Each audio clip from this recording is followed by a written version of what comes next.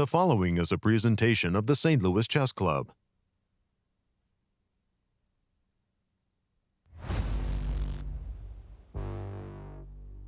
The world's best chess players are putting on a show at the Sinquefield Cup in St. Louis. With such an illustrious cast, you never know who will steal the spotlight. Nepomniachtchi made up for his miscue in round one with a spectacular win over St. Louis Rapid and Blitz champ Alejandro Firouzja. Hans Niemann is acting the part and proving more than an understudy, defeating Shahryar Mamedyarov to join Magnus Carlsen as the co-lead. The stage is set for more jaw-dropping performances. Round 3 of dazzling chess coming up next.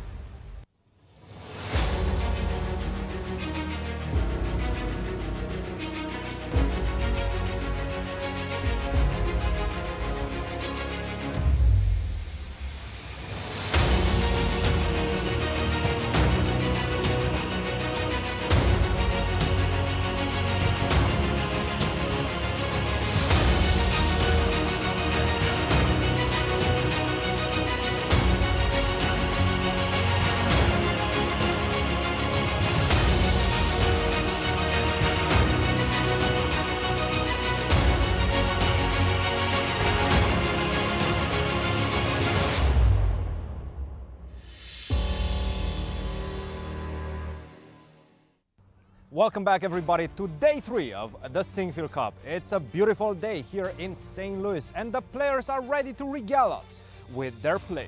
Let's go to the studio and start the action with Yasser, Peter, and Alejandro. From the home of chess in America, welcome to the Sinquefield Cup, the flagship event of the St. Louis Chess Club, and the final stop on the 2022 Grand Chess Tour.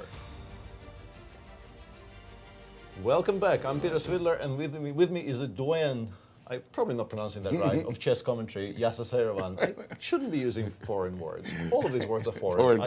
I'm done for today. Peter, as always, a great pleasure to have you with us in studio. Your commentary is simply outstanding. Hello, everyone, and welcome to our show. Indeed, 2 rounds of exciting chess has brought us a surprise in the leadership. Peter, our current standings. Absolutely. It's the story of the 2 wildcards. One of those is not perhaps such a big shock at the top of the standings there. Magnus Carlsen on a point and a half out of 2, very solidly beating N Nepomniachtchi in round 1 and then making a draw yesterday. But Hans Niemann there up top, who just blink and you miss it. The standings are gone. Yeah, and now they're back. And now they're back. Yeah.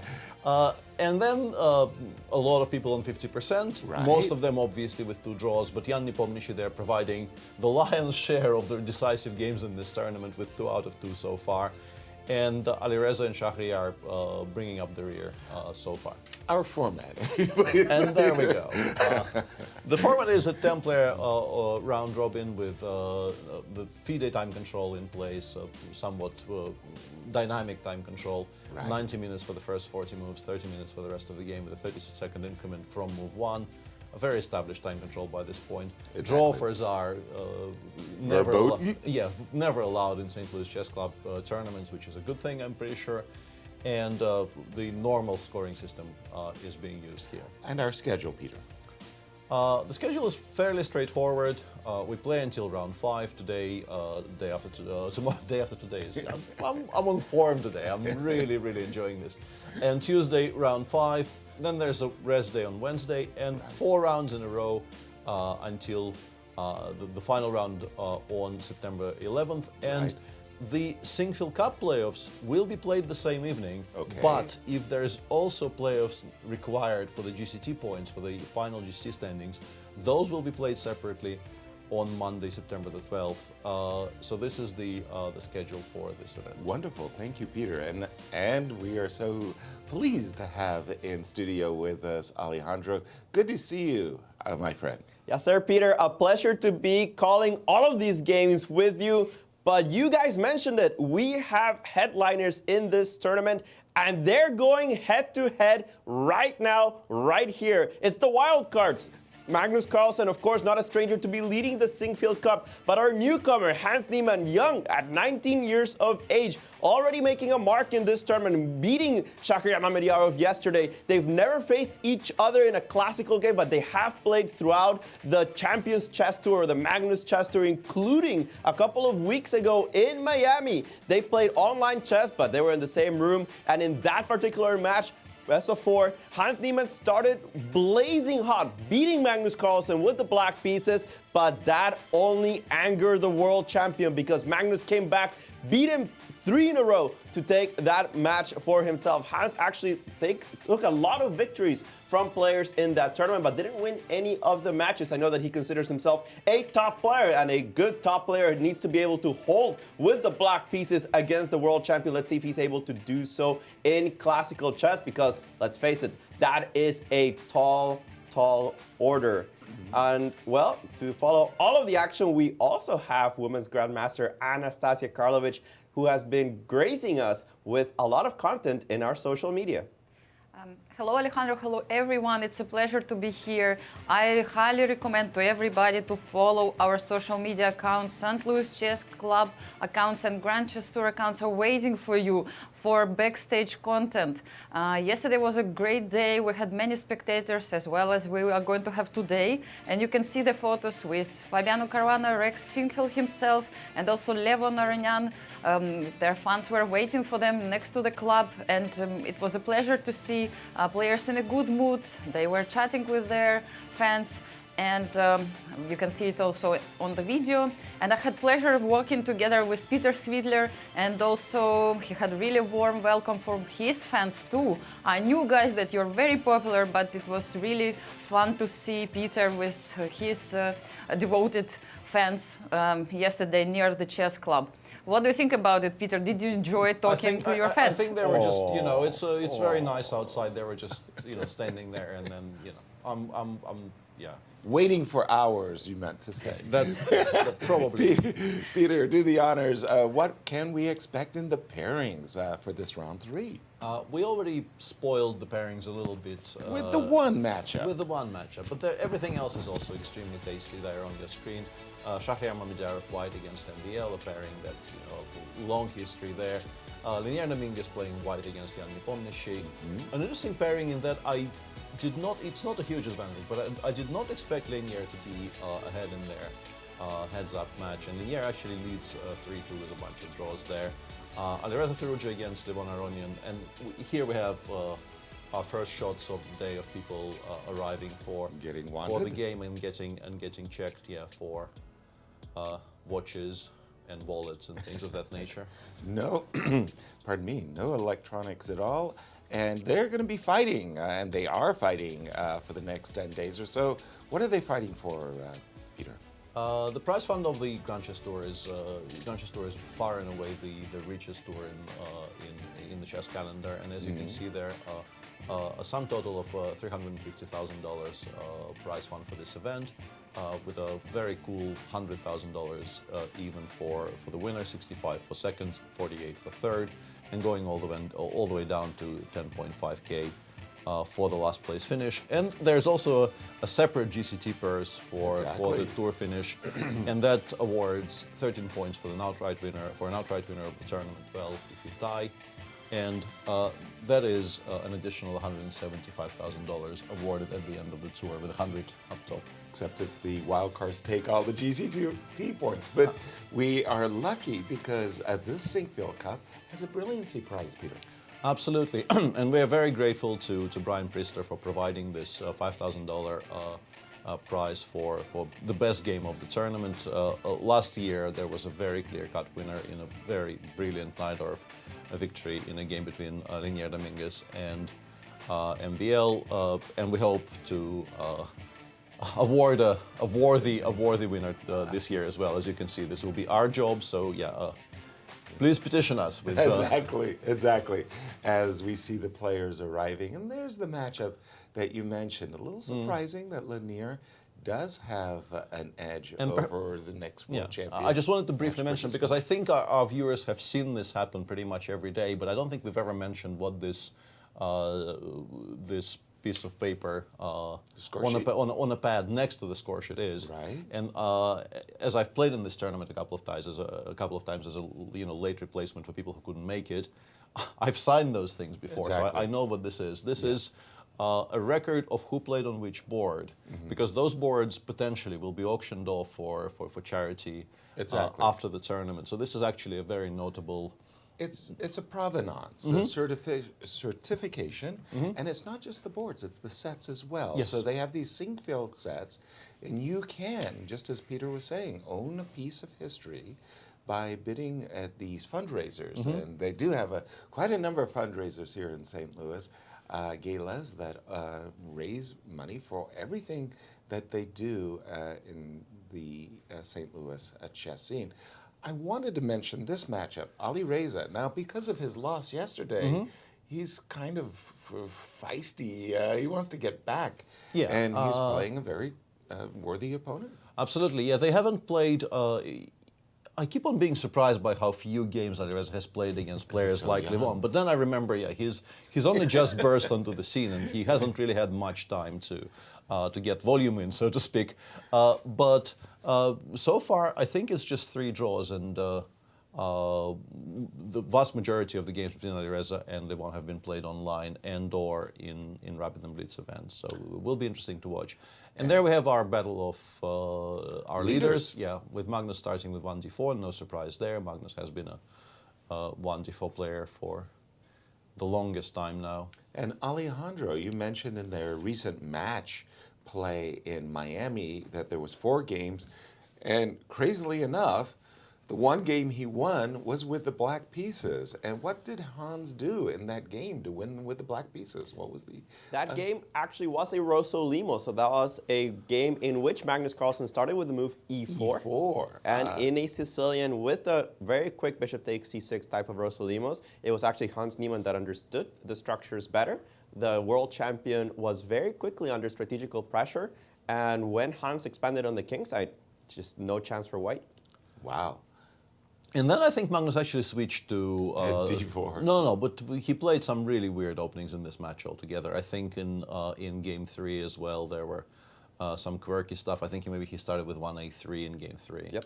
Right, I recall that as well. Yeah, and again, so- I have the game of Magnus versus Hans with the move knight c3. Yeah. No Catalans and an invitation. Let's dance in a Nimzo. A somewhat, I mean, obviously it's not rare. Nimzo is one of the most important openings in top players' repertoires these days. I think pretty much everybody who is not a lifelong Grunfeld sufferer Yes. has Or this, King's Indian sufferer. Yeah, has this kind of a group of openings Right. available to them, playing perhaps the QGG coupled with the Nimzo to avoid some move orders. But of course you can still go d5, c5, knight takes d5, and play the semi-Tarrasch. There's a number of options here available to Hans. That have become very topical at the highest levels of chess, including, as you're about to mention, this one. Yeah, but bishop e4 is the choice. A notable thing, we don't have to go there yet, but I will just say that Jan Nepomniachtchi has been a hardcore Petrov player since the match in Dubai. Exactly. But today he actually challenges Lenier's Najdorf. And Lenier on the white side of the Najdorf is generally one of the scariest propositions, I think. He is extremely well prepared. He's been, putting a lot of questions to people. He did win this really brilliant game against MVL last year. Their Which we discussed. Yeah, their fight this year already in the Rapid and Blitz event. So Lenier is generally incredibly well prepared in Najdorfs. So this is an interesting choice by Jan, but it's a choice that I personally very much welcome, because I'd much rather, I'd much rather look at this than a Petrov. Another Petrov, yeah. Nice. An invitation to dance in the English line of the Petrov. What are you expecting, Alejandro? Knight g4, which at one time used to be all the rage. Knight g4, bishop g5, h6. But recently, e5 has become the go-to move in this exact position. I think e5 is what every top level GM player is doing at the moment. Knight g4, it led to a lot of fun games and a lot of fun adventures, but it's really fallen out of fashion. There's a couple of lines that have been giving black a lot of problems. I'm not a huge Najdorf expert, especially not of this line. So I don't know. And as we see, Jan does play the move. Yeah, but E5. Jan in general, I think, has been Yeah. an E5 player throughout his career in all of these types of structures. He plays the Najdorf to play the Najdorf, not to faff about with those things. Yeah, I'm not entirely sure what put Knight G4 sort of out. It's not out of business, but it is out of fashion a little bit. I haven't really. I can't say I'm entirely up to speed. I used to play these positions with both colors very, very seriously, and maybe 20 years ago I could have given you some kind of an overview. But these days, I can just say that seems like E6 has really almost disappeared, even though it's definitely a very, very serious move as well. Garry Kasparov used to play this sort of on par with E5. He would switch between E5 and E6 at will, more or less. But both E6 and Knight G4, I think, have been very much superseded by the move E5. By the move E5. Interesting that Linear is thinking here, because I think he just always goes Knight B3. Knight F3 does exist. Right, and but I generally, it's not how he likes to play these types of positions, because he is a very direct player. He aims to get those extremely sharp Najdorfs with the opposite side castlings. And I do have it in mind that MVL actually won Sinquefield Cup with a Knight F3 against Nepo in the very last round of the Sinquefield Cup. But Knight B3 is his go-to weapon. Alejandro, what's caught your eye in some of the other games? A little surprised about the start here between Firouzja and Aronian. We had a very standard Italian, bishop c4, bishop c5. Here, d3 was the choice. Of course, c3 and castles also possible. Knight f6, and a little bit of a quirky move here. I haven't seen this move h3 in this particular moment very often. I was looking at the database, and the top two games that appeared are both between Wei Yi, the Chinese superstar, and Peter Svidler. So I don't remember any of that. 2015, I assume it was like a World Cup. I don't know what else it could be. I played him at the World Cup, but I don't remember any of these games. Well, maybe the database is lying to us, but it's exactly what it says. This may have been some sort of Russia versus China match, but maybe it was the like other. in the World Cup we played other openings, I think. In any case, in this particular position, after castles, knight c3, I don't expect people to know this in depth because the move h3 seems a little bit rare, but people seem to have been looking at everything. If you see this database, it only finds 8 games, which, considering the logical moves that we've played so far, except for h3, you would think that's strange. But immediately, not even without any thought, Levon uncorked this move, knight a5, as if he knew exactly where he stands. And it's not ridiculous to take this pawn on e5. It does require some calculation. And just the fact that it requires calculation, even if it's brief, means that the move knight a5 can't be played without thought unless you have some preparation in mind. Now, the engine does say that knight takes e5 is not better for the white side. Specifically, d6 does give compensation, but queen e7, which is even more natural, barreling down on the e-file, seems to give black more than enough play. After d4, you could take on c4. It doesn't fully equalize according to the engine, but bishop b4 actually starts threatening too many things on the board. Of course, d6 and destabilizing the knight, getting this bishop, knight takes e4 because of the pin is going to be possible. But the engines also say it is possible to play queen e7 and then just chump on f7, take, take, take. And we have this weird position in which white is technically not in the preferable situation with a rook against 2 pieces, but this is slightly discoordinated. You do get a lot of center. The move bishop e3 can be playable very soon to open the f-file. So because of the concreteness of how black's position is set up right now, the engines are saying it's a playable position. It doesn't give white an advantage, but it doesn't think that black is better either.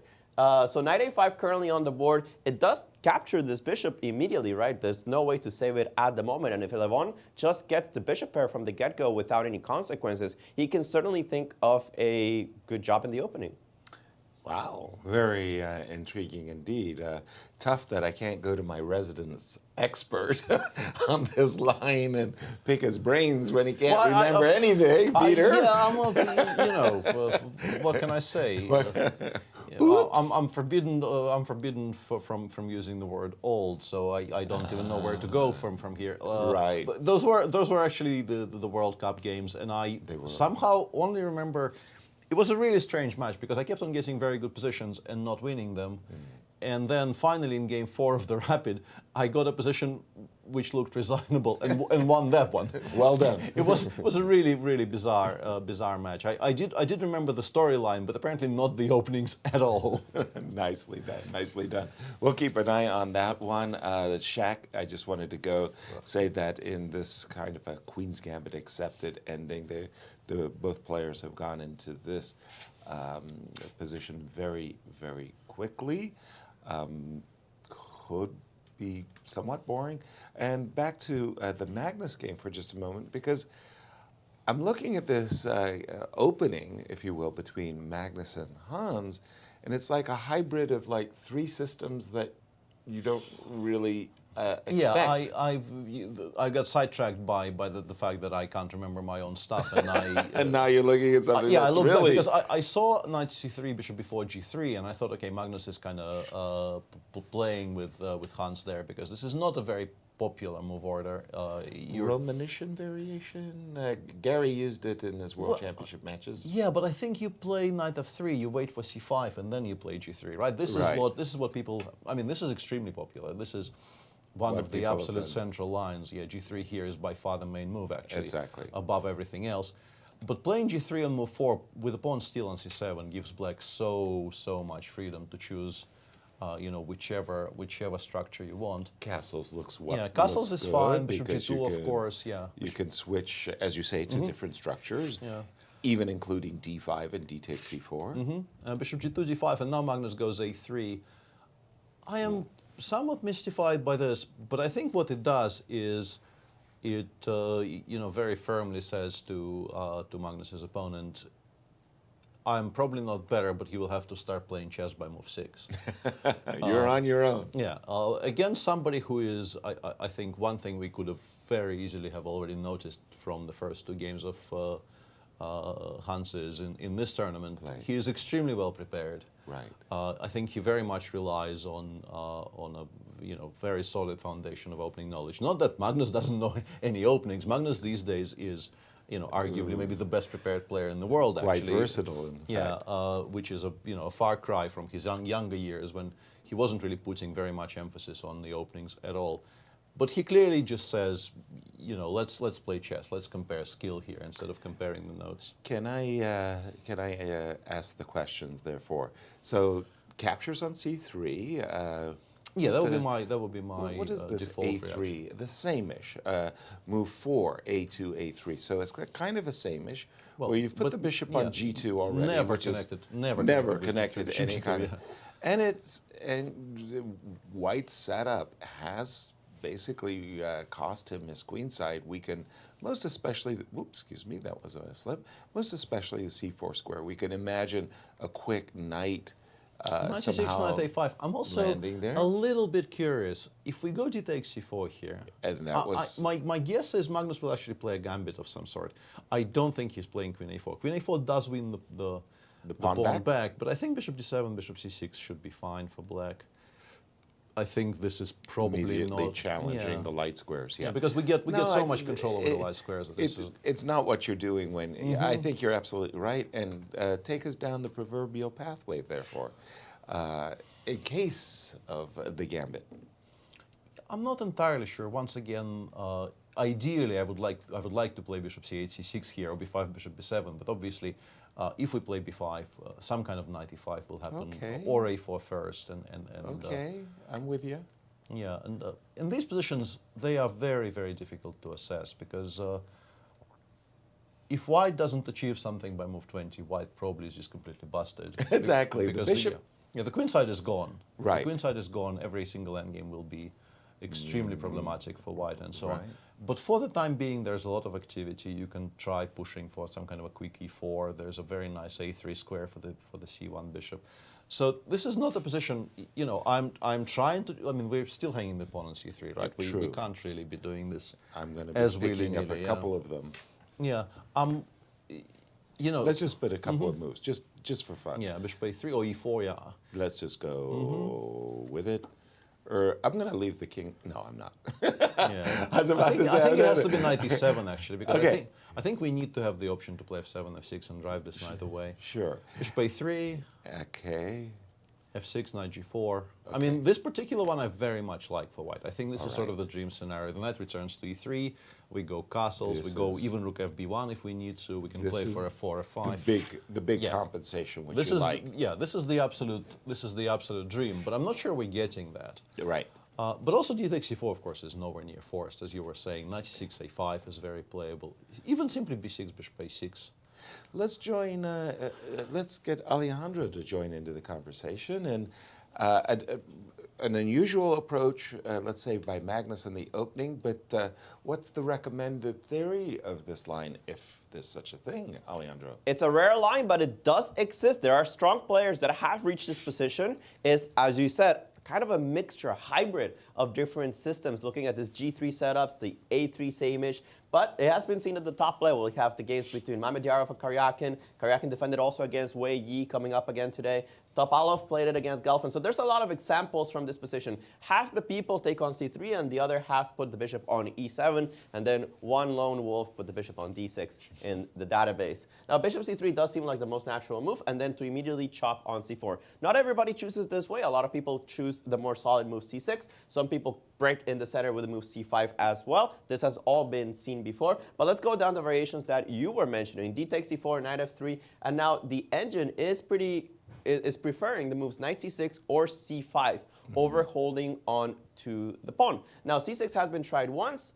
It has been tried a couple of times, and it transposes into this game between Galyamova and Kashlinskaya from the Russian Championship of 2016. White ended up winning that game, and the engine is not a big fan of it because after a4, it does think that the dark squares are too weak for black situations. So instead, the engine prefers after knight f3 to either develop with knight c6 and then try to hold on to the pawn. You can hold on to the pawn via knight a5, or more importantly, rook b8 and then b5.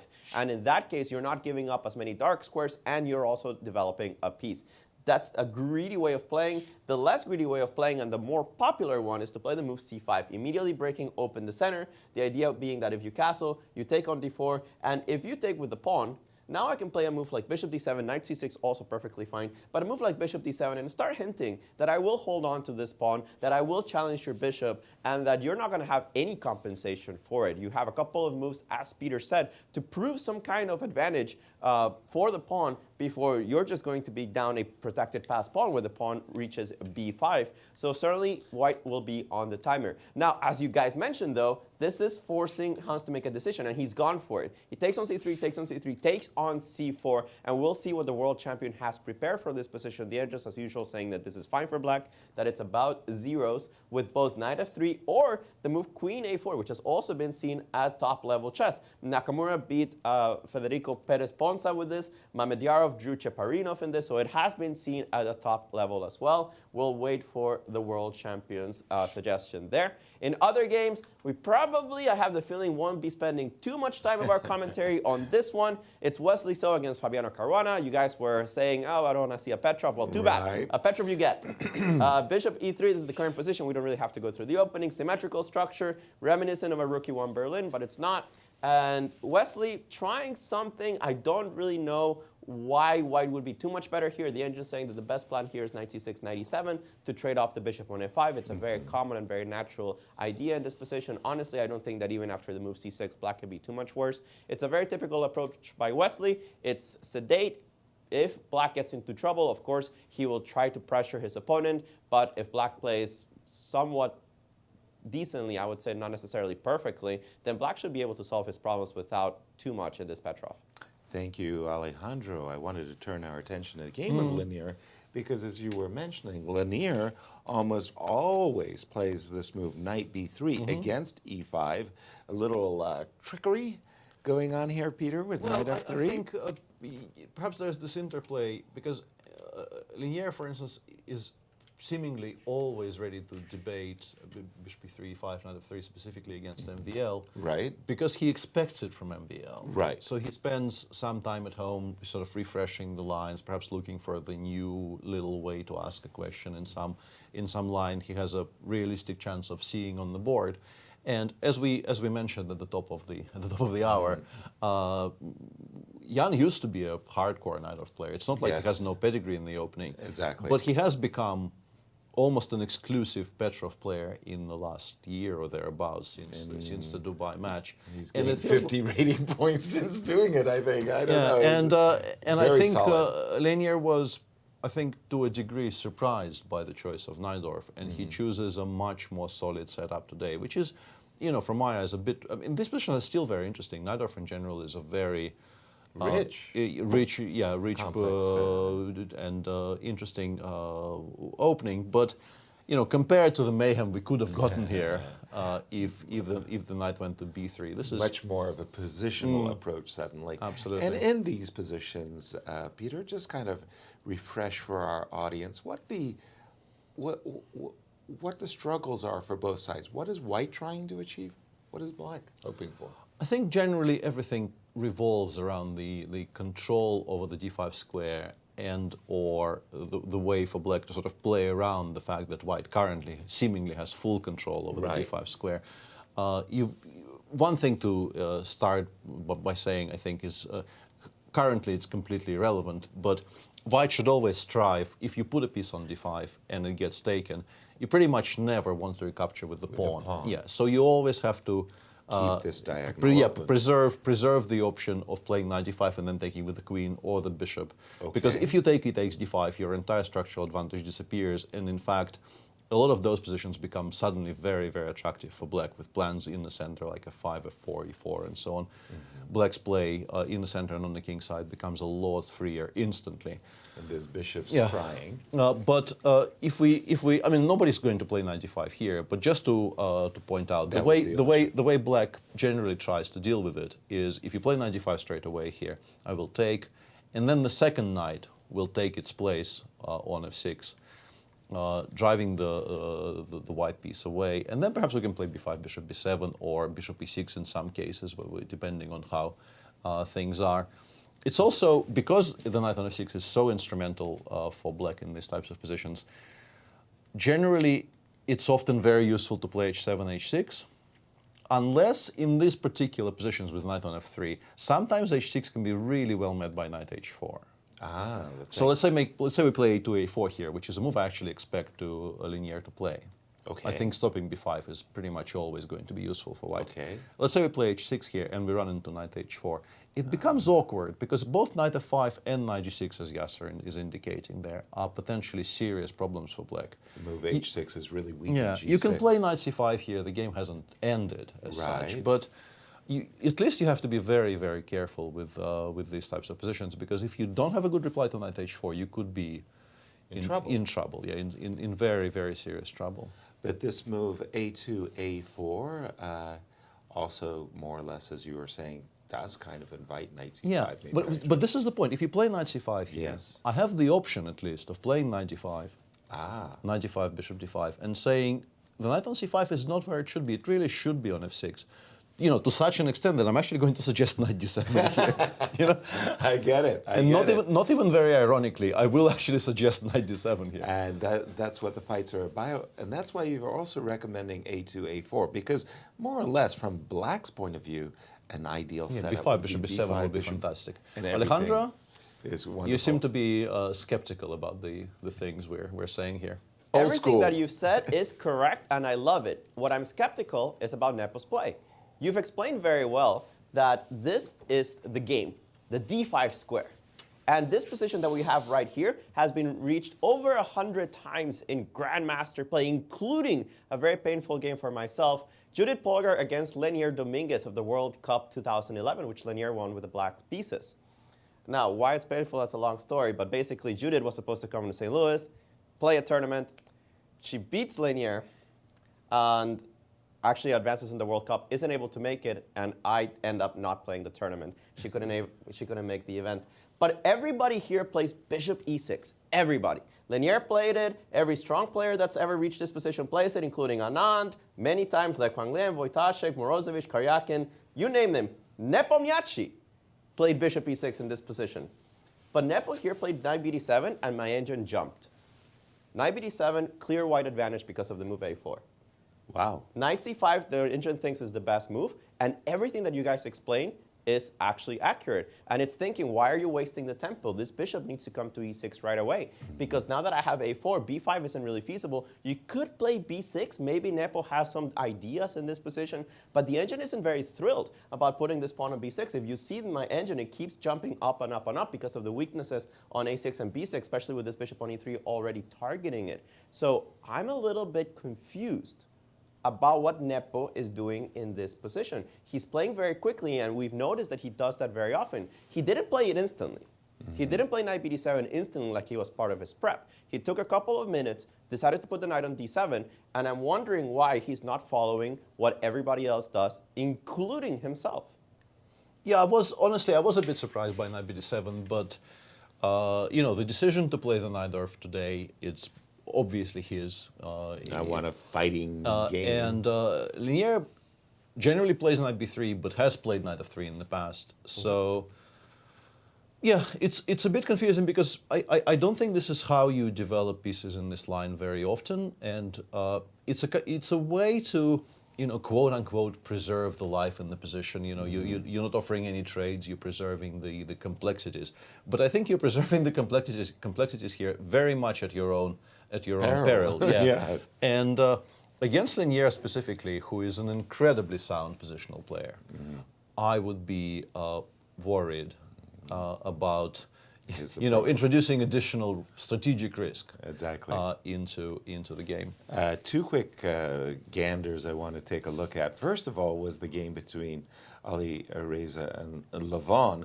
Excellent After bluff. the move, yes. Excellent. If it was a bluff, it's an excellent bluff. That's exactly my thought processes as well. Knight a5, a2, a3. You've got to take the bishop. You have, by the way, with the move a2, a3 prevented, bishop b4. And after d7, d6, as Alejandro was saying, he's won the two bishops. I'm a bit sort of curious about the decision to play d6, yeah, specifically because bishop g5 exists. But I guess he is not that worried because I guess I can play bishop b6 for now and stop knight d5 that way. Okay. And then if you play knight d5, I think tactically it will be... I think once this knight is gone, I can actually afford to play h6 and g5 because I don't think I'm going to get mated without any other pieces in the attack. Yeah. By the way, a2, a3, I'm told by VAR in our production team, a2, a3, novelty. In this little played variation, by the way. So that was first. And second, developments came rather quickly between Magnus. This is being played very, very quickly. C5, as Alejandro indicated, is the main move. And it looks like Hans is reasonably well prepared even here. She takes d4. Magnus, interestingly, doesn't take with the pawn, takes with the queen here, which is doesn't maybe take with the knight either. Yeah, maybe the way to go. Maybe it is the way to, you know, preserve something in the position without, you know, committing to too much risk. Okay. But knight c6 is a very good reply. Just giving up the pawn on c4 to play e6, c5, hugely important resource here for black. Opening up the bishop. Yeah, freeing up the bishop. Bishop g5, h6, rook fd1 on the board. Hans is thinking, which makes me wonder if he wants to play bishop e6. Or because otherwise, I don't, Queen e7 comes. Yeah, otherwise, I don't understand what he's thinking about. You're right. Queen e7 to preserve a recapture with the queen against f6, but maybe it is bishop e6 that has this. Well, yeah, I mean queen c5, queen b5. I'm guessing we meet it with queen b6. I'm guessing we play queen b6 here, and we claim that if the trade on b6 happens, we are not that worried about anything else because we will have enough counterplay on the queen side against the white weaknesses on a3 and c3. And it might be true for all we know. And also... But why not queen e7? I don't know. Firouzja also informs that queen takes d4 is actually a novelty in it, but it has a great deal of sense to it as well. Once more, let's just take a look at this position. Rook d1, bishop e6. I'm trying to make queen h4 work. And then bishop takes h6. Yeah, exactly. I don't think we have enough attackers. I'm very skeptical. I don't think we have enough attackers for this. Right? Somehow trading queens on b6 may actually, crazily enough, help. I mean, it's a mixed bag, but I don't think black suffers. I mean, you create a a very, very serious weakness on b6. Right. But a3 and c3 will remain weak for the rest of the game. And this very often results in a full liquidation of the queen side. If you look at the position again after queen b5, queen b6. Yeah, and this ending, Peter, black's comfy. I think black is fine. I Because can't this- imagine how this is worse for black. Exactly. Unless very specifically, like, but even e2 is hanging, right? You don't even Well, have a E2 tempo. yeah, Like, I to wanted to play go like rook knight e2, D1. rook b1 or something. Right, but right. E2 is hanging. E2 is hanging. I'm always loath to understand. accept this kind of structure. I understand, but I don't think it's that bad. Probably nothing, Nah. nothing to. Okay, well then bishop e6 is a And it's very actually on the valid- board. Yeah, this is very what valid, Hans has played. Yeah, And you were about to say that queen b5 blitzed out. b6 I think so. pawn is weak. Well, it is What, weak. what was blitzed out? Sorry, Alejandro. Nothing was blitzed out, right? He hasn't played. Oh no, sorry. Yeah, I looked at I looked at the wrong screen. Apologies. Yeah, I've I got looked at your screen and Tricking you. But I'll take it from here because I was analyzing this with Sessi, the strongest engine out there following Magnus's games. Shout out to them. But queen b5, the engine hates. Absolutely hates.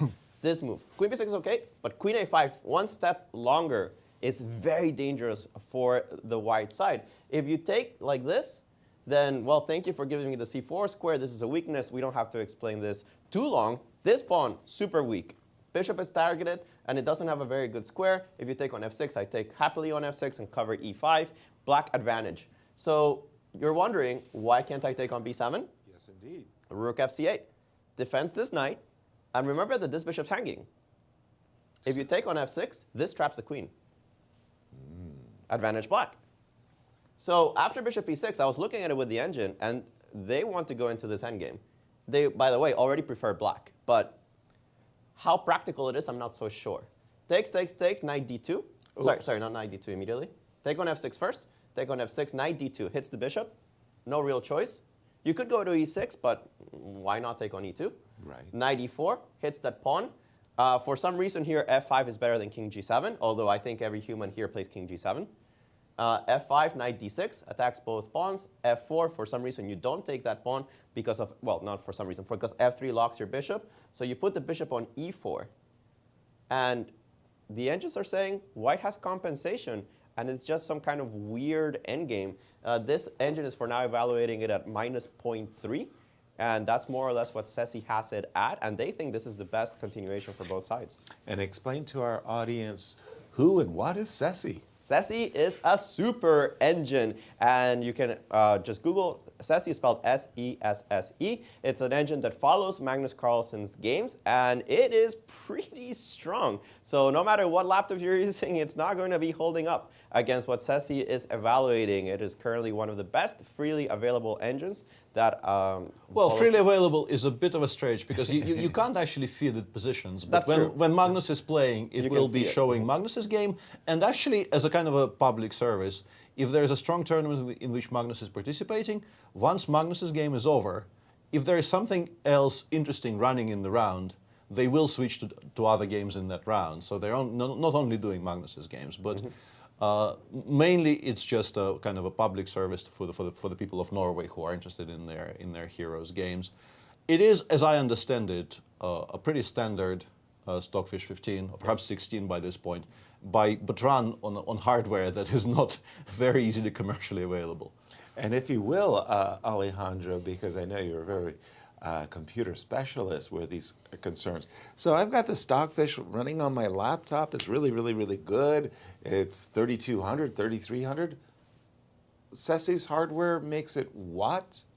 I mean, it would be a solid 400 or 500 points higher than whatever your laptop can produce. Yeah, somewhere like 400 or 500. 37, 3800. I would. Yeah. That would be my guess. Yeah, somewhere in that region. Yeah, Yeah, it's it's pretty not good at even chess, close. yeah. It's like Magnus playing at like a 2300. Yeah, that's the difference. Wow, wow, very, very impressive, and that dovetails nicely, by the way, with a shout out to our audience. Please do feel welcome to challenge our panel through the chat window. Send your questions to our social media, I want to say guru, but that's not the word I was looking for, Anastasiya, who is keeping eye on your queries. and we'll be delighted to answer them. By the way, do we have moves in the Magnus game? No, he is deep in thought after bishop b6. I get the feeling he may have underestimated this intermediate move, and he is now coming to the somewhat painful realization that there is no good reply, because there's just no good squares. If you go to the left, so to speak, both b5 and a4 run into queen a5. Queen a5 is the answer. I'm guessing, yeah, he realized that this exists and is now acutely unhappy about it. And queen h4, queen e7, you either have to take on f6 twice, and if you have to pick a side, I think I'm picking black there, honestly, despite the ruined king side. And I just don't think bishop takes h6 works at all. But I think queen h4 no, takes queen on hg. What am I talking about? Right. Oh my I mean, God. well, these types of things work wonderfully when you have a knight on c3. And you can play knight c4 or something on knight g5. Yeah. Can come brilliantly to the e4 and d5 square. In this case, not so well. Bishop e6. Yeah. So I think in Magnus's the good thing about him is that he is, fairly objective. He obviously, I think, as most of us are, this feeling that I have to put the upstart in his place, Right. will have been quite prominent before today. But Right. now that he's here, he will realize things have gone somewhat pear-shaped, and he will find a way to equalize and go for it. He's not going to accept a worse position just to continue playing. Now, I know, Alejandro, you're not going to speak for Ceci, but I'll speak for humankind when I say I don't like losing the e2 pawn.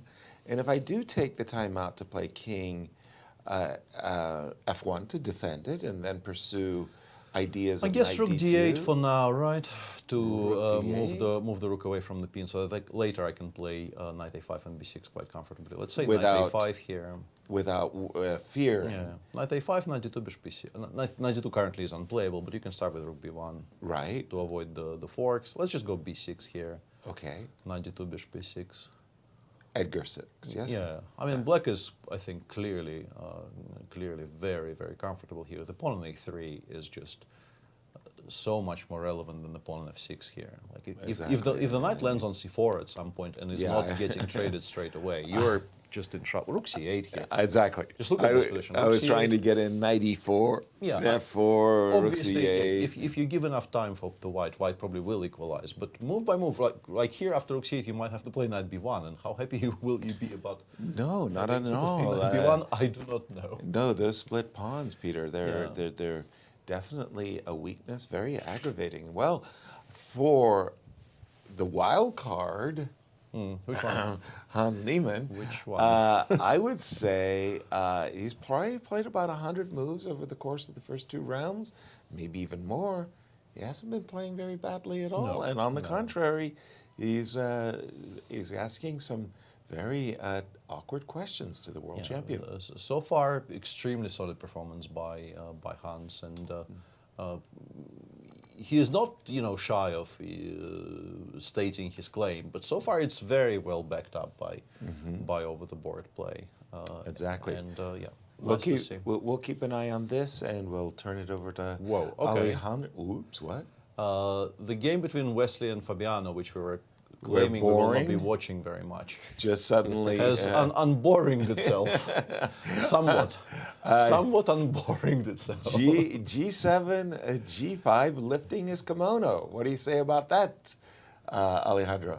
The computer doesn't hate it, but it doesn't love it, because it thought that normal moves here with black gave Fabi a good position. What are normal moves in this position? You see that this knight came to h4. I remember I mentioned about this knight c6, e7 line with the idea of trading this bishop, right? Right. So now you understand the move knight h4. You are preventing this because knight takes f5. So one way to do this is to play bishop e6, follow this up with queen d7, then play knight f5 and trade all the pieces. Seems logical enough. Fabi said, nah, give me that square immediately. g5, forcing the knight back. There's not really a lot of choices here. And I expect the point is to play bishop. Is there? I thought queen f3 was at least like something to mention, but I guess just king g7 is okay. Actually, yeah, it is something to mention. I'm sorry to miss that. But it does force knight f5. Unfortunately, there's no other. Yeah, and then everything comes off. We go queen e6, and we claim that our bishop on d6 is just so much better than the bishop on e3, right? Yeah, queen e6 or queen d7, the engines are liking it. Right. So yeah, this apparently doesn't really work out for white. So I just think that f3 is almost forced, but you can't play bishop f5 now, which was the whole point. And as you're mentioning, you're trying to get the good bishop, right? This bishop is better than this bishop because it's blocked by its own pawn. But the downside, you've given me a hook on the king side, right? I can play the move h4 immediately, start asking questions about whether you really want to come forward even more with the move g4, and the answer might have to be yes. Knight e5, you gotta defend this guy. You can take on c2 first, and then we play h5. But you can see there's a lot of dark squares, and this bishop doesn't feel so bad anymore, as it's controlling a lot of important squares on the king side. So Fabi is being his usual feisty self, where he's giving a chance to make things unclear over the board. He takes it. Sometimes it works out, sometimes it doesn't, and let's see if g5 will be rewarded in this game. Well, it's a novel approach to this particular position, and I just want to make one slight, I don't know, clarification would not be right, but if we go back to the position after knight h4 there on whichever demonstration board we choose. I'll take the analysis board here. Let's go. We just saw the move knight c6, e7 as prescribed. Yeah, knight h4 is computer's first choice, I'm pretty sure, and stopping bishop f5 is hugely important here for white. Exactly. Yeah, but the point is, I think the point is after bishop e6, Fabi probably did not like the position after queen f3, because it's not as if we're going to play queen d7, knight f5, and white will do nothing at all about it. We're currently threatening bishop takes h6, as Yasser is indicating. You might have to make some slightly like knight h7 might be required. That's not what we really wanted, though. Then again, it might be completely fine. It's not a bad move. No. But yeah, white goes rook e1, and it gets somewhat awkward, perhaps. I honestly, what the line that Alejandro showed with knight f3, bishop f5, h4 looked seriously dangerous for black. And g5 probably wasn't that great. But I can sort of understand where he's coming from. You guys want to see a funny line against that queen f3? You can look at it on your board, don't need to switch to me. Yeah. Sure. Queen f3 against bishop e6? Bishop e6, bishop f6, not g5. Pardon me, bishop e6, queen f3, sorry. Yeah, bishop e6? Yep. Queen f3? Yeah. Engine top move, queen c6. Queen c6? And then there's bishop f5 or something. Yes, bishop takes h6, she takes h6, loses to queen takes f6, bishop f5. Yeah. Yeah. Yeah, good luck. All hail our silicon overlords, what can I say? I mean, Wow. all hail. It's cute. It's cute. It's very cute. It works, very but who on earth is looking at queen c6? Queen And c6. that actually explains a lot, right? Like, why would you play g5? Because finding a move like queen c6 is it's pretty hard to even think of this move. Exactly. Yeah, but okay, what if I go rook e1 here? You're not going to like it, but it's true. It's queen b5. According to the engine, this is just the engine, don't shoot the messenger. Rook b1 is the best move, and then you go queen c6. Okay, yeah, we... But you've lured the rook to e1 and not a1 with the move queen c6. I say shoot the messenger. Never a mistake. Yeah. Never a mistake. Thank Never you, a Alejandro. mistake. That is some funny stuff. g5, but let's look at g5, because I loved the position for white. And this is, after all, a really heavyweight Can duel. we make an argument for knight f5 After instead of eight- bishop f5? Well, Let's just take a look at this for a second, because Knight f5. Yeah, perhaps. I don't like this either, but maybe. And g5 is actually the novelty of the game. So far, Wesley was following a correspondence game. So he was very well versed on all of these ideas. And a correspondence game that actually went queen b5 instead of g5. Pardon me, the correspondent went queen b5, and then I am assuming rook b1? Yeah, and I guess then bishop b6 or something, yeah, just developing quietly. As we've established, queen f3 is not as big of a threat. And that game, of course, went rook b1, bishop e6, queen f3, queen a6. Yeah, similar ideas, but also attacking the a2 pawn, yeah. Yes. Correspondence game By at the its way, maximum. Yeah, this correspondence games really should not be overlooked by any of the tournament players. Okay, but we do have g5. The gauntlet has been thrown, if you will. You have, pardon me, Fabi has seriously weakened his f5 square as he gone too far. Peter? I don't know. You like knight f5. You wanted... like is a strong word. I just didn't like this. I thought bishop f5, h4 is problematic for black because This is really this looking position. fun. Yeah, if you have to play h6, h5 here, you're not really enjoying this nearly as much as you would have thought. No. Those dark square weaknesses on the king side. So you wanted to try to bail a little bit. with Yeah, the but I move like knight. your knight f1 move. Yeah, I think knight f1 is clever. Maybe I can play knight. I'm not taking on e3 this early. Of course you're not. No, And the whole point is that f5 Yeah. falls right into my mitts. Yeah. In most of these types of positions, I think the bishop on e3 is far and away the worst piece white has. So trading any it for the knight on captures- f5 is pretty much never part of our plans. I want to play knight e4. Okay. Establish this kind of a foothold in the center, and then just continue developing sort of behind my knights on f5 and b4. Right. Well, I want to play c4, but I suppose I need to Yeah, reinforce. Queen d3, we can play, I don't know, let's say bishop, knight g7, bishop f5, maybe even in some positions. Knight g7. Knight g7, knight g, yeah. It's actually a surprisingly useful square in some of these types of positions, because f5 does belong to the bishop. The knight, Okay, take a deep breath. c4, bishop f5. Let's do it. Queen b. Okay, you've got some. How nasty are your discoveries? I suppose they're nasty enough. Let me get out of the way. Yeah, I mean, d takes c4. I'm guessing you take on c4, and then some, a move, perhaps knight f6 could come to mind, or queen somewhere, queen d7, rook e8.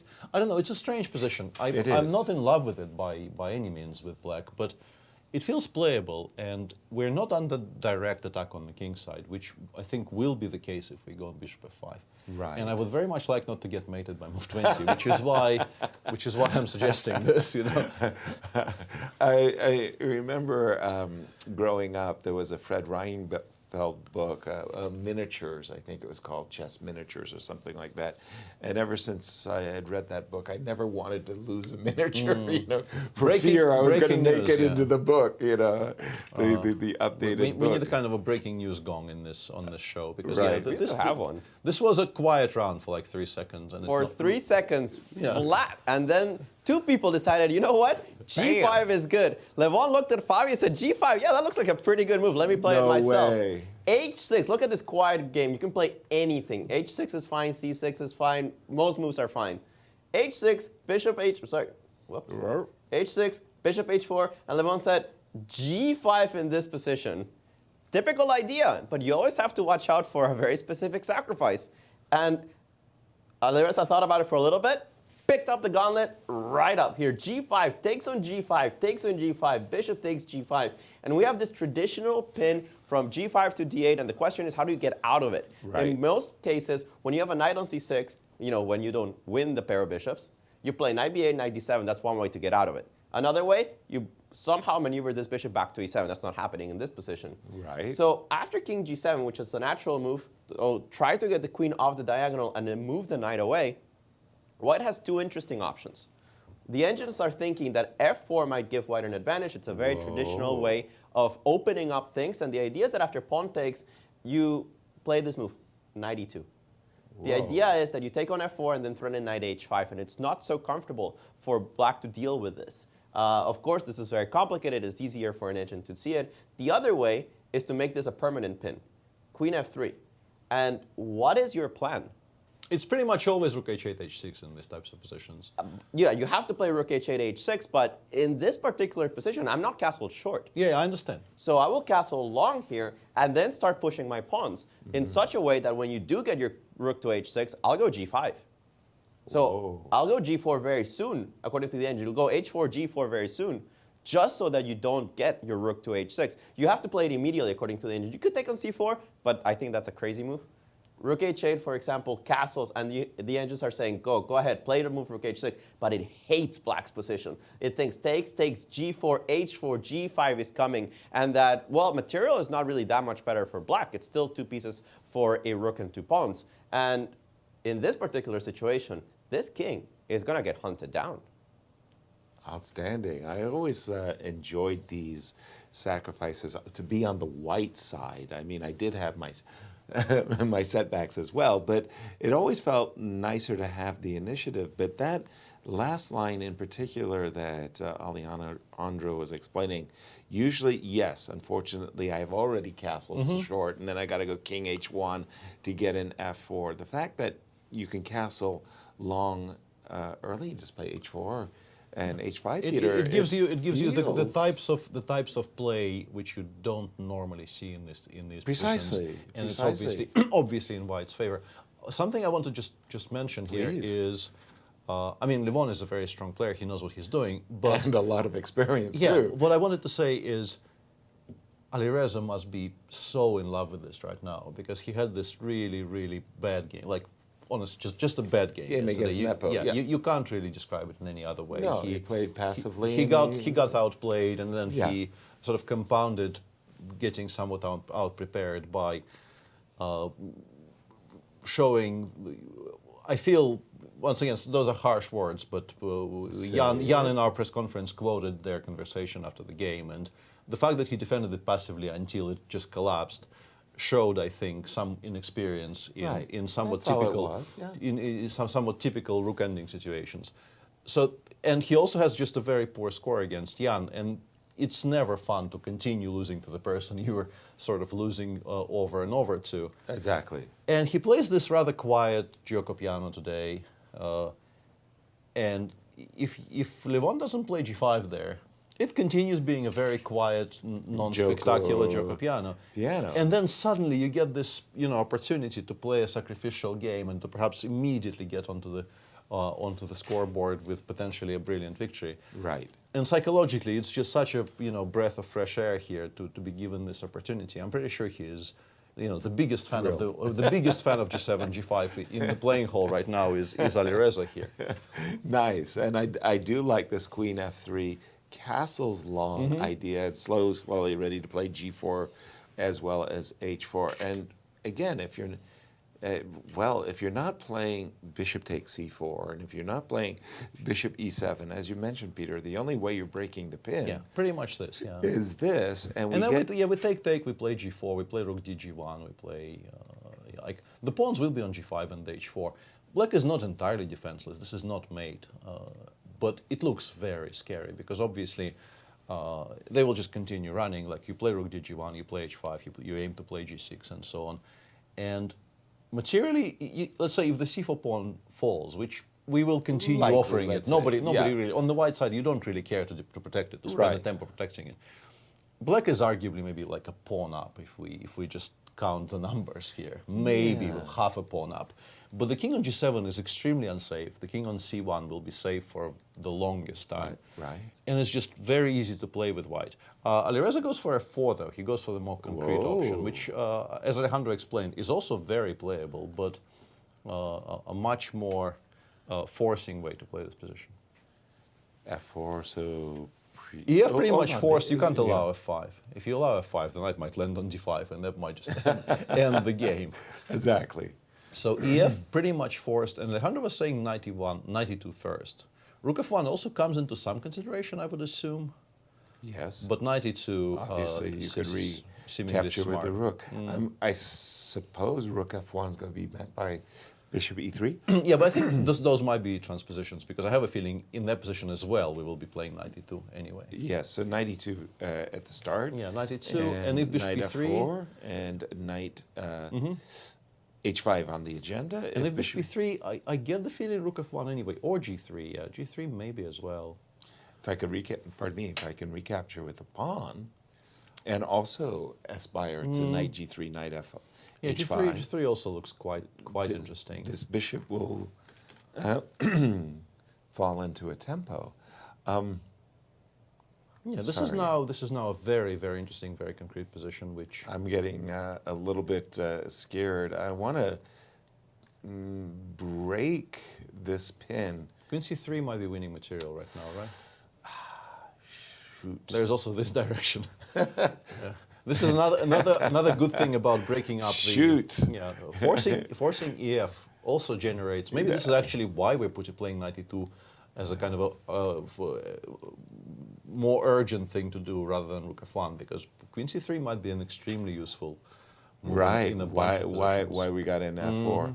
Well, we've got a really great round shaping up here, folks, but we're going to take our first break and we're going to see you on the other side. Stay tuned.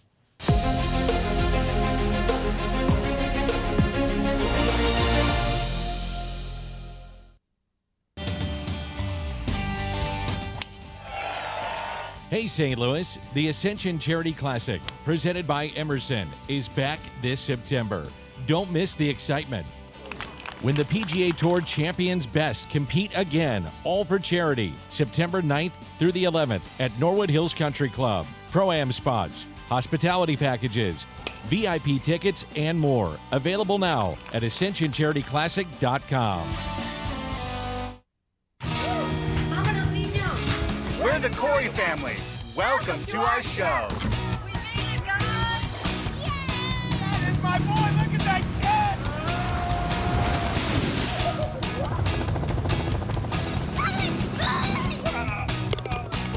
You guys gotta see this. That's our show. Now go start yours at visitmo.com.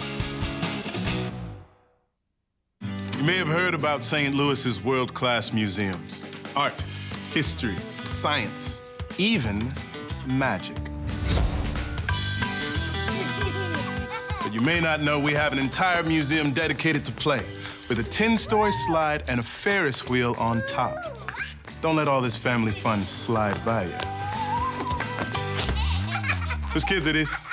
St. Lou is always exploring. Anybody? Be surprised. Be intrigued. Be delighted. The World Chess Hall of Fame in St. Louis is nothing you'd expect and everything you love. 3 galleries highlight the history, culture, and creativity behind the game. Explore chess in ways you never imagined. It's a one-of-a-kind cultural institution where rare artifacts and world-class art play together. The World Chess Hall of Fame. Mind, art, experience.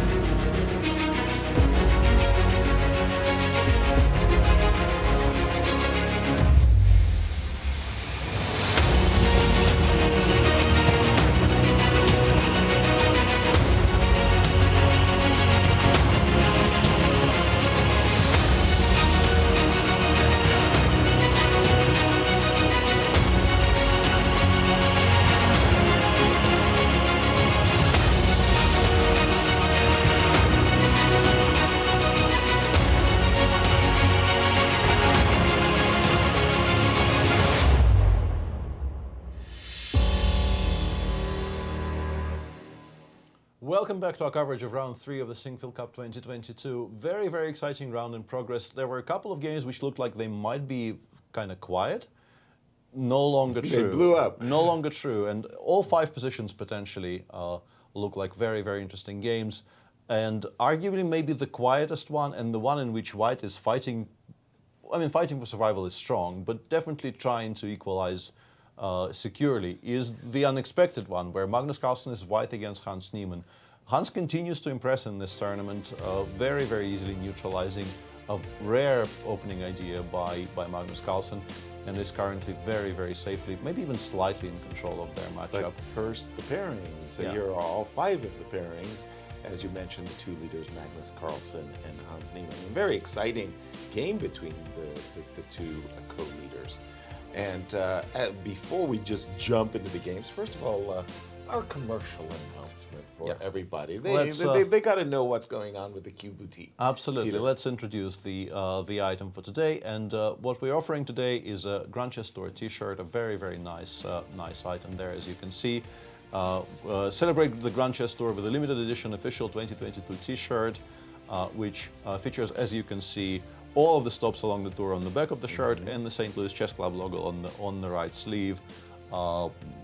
Available in both men's and women's fashion. Very nice. I really like the pastel color of the shirt. It's and a gorgeous shirt. As everything else, available at qboutique.stl.com. And now back to the positions, I guess. Well, first of all, during our break, we got rated by the U.S. Women's Olympic team. That was quite fun to have Tatef and Begum on set. So thank you, Tatef and Begum, for joining us. And now we're ready to discuss, however, the game between our 2 co-leaders, Rook D1. Rook D1 played by Magnus. Peter. Yeah. One thing I couldn't figure out yet is how we're saving the A3 pawn after takes Bishop D5. Exactly. That's the most pressing Yeah, question. specifically because Bishop D5, because I want to stop Knight G2. If White gets to Knight to D2, White's problems are almost entirely over. If you play some kind of Bishop King G7, Knight G2, White is fine. White is not fighting for any advantage here with a broken up queen side the way it is. But with the move Bishop D5, the knight is temporarily frozen, and as you say, I want to give play me Knight C4 and I want to take on A3. Yeah, Exactly. And we've looked at what the engines are saying on the break, and apparently this is not very much. But looking at it from a purely human perspective, I can't figure out why. It's hard to say. So the engines just think it's an equal endgame down a pawn, which is kind of crazy. It has to do with the fact that this pawn at the end is very weak. So if you go down some of these variations, specifically from the position you were mentioning, both knight h4 and knight e1 are apparently equal. The point is that if you take knight c4 actually does pick up that pawn. And not in time with the king. If you go a4, I keep chasing this pawn, or I just go knight b2 check and take it immediately. But knight e3, which is a drawn pawn endgame if you take on e3, or knight h4 lead to a very similar position. And that is that, first of all, here I have the move c4, which can be a little bit dangerous for black. The knight is trapped, and I'm threatening king c1, king b2. But even if I didn't have this resource, and I play the move knight f5, I basically chain you to defending this pawn at some point. Because if the king starts venturing to this side of the board, h5 simply falls. The knight on f5 is very well placed. Now, I also have the threat of playing knight d6, knight c8, and harassing these pawns. So the engine just equalized it by brute force. It's not intuitively obvious to a human to even try to look this far ahead, but perhaps Magnus felt that he had to solve his problems immediately, and that's the way he saw how to do it. Thank you for that, Alejandro. The other reason why I like Rook D1 is because, as you were pointing out, Peter, the pawn on C3, the pawn on A3 is so weak. If I can take away the attacker of the pawn on C3. Yeah, if we can get the rooks off the board, it improves our situation greatly. And if black has to abandon the d-file, play something like rook c8 here, we can develop our own, like bishop h3 here is a very sensible move, for instance. Absolutely. And then we can start going for knight h4, f5 plans. Or if you play bishop e6, your structure as black will also become sort of soften us for us to generate counterplay. Yeah, exactly. Boy, I also I wanted to ask Alejandro for a favor. The game that Nepo lost in the last round of a Sinquefield Cup to MVL, I think was a very instructive game. If you could fish that game out for me, because I'm looking at this game by Lanier, and MVL. And there's something about the game that I'm reminded of that game in particular, and it seems to me like Lanier has the advantages, I want to say, that MVL also achieved. Peter. It's a pleasant structure. White has, as you can see, from the last moment that we looked at this game, the structure changed quite dramatically because knight c5, knight d5, bishop d5 happened, and bishop e6. And here Lanier chose a kind of a quiet move, c2, c3, and knight d7 with the idea of rerouting it to f6 happened. And now Lanier chose to change the structure again. By the way, c2, c3, novelty again. Big shout out to Firouzja in the truck, keeping us on our toes. Knight d7, sorry, Peter? Yeah, takes queen b3, forces this really awkward move, king f7, which you sometimes see in neither of c, because you do have to protect the pawn on e6. You cannot possibly allow white to pick that up. Exactly. But the king on f7 is reasonably safe, so you're not in that much trouble. But the issue is, yeah, this lift with a5, rook a4 is very, very useful. It does a couple of jobs. It's rather pleasing, actually, right? Sorry, please. And yeah, I thought at first that black's position is really not that bad, but the more I look at it, the more it feels like a bit of a free roll for white. Well, you asked me to dig out that game, so here I have it, Yasser, for you. Please. This is the game between Vachier-Lagrave and Nepomniachtchi that gave MVL the win at the Sinquefield Cup of 2017. Now, in this particular Najdorf, it's very similar. It's the same idea of knight f3, but we're going to see a couple of key differences. And the main one, in my opinion, is that this bishop came to g5 and eliminated the knight on f6. And this is a concession. It is the pair of bishops that you're giving up in this position. And I remember casting that game and thinking that after the move knight c4, the move bishop e6 was correct, sacrificing the pawn on d6, but getting positional compensation for it. Instead, Nepo back then chose the passive move bishop e7, and after a5, he found himself clamped by these two knights. Knight c4 coming to b6, knight c3 coming to d5, and you can see only a few moves later how white got full dominance of this square on d5, was able to put a bishop on d5 even, and this was just a horrible position for Nepomniachtchi. He must have ghosts of the same issues, because look at his structure here. It's a little bit worse. He does have the d5 pawn under control. You can see the structure is very similar, but here he does have no pair of bishops, and this pawn on b7 is a little bit more attackable. And as you guys are mentioning, this is bad for black. The engines don't like it at all, giving more than a 1-point advantage currently for Lanier Dominguez. Now, what is a pro for Nepo? He's playing fast. He has 1 hour and 21 minutes against what you can expect from Lanier. 45 minutes left for the remainder of the game.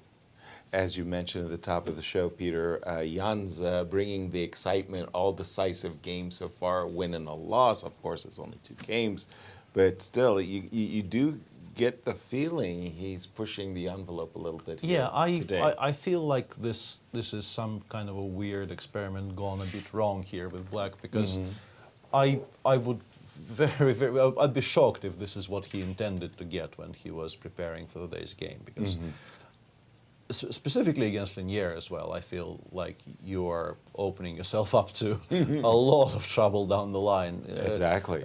Lanier is going to be a nightmare to play against in these positions where you can operate on the level of understanding. You can, like, Lanier's autopilot, I think, is one of the best in the business, and he sometimes sort of gets into trouble when you have to play a very sharp, complicated position, and his search for objective truth, you know, leads him to have 30 seconds by move 25. Exactly.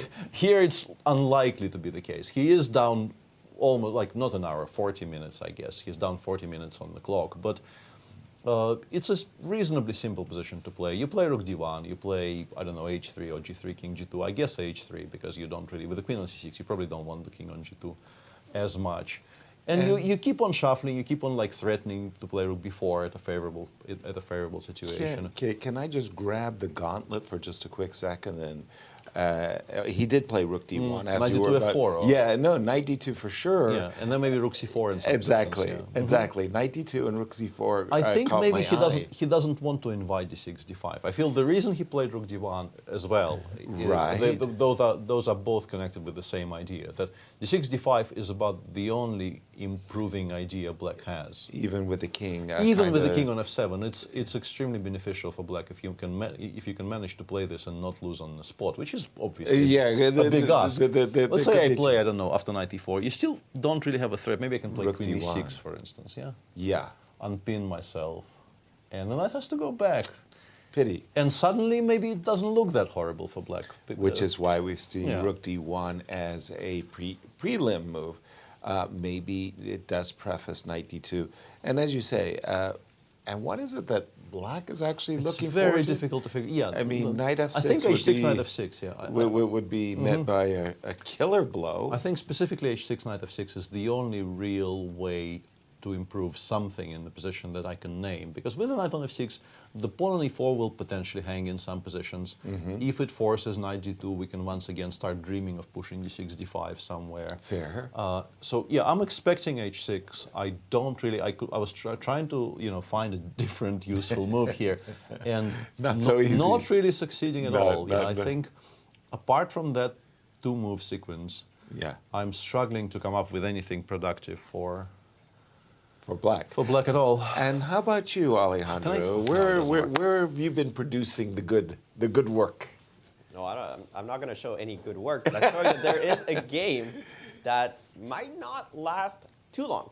We Okay. have to at some point mention that Shahryar Mamedyarov is playing Maxime Vachier-Lagrave, and they've reached this endgame, and I expect this to just be drawn pretty quickly. Maxime spent almost no time to get all the way to this position, sacrificed a pawn on this Queen's Gambit accepted variation. And currently you have this rook endgame in which black is clearly better, except for the fact that white has an extra pawn. Right. And that just about compensates each other.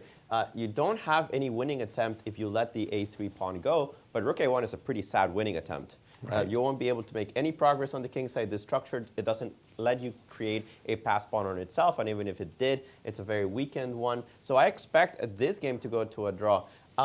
In the game of Jan and Lenier, h6 was played. It was the best move by the computer. And at some point, you do play the move knight d2. Now, you guys were mentioning the idea of d5. Right. h6 in particular, after knight d2, if you play the move d5 in this position, I can take on d5 and then just go back. Whoops. Yeah, with the rook on d1, of course, it looks less attractive because white is very prepared to meet it. Yeah. But then how do you meet knight d2? Because it is a very serious question. h6 didn't particularly help you. Yeah, rook against c4, rook ideas of b4 rook currently c4. is a huge, big threat. Right. Right. And the engines don't find like a very good way to do so. They think you would either bishop g5 or rook fd8. But if we go down some of these variations, they're pretty unpleasant. If you go here, you can even go queen c2 and hint that b4 is going to be strong. But as you guys were mentioning, also the move simply rook b4. Right. With the idea of knight c4 at some point, of course, rook takes b7 on tap. And the position is just ugly, guys. h6 was the best move by the engine, but it's not improving black's position too much. Thank you for that, Alejandro. And we do have in the game between Alireza, the peace sacrifice, Alireza and Levon, we do have the move that we had expected, Peter, before we went on break, this knight e2 move. Are we witnessing the unraveling of a brilliancy? After all, we got $5,000. Yeah, it's a potential to the winner. It's a potential first Candidate. Yeah, we haven't had very many games so far, and We've honestly, had good games, yeah, but not brilliant yeah. games. The two decisive games, the three decisive games so far that we've seen. I mean, Magnus won a nice game against Jan, but Jan played that game by his own. Like he said himself that it's difficult to imagine how you can play wars. Like he said that in an interview yesterday. He was looking forward to the next game. Yeah. He meant every word. He was absolutely disgusted with his own play, and I recognize this emotion intimately. Like I've done this so many times in my life. Illustrious career.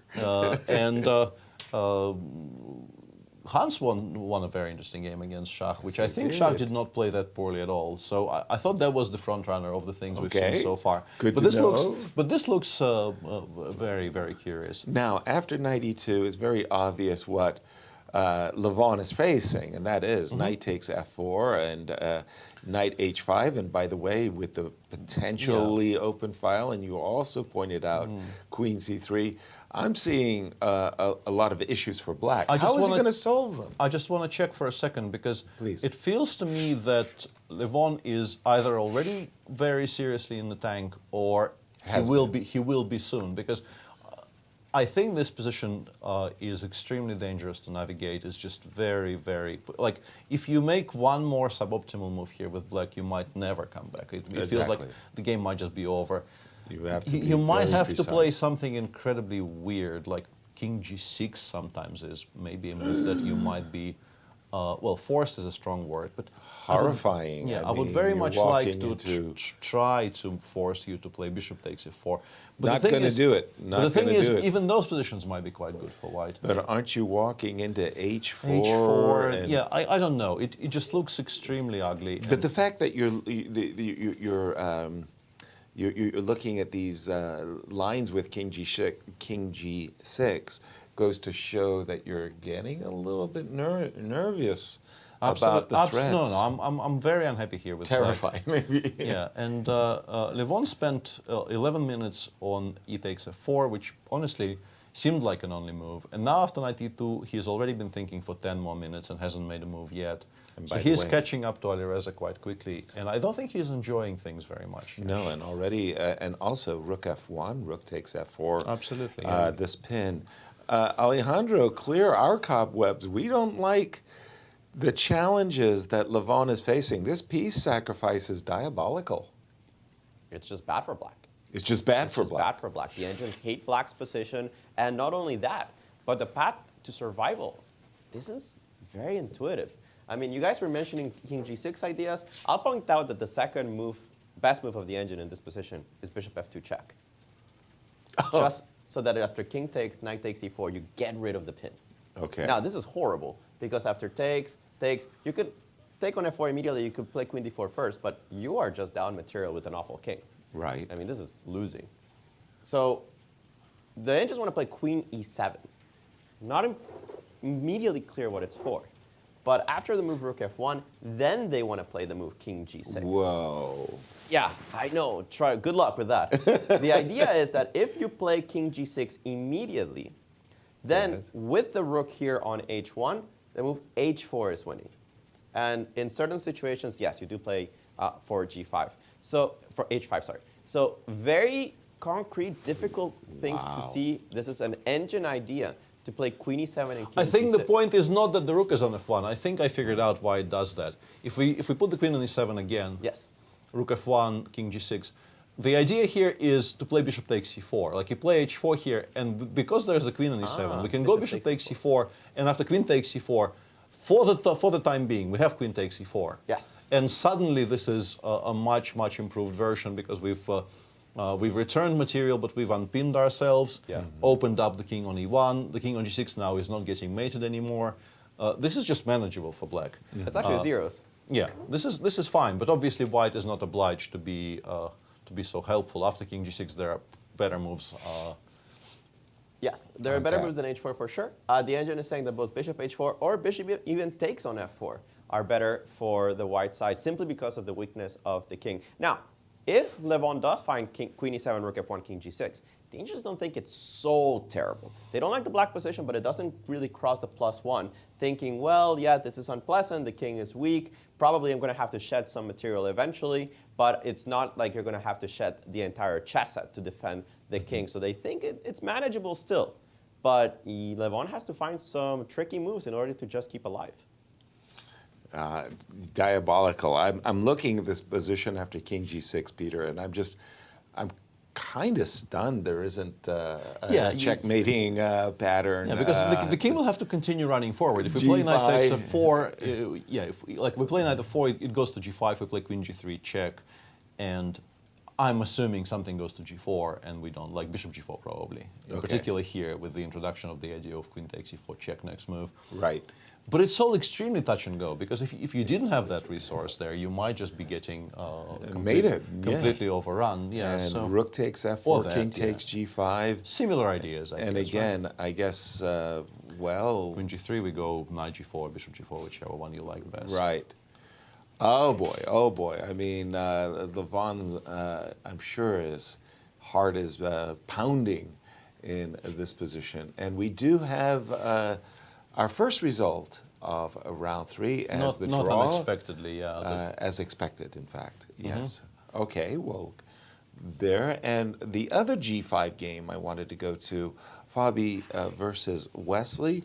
I think Wesley took a good long time. That was a long thing there by Wesley. Yeah. G5, he played knight f3, but only after rejecting queen f3. Yeah, after I quite some was actually Peter. surprised by how long he took on that decision, because queen f3 really did not seem like it was doing very much because of king g7. Maybe he was calculating a move like rook e1 here, which honestly I'm currently a bit curious about. But I guess the point, gh bishop h6, I think we've lost with black, right? Because the point of rook e1 is specifically that knight g6 is no longer possible in this precise position. Whoops! Because we have rook takes e8, which we didn't have earlier. Before the rook landed on. But I guess after rook e1 we can play one more kind of a waiting move, queen c6 or bishop b6 or something. Queen c6 in particular, I guess, or queen b5. Yeah. We saw queen b5 in some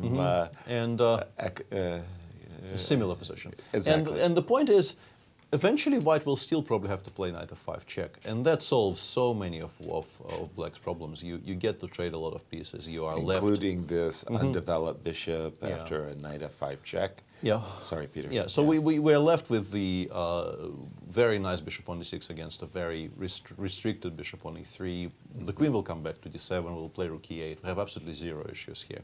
Exactly. Compared to knight hf3, which, as we've discussed earlier, the move that Wesley did play, whatever you do with black here, you're definitely being very seriously challenged. So the surprise is not that he played it, the surprise is that he considered the other options for so long. Exactly. And here I kind of, more or less, my hand gravitated towards this move, knight f1. And well, we'll see a lot of pieces still on the board. Absolutely. Knight f1 does look extremely logical. I mean, you could make some argument for queen e2, but I don't really like queen e2. I think knight f1 is more concrete. When we left it, we rather felt that the opening between Magnus and Hans had boomeranged, and that this kind of hybrid system that the world champion essayed against the Nimzo Indian had got him a slight disadvantage. After rook d1, rook c8 chosen by Hans, came after some thought, Some thought. I'm pretty sure Hans went through the entire process. No, specifically the same process that we went through, because rook d1, bishop d5 does appear to just win the a-pawn. Right. So I'm pretty sure he saw that, and he spent some time trying to figure out why he's being offered a whole pawn and a whole pawn and a knight, which normally wins you the game. Right. But as we've established, both knight e3 and knight h4 with similar ideas. And c4 as well as knight f5, pointed out by Alejandro, it seems to give white just the compensation he needs. Rook c8, more challenging. Peter? Well, you're not going to win this position against the engine, but for a human being, I guess yes, it is more challenging, because if you give black the tempo here to play bishop e6, you might be in trouble. Rook takes c4. Rook takes c3, there should be ways to deal with this concretely, but for the time being, let's switch away from the analysis of this endgame, because we have some guests in the studio, and in a moment we will have an interview with Shahryar Mamedyarov. All right, over to you, Alejandro. Thank you, guys. Shak Mamedyarov with us here in the studio. Not much happened today, or did we miss something? Of course, today I just want to play very solid, because I lost yesterday very bad game. After lose game, every time I don't know. I can to lose after 3 more games, and I know myself, and I just want to play solid chess, but I don't want to play solid like today, but I just want to play for 2 results, draw or win, but it was not any chance to play for win, and I just take g7.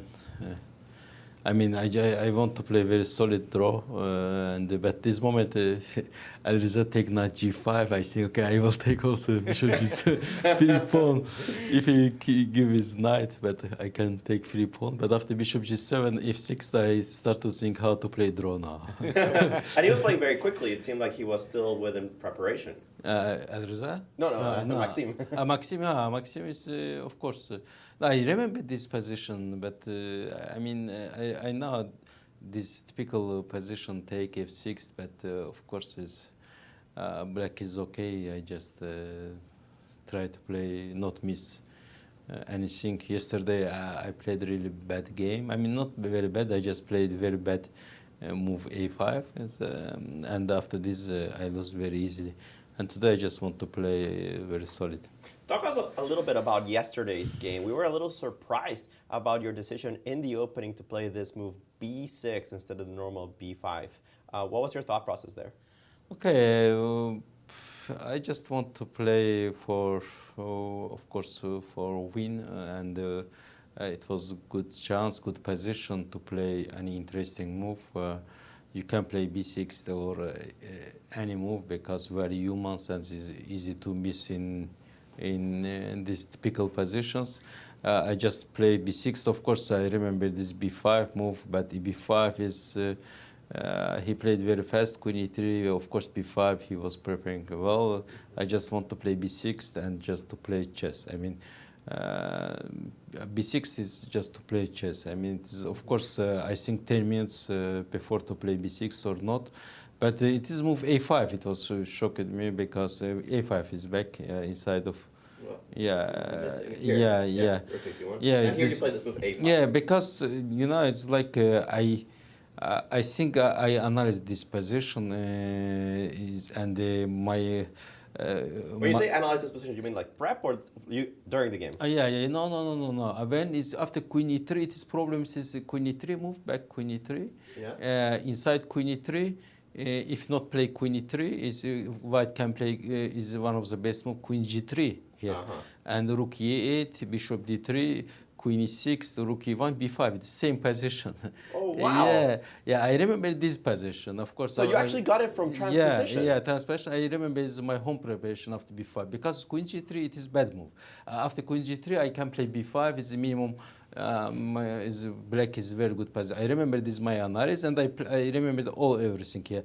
Till the b4, b3, everything, but it's, I remember is move b3, yeah, everything. Take, bishop e1, rook e1. When I analyzed this position, we analyzed in board without in chain. I mean, we analyzed this position, and I speak with my friend. Of course, he say you need push a5, a4, but after I remember he said it is bad idea. But after the game, I immediately, okay, I mean, he say, of course, it looks like a human a5, a4, but of course, I remember this one, a5, a4 looks nice. But after I remember this is like a very bad idea, but I played a5. Of course, d6. I just calculated, I mean, 2 minutes, d6 move here.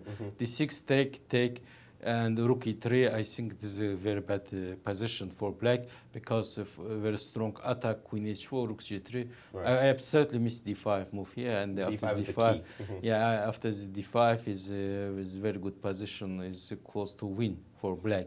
But I absolutely missed d5, and after d5 is white is no attack. I just miss, and I played a5 is absolutely because I remember this move in our analysis a5. But after as a game, I check and say yes, a5 in analysis is bad move.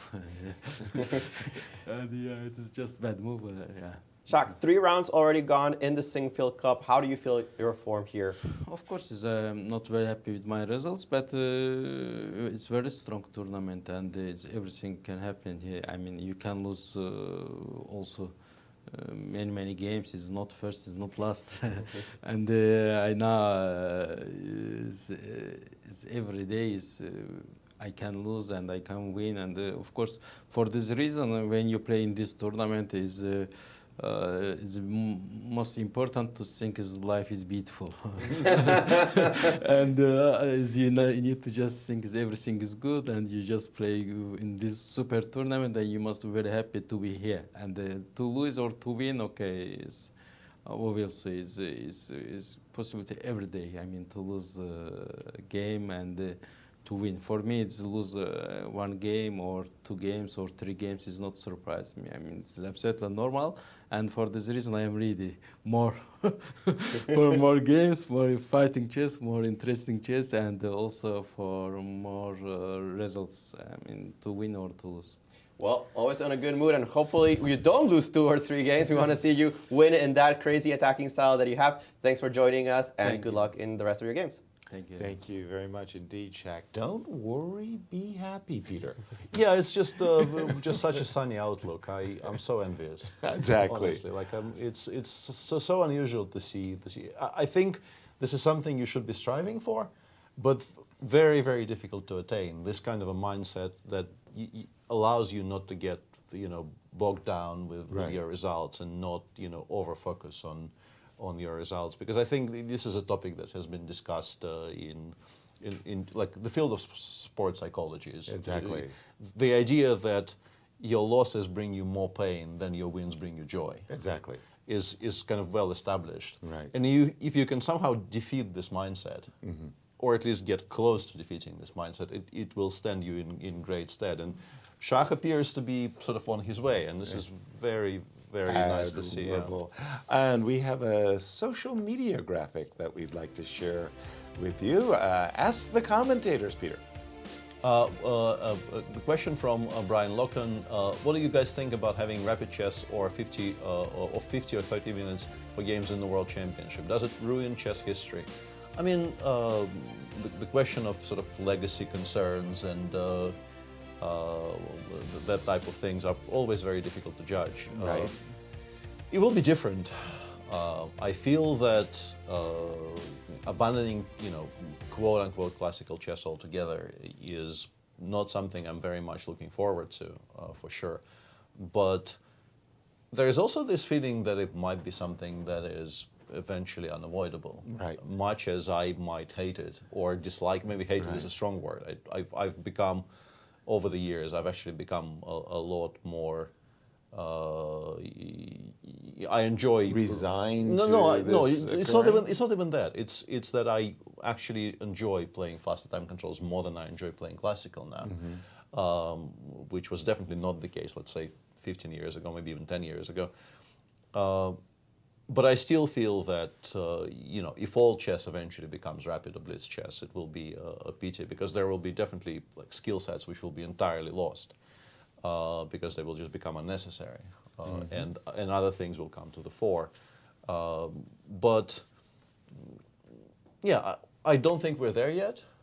We might get there eventually. I'm not a huge fan of this general attitude, but clearly I might be in the minority, or will soon be in the minority on this. What do you think?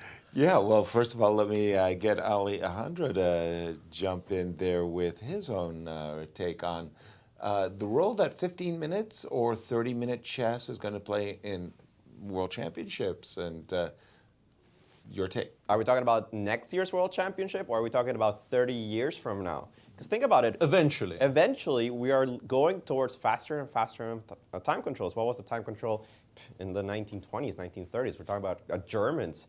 I mean, so many things in the chess world have had to change because we adapt to new systems. Now, I don't think that we should just get rid of classical chess. I think that classical chess always will have its place, especially in the World Championship. But the more chess progresses and the more that we interact with it as a sport, especially as an e-sport, the less interest there will be on classical chess specifically. And it wouldn't surprise me that down the road, we're going to have World Championship matches played in rapid. Now, this might not sit very well with a lot of traditional players or people that prefer this long matches, but let's face it, we're a sport and we need to adapt, and if that's what the majority wants, that's probably what we will be getting eventually. For me, I, of course, was raised with the Bobby Fischer era. I even remember the 1974 Candidates final. That was a 24-game match, not a 4, 6, 8, 12, 24-game match, folks. So I was really raised with these and adjourned games day. Well, I've got to tell you, I've completely come over to the dark side, if you will. I really, really, really like well, Miami and what happened there with the sets of games. And in particular, I remember calling a competition between Hikaru Nakamura and Magnus Carlsen. It was the finals of the Chessable Masters. And it was extraordinarily a great deal of fun. Tanya and Peter Leko were with me calling the action. We had 125,000 simul viewers, one of the biggest audiences I've ever seen in the chess world, simulcast, I mean.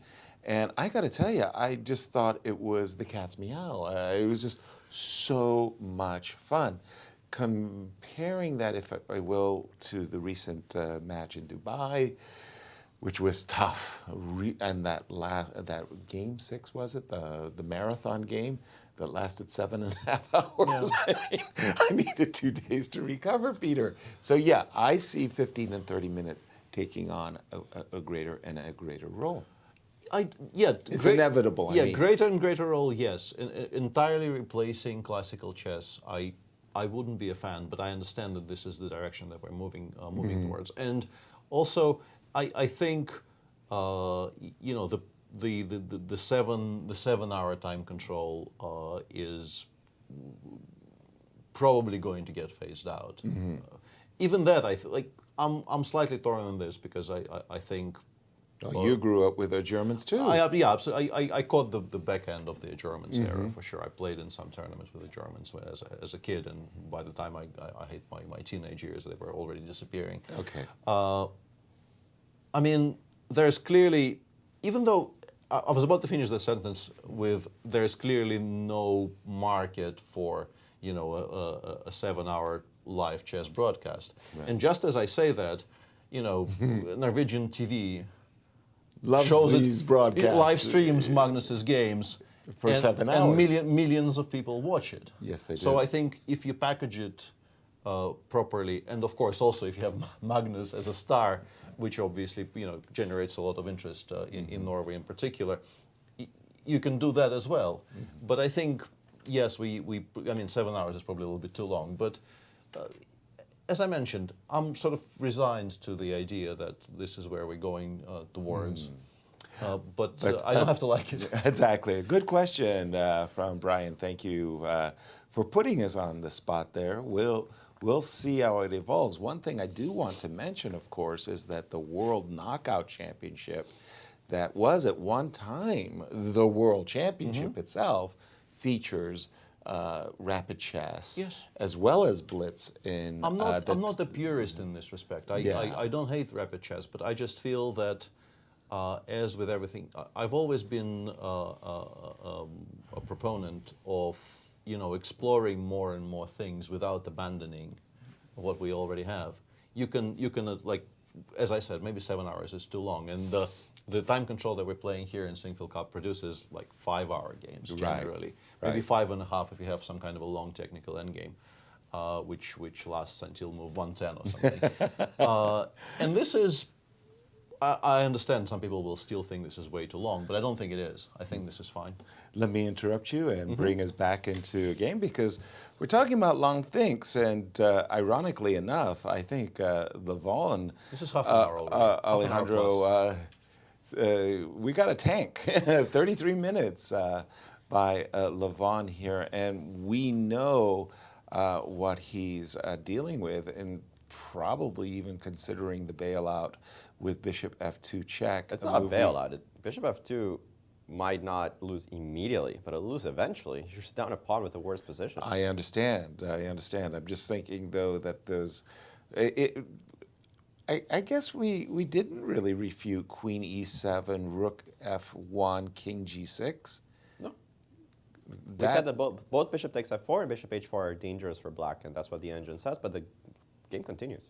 Yeah, the game does continue here. This is probably best play, but without, you know, we are very cozy here. Yeah, very comfy in studio, yeah, no with question. Our, you know, with our engines and Alejandro. Alejandro. We even navigate like prompting the engines in correct directions, which is a very important, you know, part of working with engines. Yes. Yeah, but to actually commit to playing Queen E7, Rook F1, King G6 over the board for Levon is not an easy ask. No, it is not. Now, again, we're going to let Levant's do on that. Quick look at the Wesley game, because again, both players seem to be slow playing the position. Maybe I've got it wrong, but not too many moves. Yeah, knight f5, knight f1 did happen, and then Fabi developed the bishop to d7, and Wesley made this very, very quiet move, bishop c2, d3, which I quite like. You do? Yeah, I think our issue with white here is getting the rook on a1 to e1 in as efficient a manner as possible. Agreed. And I think specifically queen c2 followed by rook e1 probably does that job very, very well. And you didn't like the queen d3, rook e1 I thought the queen on d3 was perhaps somewhat misplaced, yeah. And, perhaps maybe specifically because it does sort of invite knight g7, bishop f5.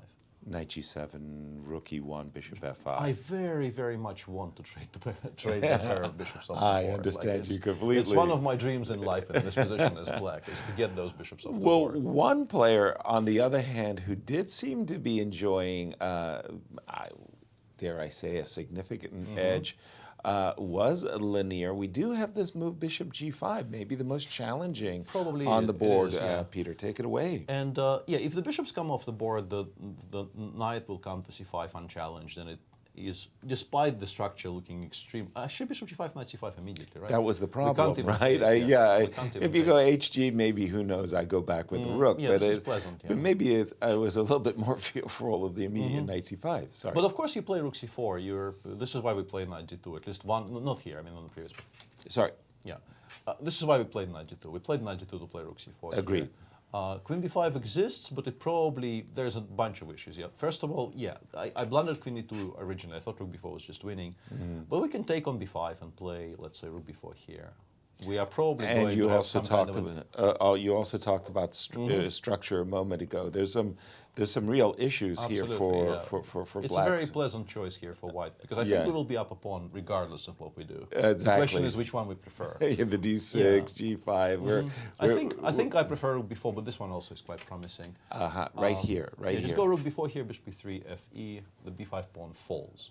Full stop. Because rook c5, knight b3 doesn't really help you very much. No, it does not. And I think winning the b5 pawn is the tastiest of the bunch. Yeah, but one of many. I mean, it's going to be a full harvest coming up. Yeah. So I think the point is Jan will be forced to go knight c5. Okay. And then we take on c5, and black does end up not losing any material immediately. But that structure. It's terrible. Only if this rook was on a1 and I could play knight c4, I would just claim the game. That would be end of game. But the lucky break here for Jan is exactly what you're saying. Yeah, we have to play knight f3 probably, which actually puts our knight 2 squares away from the ideal square. We're actively misplacing our knight here by playing knight f3. How dare we do that? Black is not dead yet, but of course this is not enjoyable. No, not enjoyable at all. Not at all. Lanier liking the way this game is going, Alejandro, and if you have to put a numerical number on the advantage, it would be 0.9. Only 0.9. That's what every it says. time I think. But it's precisely because of the variation that you guys were looking at with the move knight f3 at the end and bishop f6. If you put it on the board right there and bishop f6 at the end, it says that yes, you are better, but your rook on c4 is still very clumsy, and it's going to take some time to bring it back. I don't know what black does in the meantime, but they somehow managed to put up a defense. Speaking of defense, we have the world champion who is a little bit on the back foot against the wild card, well, they're both wild cards, Hans Niemann, and he has somehow sacrificed a pawn. Let's take a look at what happened in this game. We left it off here after the move rook d1 and rook c8. Hans didn't want anything to do with rook takes d1 knight endgames. And after knight d2, bishop e6, there were a couple of solutions here for white to defend this pawn. First of all, it's not really attack knight e4, knight takes f6. Could get back both pawns in some cases, but the world champion just goes c4. If you take with the knight, very clear, you lose b7. Right. The question is, what happens if you take with the bishop? Now, the obvious one is knight e4. You hit this pawn, and if king g7 happens, you play knight d6, and you're hitting the rook, the bishop, the pawn. You'll get something back. Even if you don't, knight f5 check is going to be a little bit of an issue. You can't play rook c7 because knight e8 wins the rook. So that is what I think is the obvious human answer. But Magnus is thinking here for a while. And I was wondering what else can he think about. The first instinct was knight takes e4, rook takes e4, rook d7.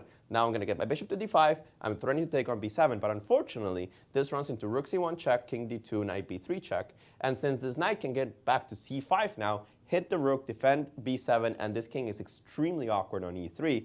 Black is definitely in the driver's seat. What the engine wants to do is the surprising part. Play f4, and after pawn takes f4, which is by no means forced, take on c4 now. Because after rook takes e4, you don't capture on f4, you play rook d7, and the threat of bishop d5 is so strong, and when I say strong, it's just for equality. Right. But strong that it doesn't matter that I've shed 2 pawns after pawn takes, pawn takes. The idea is that I'll have f2 for the kings after rook c1, so you're actually purposefully gambiting the f-pawn just so that you have this escape square. And since the knight is so far away, bishop d5 taking on f7 is going to be an equalizing idea. But that's all we're talking about here for Magnus. It's equalizing with the white pieces in this endgame because, let's face it, if he doesn't, he is in a bit of danger.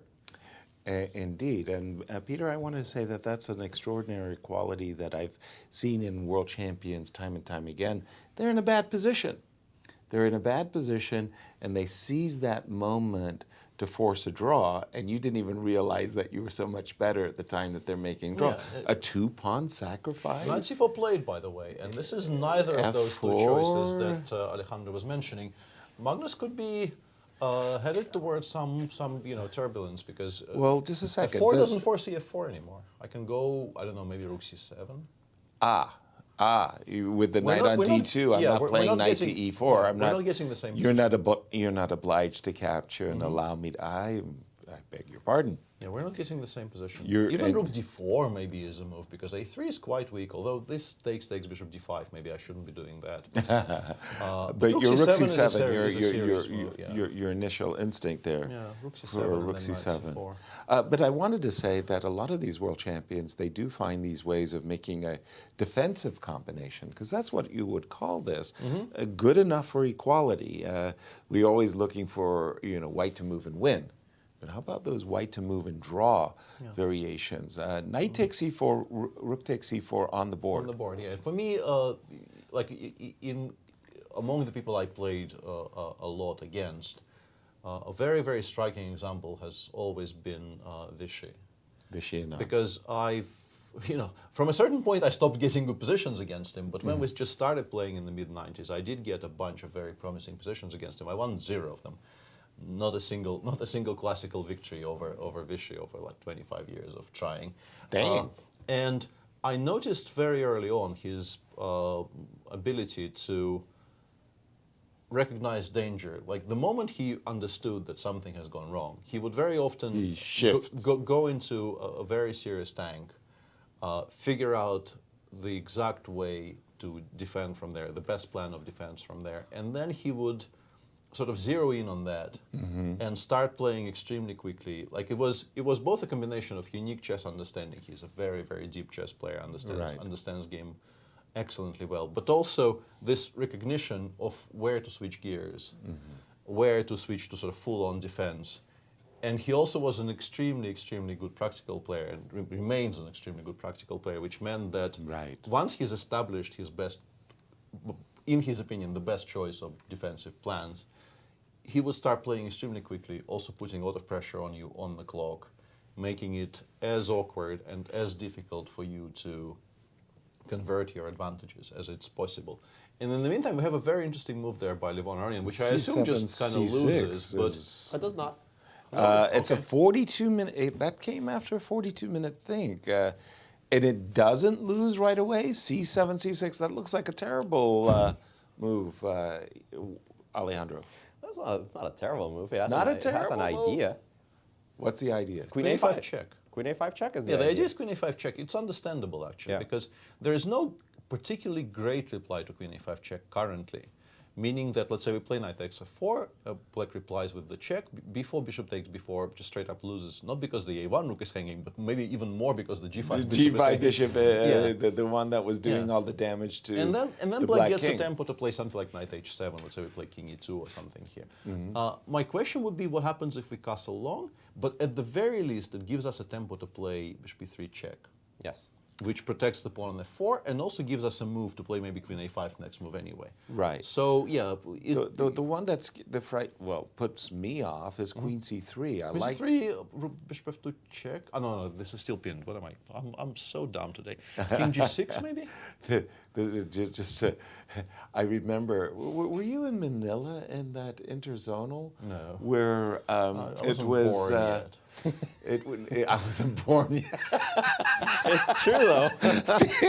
No, I mean that's okay. You probably meant the 1992. I was born in 1992. You were born. Thank goodness goodness for that. Michael Gurevich was playing against Granda Zuniga. And Granda Zuniga had made a combination where the last move was bishop f2 check. Michael Gurevich took the bishop at the same time, restrained his hand from playing knight takes e4 check with it's illegal. It was a pretty hilarious moment. Yeah, probably not for Julio though. Maybe not for Julio. For Misha more than for Julio. Exactly. But it was one of those great moments. Okay, Alejandro, c7, c6, not the greatest move, maybe not the best, the worst move. How will Ali Reza deal with c7, c6? He has only one choice if he wants to keep his advantage. And that Castle's bishop e3 is an issue. As you mentioned, knight takes f4, queen a5 actually just loses. Queen c3 loses to king g6. King g6, once again. Yeah, there's absolutely nothing here. Knight takes d4 is coming. So you have to play b4. It does have logic. It prevents the move queen a5, and at the same time, it attacks the bishop. So that's pretty nice. The problem for black is that after bishop e3, rook f1, and only rook f1, the attack just kind of keeps going. And there are so many positions in which the e3 bishop is just straight up hanging. For example, if I move my queen somewhere out of this diagonal, something like even queen b6, c5 wins a piece, right? So this puts too much pressure on black's position, but it doesn't lose immediately. You can still think of moves like king g8, like king g6, and try to continue. And b4 already played on the board. I think it's a very logical move considering what Levon just played. What was the only idea of the move? Queen a5, let's stop it with a tempo. I expect the move bishop e3. The engine doesn't want to play that. It still wants to play bishop f2 check. Let's call it a bailout in that sense. Queen b6, takes is another idea of the engine to give back the piece, but this also looks terrible after bishop takes f4. Remember that you're down material, and this particular position, d6, is going to be hanging, not to mention that your king is weak. So b4, bishop e3, as I expected, is already on the board. As I mentioned, rook f1 is the only good move here for white, but it's also a pretty logical move. Wow. And once again, Alejandro, you're saying that the move queen c3, followed by king knight g6, h4, knight e4, knight e4, knight takes f4 king check, h7, king h7, and this crazy position, it's just good bad. for black. It's just good for black. Yeah, I don't think it's so surprising we're down a piece. But the queen is hanging. I've got moves like queen d3. Well, there's always a check from a5, right? And then I will stabilize somehow. I don't think this is shocking. We've seen a lot more shocking positions in the analysis of this game, but I think this one isn't really all that shocking at all. Yeah, and it's just lost. It's like -5. And by the way, -5. Yeah, bishop e3 on the board. By the breaking news on another board. This line did happen in Jan Nepomniachtchi's game against Lanier. But after bishop takes c5, Jan played bishop takes d2, saying, "I don't want to have this horrible bishop on g5 instead of the knight on eventually on c4." The problem with that is that it loses to bishop takes d6. But that's not so difficult to calculate, is it? It's the only thing that wins, but it wins kind of convincingly. I'm cheating here. I'm not trying to be smart. Queen takes c4, queen b7, check. And then wherever the king goes, we take on f8. It's threatening mate on g7 and suddenly. We take on g2 next move, and we're 2 up. 2? Yeah, rook f8, rook d2, we're like, it's kind of bad. I don't think you even need to, elucidate on this point. It's just completely lost. You can play rook c7 at the very, very end there, move 25 instead of rook takes f8. Well, maybe here can I... What? Oh, Bishop d6 sorry. Sorry. Bishop takes c6. I got the wrong line in. Rook c7, you just take it. No, king g8, bishop f8, rook c7. This one. Yeah, but it doesn't really help very much because I guess we can play queen b8, we can play queen b6 even maybe. Queen b6 maybe is the one that I would choose, keeping most things under control. You have queen e2, but the rook will go to f1, I guess. stabilized completely. I don't know why we're inviting rook c8 back, but maybe we should. I don't know. Let's go queen b6 instead. If you like it, okay. Yeah, let's go queen b6 This instead. Keep it is, on c7 and hanging. Yeah. But this is really I mean, bishop takes d2, Alejandro. This is bishop takes d6. It's not a difficult calculation.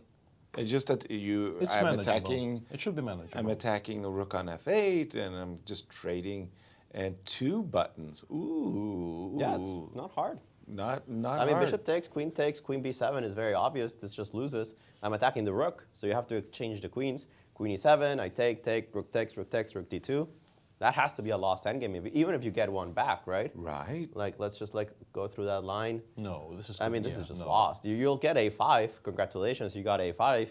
Your structure's terrible, and I'm up a pawn. Right. You don't survive this. Yeah, you pretty much never survive this. Yeah. And that's the only line, because this trade up loses. I mean, king g8. Maybe he missed that after no matter where the king goes, bishop takes f8 threatens checkmate. Maybe he thought he had a queen e2 intermezzo or something. Right. I'm not really sure. Because, could have missed. Yeah, king g8 takes, rook c7. And here, queen b6 and queen b8 win, but also queen b4 wins, just holding on to the bishop. Queen e2, rook f1 is no problem. Yeah, pretty much always queen e2, rook f1, and then you let's say in this position after queen b6, maybe like you might have like this idea that queen e2 followed by rook f7 creates some kind of a threat, but there's really no threat. You see bishop c5. There's a threat. There is a threat, right? There's rook takes rook f2. Yeah. Okay. But you always have this bishop returning here. Solidifies the entire position, and now I'm up 2 pawns and have the better position. Wow. As we get ready for our second break, I just also say about the Magnus Carlsen game. These 2 wildcard players playing for first, surprised to begin with, but the fact that Hans is the one in the driver's seat in this game is even more surprising. You don't want to miss the conclusion of round 3. Yeah. Stellar tournament so far by the young American. Absolutely. That's for sure. And we'll see you on the other side of the break.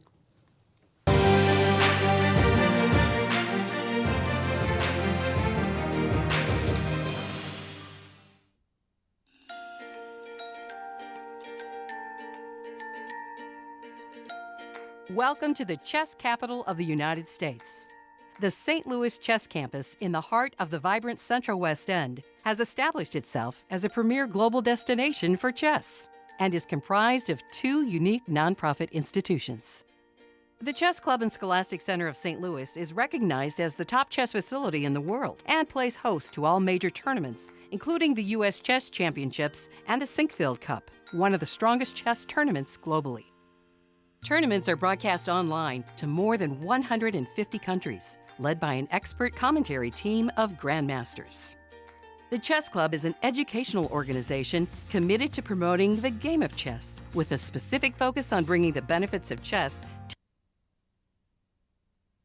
Research shows children who play chess exhibit improved analytical skills and increased confidence. The Chess Club is highly engaged with the local community, bringing scholastic chess programs to more than 100 schools, providing hundreds of classes each week. Directly across the street from the Chess Club is the World Chess Hall of Fame. This one-of-a-kind cultural institution invites visitors to experience chess in imaginative ways and is home to the U.S. and World Chess Halls of Fame. Cutting-edge exhibitions feature rare, historic chess artifacts paired with world-class art. Innovative programming explores the intersection of chess, art, and culture. Visitors can enjoy interactive programs designed around the exhibitions and monthly music in the galleries. The World Chess Hall of Fame is nothing you expect and everything you love.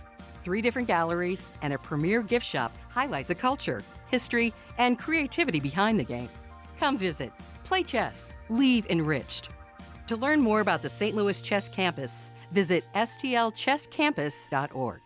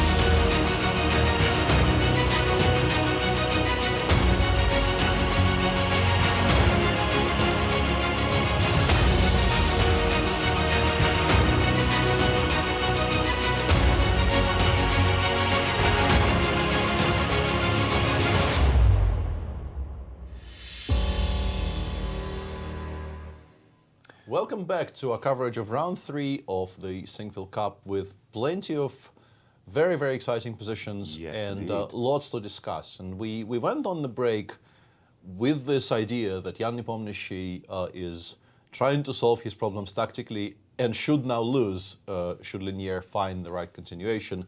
We know the answer now. The right continuation was not found by Lanier, and he is still a bit better, but nowhere near as crushing an advantage as he would have had. Absolutely. After the move bishop takes d6. And the pairings for the round, the current standings are as follows. We have one draw that was played earlier between Czech and MVL. Not too much happened basically in that game. Yeah, that game wasn't very exciting, but the interview was excellent. I really every time we speak to Shahryar, I think it's just very nice to very nice to hear his thoughts about his approach to chess. Returning to Lanier and Jan for a moment, this is where we left it. We just saw that there's this really nice tactical sequence that all began bishop takes d6, and as we left it, we had mentioned queen takes b7, bishop followed f8. by bishop f8. It's all good. It's all good. And wins, basically. And wins. And on the break, we were also discussing with Alejandro the fact that as long as you tell yourself to continue calculating, it should be a variation a player of Lanier's caliber finds, calculates to the end, and confirms as correct in about 5 minutes, because it seems like a there's not very much branching going on. No. All of these moves are forced.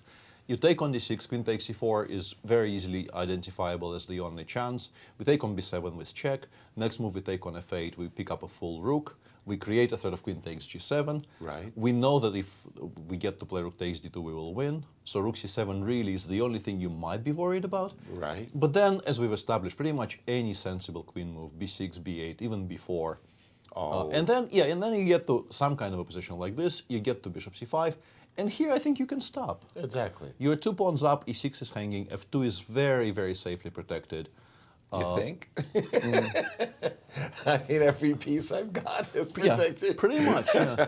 So it's a bit surprising to me, honestly, that Lanier did not find it. The problem I think that Lanier had is when you get to this position too, you also kind of convince yourself, my goodness, I've got everything. I've got the open file, I've doubled on the open file. Furthermore, after king e7, that's a kind of a wandering king. b2, b4. And he's just played b takes c5 there, which is a cute move I did not consider at all. Yeah, this should be killing because after queen b5, basically box, now Lanier doubtlessly was calculating a mate, right? Yeah, this rook f7 here.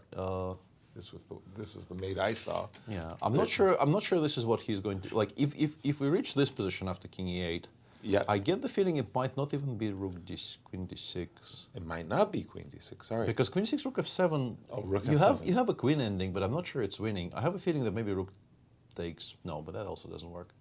You think there's something with queen h5? I was trying to take something like b7 or g7 and then create, I don't know. Create a threat of queen d7 mate. But the point is that we're just not taking on c4. Queen takes c4, I think, is a big mistake. We can play something quiet here, like rook fg8 perhaps. Okay, and then from Lanier's point of view, this is why he doesn't play bishop takes d6. He's calculated this. I mean, Lanier's big problem is that he has 5 minutes left.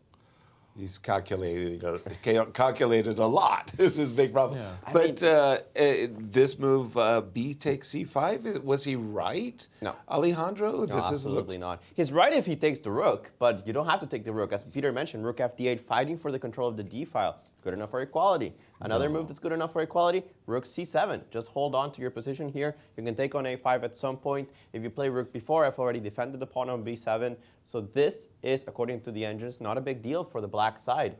This was a huge miss, guys. And b takes c5 has more than one way to be defended against. Now, let's show what does happen if queen takes c4, rook d7, check, king e8. Now, as you mentioned, Peter, queen d6 doesn't quite win. Rook f7 is just a draw, according to the engines in the queen endgame. Instead, you have to find the move rook takes b7. I don't think it's the most difficult move to find. Queen d7 is checkmate, but queen h5 is also going to be devastating in some variations. But it's very difficult to defend against this move because the desirable rook d8 runs into the aforementioned queen h5. This is the variation in which this is important because the king is now caught. You don't have the move king d8. And there is just no good way of defending that square on d7. For example, if you play the move rook f7, this time I could go into the queen endgame, but even much more powerful, just pin the rook, and again, you don't have a good way of defending it because of the pin on the diagonal. So b takes c5, I don't expect Nepo to miss something like this. Rook c7 or rook f d8 will be played. But let's update our amazing game here between Alireza Firouzja and Levon Aronian. For me, certainly already a candidate for the Brilliancy Prize.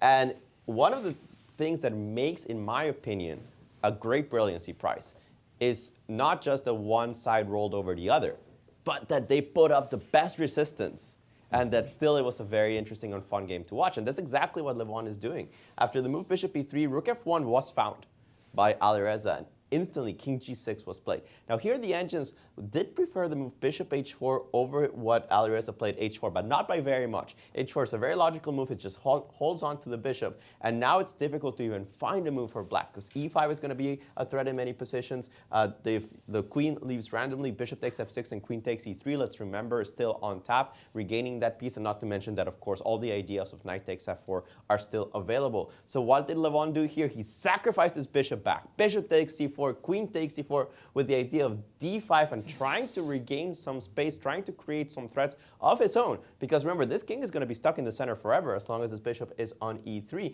If you take with the pawn, thanks for the tempo, I'll take with the queen. Is this bad for black? According to the engines, yes, it's still bad for black, but you're surviving. You're still keeping yourself in the game. You're still making moves. You're not dropping material. And Levon giving himself a very strong fighting chance. Currently, the time situation, 40 minutes for Alireza, only 21 for Levon, and only 19 moves of chess have been played in this particular game, all to play for. Now, the engines don't like e takes d5 as much as they like this kind of tricky move, queen b3. What's the point? Simply to take on f4 in the next position. And remember that with the queen on the third rank, you are still threatening that bishop on e3 in many different variations in case that this queen goes somewhere. Now, bishop takes f4 is also a threat, so that I can take with the knight. I've regained my piece, so I can try to keep the attack going on for free. Now, if you play the move queen c3, you run into knight takes e4 now that the king is not on g7, very importantly. So that's why the move queen c3 is not playable. If you go down the line, bishop takes d8, knight takes e3,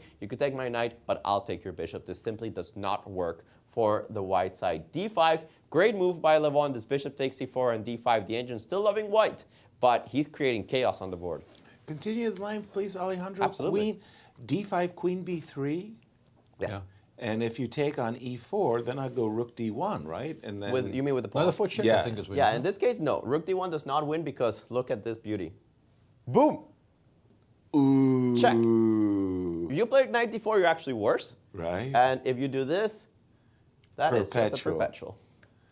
Oh, that's nasty. Yeah. That is a very cute line. Unfortunately, also knight f4. What you reality intervenes. Just unfortunately, knight takes f4 is just absolutely dead crushing, right? You just pinned and you just die. Wow. So you can't play d takes e4. What could Levon do to resist? The only move the engines think is suitable for this position to keep the game going is the move queen d6. You're getting out of the pins, or you're finally threatening something like knight takes e4 or something like that, and you keep an eye on the knight, so that if you take on f6, I can take back with the bishop. Remember that if I take with the king, queen takes e3 is always going to win, but taking with the queen on f6 actually gives black a decisive advantage because you're taking on a1 next move, gives you the important tempi to bring everybody into the game. So queen d6 is an important move. The engines suggest that you should take on f4, bishop takes f4, take with the bishop so that you gain the tempo on the queen. Queen on e7, better than on e6 for reasons. We'll analyze that in a little bit. And now both queen g3 and e5, or e5 immediately. You count the pawns. White is still up a pawn in this position. I'm going to be able to long castle. And this king on g6, well, it's not a very pretty king. Yeah. So white's got the pawn. He's got the initiative. but it's still not so easy because the knight on e4 will be pretty annoying. It is controlling a lot of important squares. Because of the presence of the pawn on h4, I can hang my king on h7, so we'll still have quite a long game before Alireza can even think of converting his advantage. Not quite a knockout blow, but as Alejandro was saying, where you can resist, you got hope, right? Picking up on a heavyweight All-American game, Wesley So, Fabiano, again, not too much has happened, but at least White's rook has managed, Peter, to get to the e-file. But a rather dull game at the moment. I find much more exciting. I wouldn't call it dull. It's a maneuvering game, but I think it's sort of on a slow boil. But it could actually become quite concrete very often in a lot of situations, because with the queen on b3, and it's interesting that Wesley chose to play queen b3 and not queen c2. We were discussing bishop d3 with the idea of queen c2, but he went with the more aggressive placing of the queen here. Interesting that Fabi chose not to even pretend to protect the pawn on b7, saying that I will have a lot of counterplay there with rook b8. Right. But now after rook e1, perhaps we want in some positions to play c3, c4 here as white and put maybe some pressure on the d5 pawn. Knight 3, d2, trying to smoke out the knight on e4. I think the knight on e4 is by far the best piece currently black has, blocking off the diagonal, blocking the diagonal and the e-file. So knight d2 or perhaps bishop c1 followed by some knight to d2 is another idea you can go for. And if you imagine the knight on e4 actually getting shifted back to f6, you can definitely, this is extremely concrete, because this is generally, as we've been discussing, strategically I would be very, very loath to make this move. I really don't like the idea of trading away that horrible bishop on e3 while also developing the knight on f1 to the e3 square. Exactly. I think it's connected with the idea of playing f5 straight away, but then after c4, it becomes a brawl, I start wondering about these peshkis, because then I can toss in knight e5 as well. I mean, the rook is invited to b2. I get that. But I'll have some invites, you know? And also specifically, I think c3, c4 in this particular position might just be winning, because Guys, I don't really... it's a lot maneuvering game. Leave it alone. Yeah. Let's update what happened in Alireza's game, because let's do it. Things are going very furiously here. Queen b3 was found, and not queen d6, but the move rook e8. Now, the Angels don't think this is terrible, but they definitely thought that queen d6 offered a much better chance. Now, there's two good ways to follow this up with. You could take on f4 here and check, so that when the king moves somewhere, you simply long castle. And what's the issue here? Yes, material is even once you take on e4, but check out the difference between this position and the other one. In this one, I have a knight, not a bishop, which means that I can either hop to h5, or if I calculate very well, take on d5. Exactly. And this wins. Now, this is one way of doing it. The Angels are thinking that you could also take on f4 with the rook. Ooh. And the idea is that after bishop takes, king takes, again, you do this, and now you keep the pin. Right. They don't think that it's as good. They do prefer the more natural move, knight takes f4 bishop takes f4 to begin with. But either way, huge advantage for Alireza in this position. He has his pick. I think bishop takes f4 is logical if you calculate that you have to play king h6 in this position because of the aforementioned knight takes d5. And once you see that this is the only move, that just looks very juicy, right? It looks terrible. But by the way, I just love keeping my opponent in pin. Could you pursue that rook takes f4 for just a second? Absolutely. Rook takes f4, knight takes, king has to go back. We castle long. Yes. What on earth can black do here? He's in a pin. You're threatening to take on d5. You gotta move out of the pin, right? Exactly. And you got knight h5. Yeah, so queen c7 or queen d6 has to be the move. Okay, so... I don't know if they matter too much with the differences. And we take once? We take once. And here, apparently, black has options. You can play something like queen e5 or king g8. Your position's terrible. Right. But you are not dead. Let's put it that way. Not dead. That's not the dead. key. Yeah. Ooh, but very, very nice. And I just wanted to check in once again on the game between Magnus. Magnus is a pawn down, but we don't think it's serious. Why, Peter? Well, it's...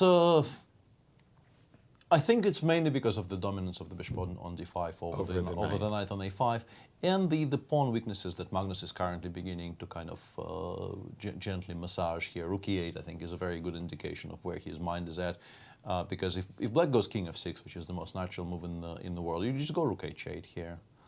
And attack that pawn with check. You can't really give up the h-pawn. The h-pawn actually is kind of important, so you go back, and after rook e8, you have to consider again. Currently, I think Hans can play rook c5. Okay, take a look. Because after rook takes c5, actually maybe we can take, right? Because after king f6, f4. There is a knight c6. Yeah, but bishop takes c6, I haven't. No, immediately. rook takes f5. Rook f5, yeah, rook f5, and I don't think I lose material. And if you have to play king f6 after f2, f4. Sorry, oh, it's rook takes f7. Rook takes f7 exists. Yeah. Ah, excuse me. I'm like, oh, yeah. I've just shedded 3 pawns in a row. In the game, yeah. Sorry. So I think I can take after rook c5, king f6. I was worried about king f6. I thought maybe after king f6, f4. For the time being, we're a bit stuck with white because we don't really have a good next move, perhaps. But also, it's very unclear what black is doing here, because any of the knight moves will just allow us to liquidate into what I assume is just a draw on rook ending.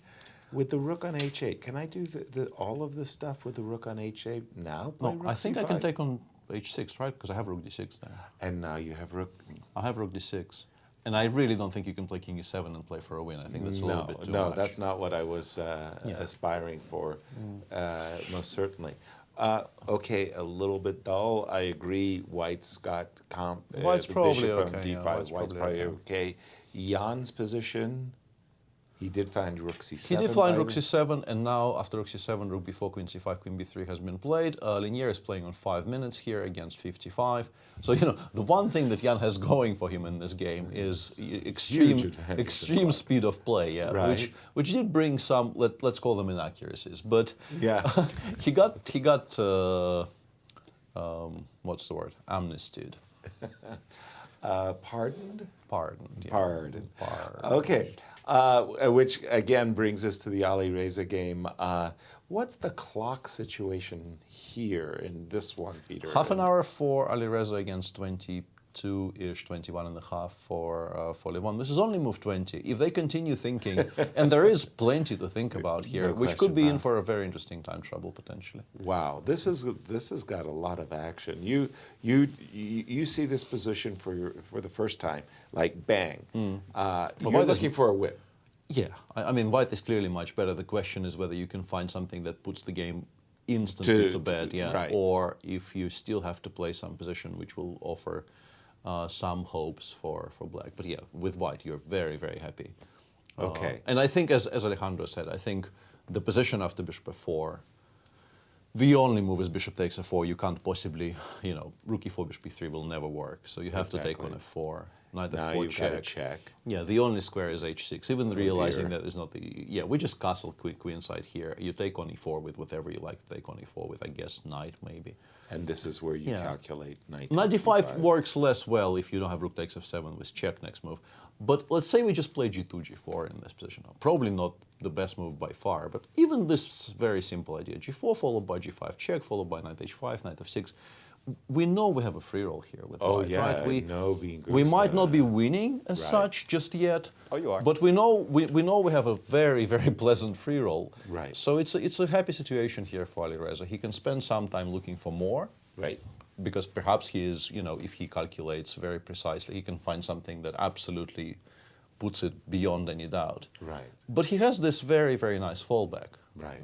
Just a common sense fallback position, which gives him a very large advantage. My prejudice, Peter, I don't know if you were, you know, nailed in the same manner that I was. I always loved to keep my opponent in a pin. Yeah. So I would always find these types of calculations attractive. Yeah. Of course you calculate this, but the question is, I mean, the problem is that rook takes e4 will happen. Yep. You will have to trade. Yep. And then we can't cast. This is why I'm not as much in love with this. If I could play, if I could play long castles here, I would be doing this in a heartbeat. Right. But because the king gets stuck on e1, I assume we play something like rook d1 and black makes a move, right? I don't know which move. Maybe queen b6 even.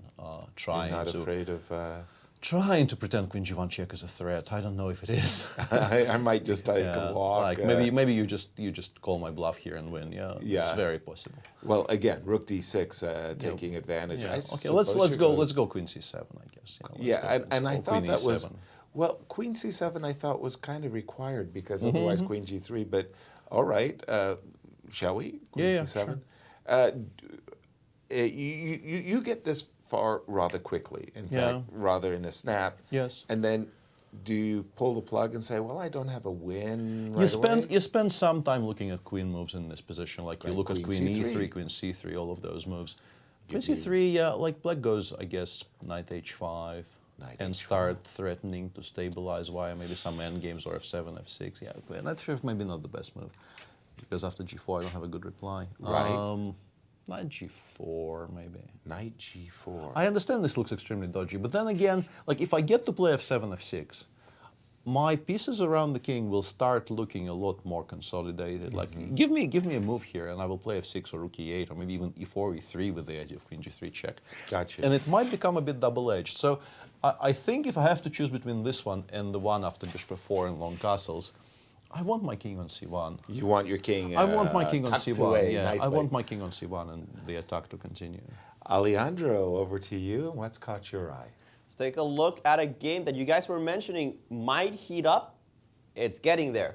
We got Fabiano Caruana with the black pieces against Wesley So, and we had this position after knight takes e3, bishop e6 was Fabiano's choice. Now let's take a look at what's going on here. The engines loved the possibility of queen c2. What is the point? If you put the knight back, this is a strategical game. I removed that important knight from the center, and now I have access to all your light squares. I can play bishop f5, I can play h4, I can play a lot of things in this position with a great advantage. Now, what happens if I play the move queen c2, f5? And the engines here were saying you play g4. Ooh. Black played g5, you go g4, and it's just to destabilize the knight. There's not a lot of choices here for black because I'm taking on e4 next move and you just cannot remove this knight anymore. Knight f5 is going to crush you now that I have a pin on the bishop on e6. So this is completely unplayable. Instead of that, you have to kind of shed the pawn with queen f7, but after takes, it's just a terrible position. Again, knight f5 is being threatened, knight e5 is being threatened. Yes, you have the pair of bishops, but the knights are jumping into such powerful squares that I'm going to eliminate one very, very easily and then just get a decisive advantage. Instead of that, Wesley didn't look in this direction because guess what? There's a tasty pawn right here. Right. So he went for it. Queen takes b7. Of course, we know Wesley, member of the Pawn Grubbers Association. And after rook b8, I expect the move queen a6. Yes, already played. Yeah. And I expect a knight, rook to come down to b2. And now you have certain options here for Wesley. Knight d1 is one, but I think he's looking at this move, knight c4. Right. It's a double attack on the bishop on d6 and the rook on b2. Yes, the knight is defending the bishop for now, but I can always eliminate that knight. You don't have a choice but to take on c4. And then after bishop takes e4, this starts to look good for Wesley. You're attacking the pawn on c6. This king's still a little bit vulnerable. Yes, black has a pair of bishops and a rook on b2, but they're not coordinating so well. The engines aren't as impressed as I was. And the engines are thinking that after a move like queen b8 or even more concrete, queen c8, Fabiano will have real chances to survive this game because of the aforementioned pair of bishops in this position, even though if I looked at this, I would be very scared because I see the bishop coming to d5, maybe taking on c4. I am already down a pawn, and rook takes a2 I don't have time for. It's not because of rook e8 and take the bishop. It's because of rook e8 and then just move the pawn somewhere. I have to give myself this love to remember that the bishop on d6 is controlling h2. I cannot take this bishop because rook a1 is checkmate. And this bishop is, unfortunately for black, running out of squares. You have to stick it on a6 because if you put bishop e6, d5 just catches that bishop. So you have to go to a6, and that's just a horrible endgame. And that might be the thought process that Wesley has in this current position, and the reason that he's going for the move queen takes b7. We're going to see what happens. The move rook takes b2 has not been played yet. I don't really see an alternative because you do need to get your pawn back, and I expect to go in some kind of channels involving knight c4. Thank you, Alejandro. Breaking developments going on in our game between our co-tournament leaders, Peter. We saw after rook e8. Yeah, move Hans e4. continues finding ways to keep the game afloat by playing e5, e4, and then this looks like surprising looks break. like Magnus is wrong with this move. Yeah, Is wrong. Yeah, I think g4 is not great, and I think it's specifically not great because you can start with rook c5, provoke rook d8, which really is the only way to keep the Drives bishop. the rook off of the e pawn. And then we take on g4, and it seems like this is now very, very risky for Magnus. Perhaps he is planning to play rook d7 here. Not but, to take... bishop before rook c3, I guess, and you lose the a... I mean... Okay. Yeah, rook d7, king f6, and the issue is like bishop takes f7 is not that great, and rook f7, king e5 is also... Suddenly I'm yeah, because very bishop active. b7 gets mated in 3, which This is actually missable. yeah. But this is why earlier Alejandro wanted to play f4 for white, just so that he didn't yeah, like so get that caught in this pattern. yeah, such diagrams would not be part of the conversation about the game. Right. So no, Magnus is. I mean, he's not out of the game yet, but he's definitely feeling the pressure. And what should he have done instead of the move g4? Should he have maybe tried something to like e3 or f3? Just to, give yourself some space for the king. for the king? Yeah, the king is not going to d2 because of rook d7. So something like maybe even h3. But g4, you say premature because of rook c5. And, well, okay, so how good, how bad is all of this? Take me down the primrose path, Peter. What say you, Alejandro? That's the best way to do it, right? No, the edges really dislike this for Magnus. They think that this is potentially a decisive mistake if black starts playing perfectly from here on, which is of course difficult. But you guys hit the nail on its head. Like, rook c5 is just very dangerous for black, for white. You hit the bishop and it doesn't have too many squares to go to. I don't think it's a difficult calculation, so I'm starting to wonder what is Magnus's idea? What is he missing? Is he trying to play rook d8, rook d7? Is just not enough? Is he trying to go back with bishop a2? But in this case, you have pawn takes, and you just don't have any compensation for your pawn. I'm not sure what he's calculated. That's where I'm still at a little bit of a loss. What did he calculate to go into this position? Because rook c5 is already on the board, and I think Magnus is in huge trouble. Huge trouble. Give me a number. 1.5. 1.5 point pawns. Yeah. Wow, that's huge trouble. That's a lot. Yeah, and, that's a lot. Somewhere like 5 moves ago, the computers were saying there's plenty It of. was like 0-3. Somewhere or around something. here, it was even maybe close to actual 0-0-0. But wow, this plan of just sort of passing and then pushing the pawn to e4, which kind of begs the question: was there any reasons that Magnus himself didn't? I don't know. I think he wanted to stop, well, not stop, F3. but maybe discourage knight c6. Rook b8 sort of very heavily discourages knight c6 because I think we're taking. Right. I think currently here the big problem for black is that we're taking, and if b takes, rook b6 just wins the pawn back. Yes, one of the pawns dropped. Yeah. Okay. So he was trying to play against the knight on a5 coming And back into the provoke. game, but. And well, okay, as Magnus is realizing the error of his ways, Alejandro, what do you have for us? Well, we said that this king in this variation had to go to h6. That king did not go to h6. It went to h7. And after castles, knight takes e4, it's time. It's time for Firouzja to win the game. He has to calculate the following variation. Knight takes d5. Clearly, you have to take this knight. Right. Check. King g6. And now this is maybe the hard part. No, actually, not maybe. This is definitely the hard part of this combination. The winning move and only winning move is surprisingly rook takes d5. Not that surprisingly, honestly. I don't think this is very difficult because. Why is that surprising? Yeah, we're Actually, attacking the I don't know why I'm queen. saying it's surprising. I saw the queen on b2. I apologize for that. But the surprising part is after queen takes h4, queen f3, there is no defense. Okay, this part is difficult. This part was the difficult part. This part is difficult. I spoke too soon. Knight f6 doesn't work.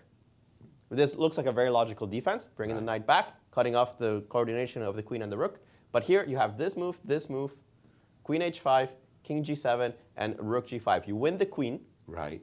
And the resulting endgame, because you have 2 extra pawns against a very weak king, which will probably even cost you the b7 pawn at some point. Most likely, yeah. Most I think likely. the b7 pawn probably falls quite quickly. Probably falls very quickly.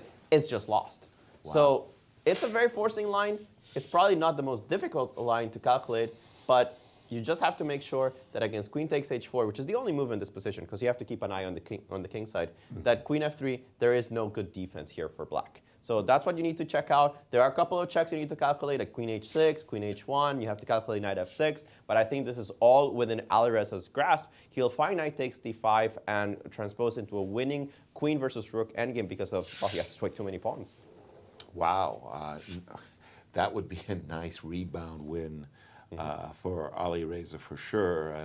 Certainly, when you talk about the Grand Chess Tour standings, that would definitely dent Levon. And again, Alireza, thanks to his victory in the Rapid and Blitz, he hit the trampoline for 13 GCT Tour points to get himself in the mix. Peter, you're looking once again. Let's just take a look at those standings. Sure, let's take a brief look. Maxim Vachier-Lagrave is currently leading the tour with only one event, the one we're watching to go. He has a 1-point lead over Alireza and a 4-point lead over the 2 players tied for third there, Aronian and Wesley So. There are only three prizes in the GC Tour standings overall, so this is what you're fighting for.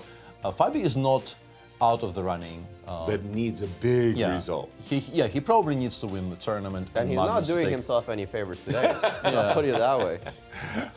And let's just see how the fortunes have changed with a very nice little graphic here. Yeah, this one I really like. I really like this one, yeah. This one I really like. Faces were bouncing around there, but it's the tricolors, it's the French who are leading the Grand Chess Tour. Currently on top, yeah. MVL is having a solid tournament. Alireza, not so much until today, but if he ends up beating Levon today, this will be obviously a huge boost to his chances, because not only is he winning a game, he's also beating somebody who is definitely very much in the running.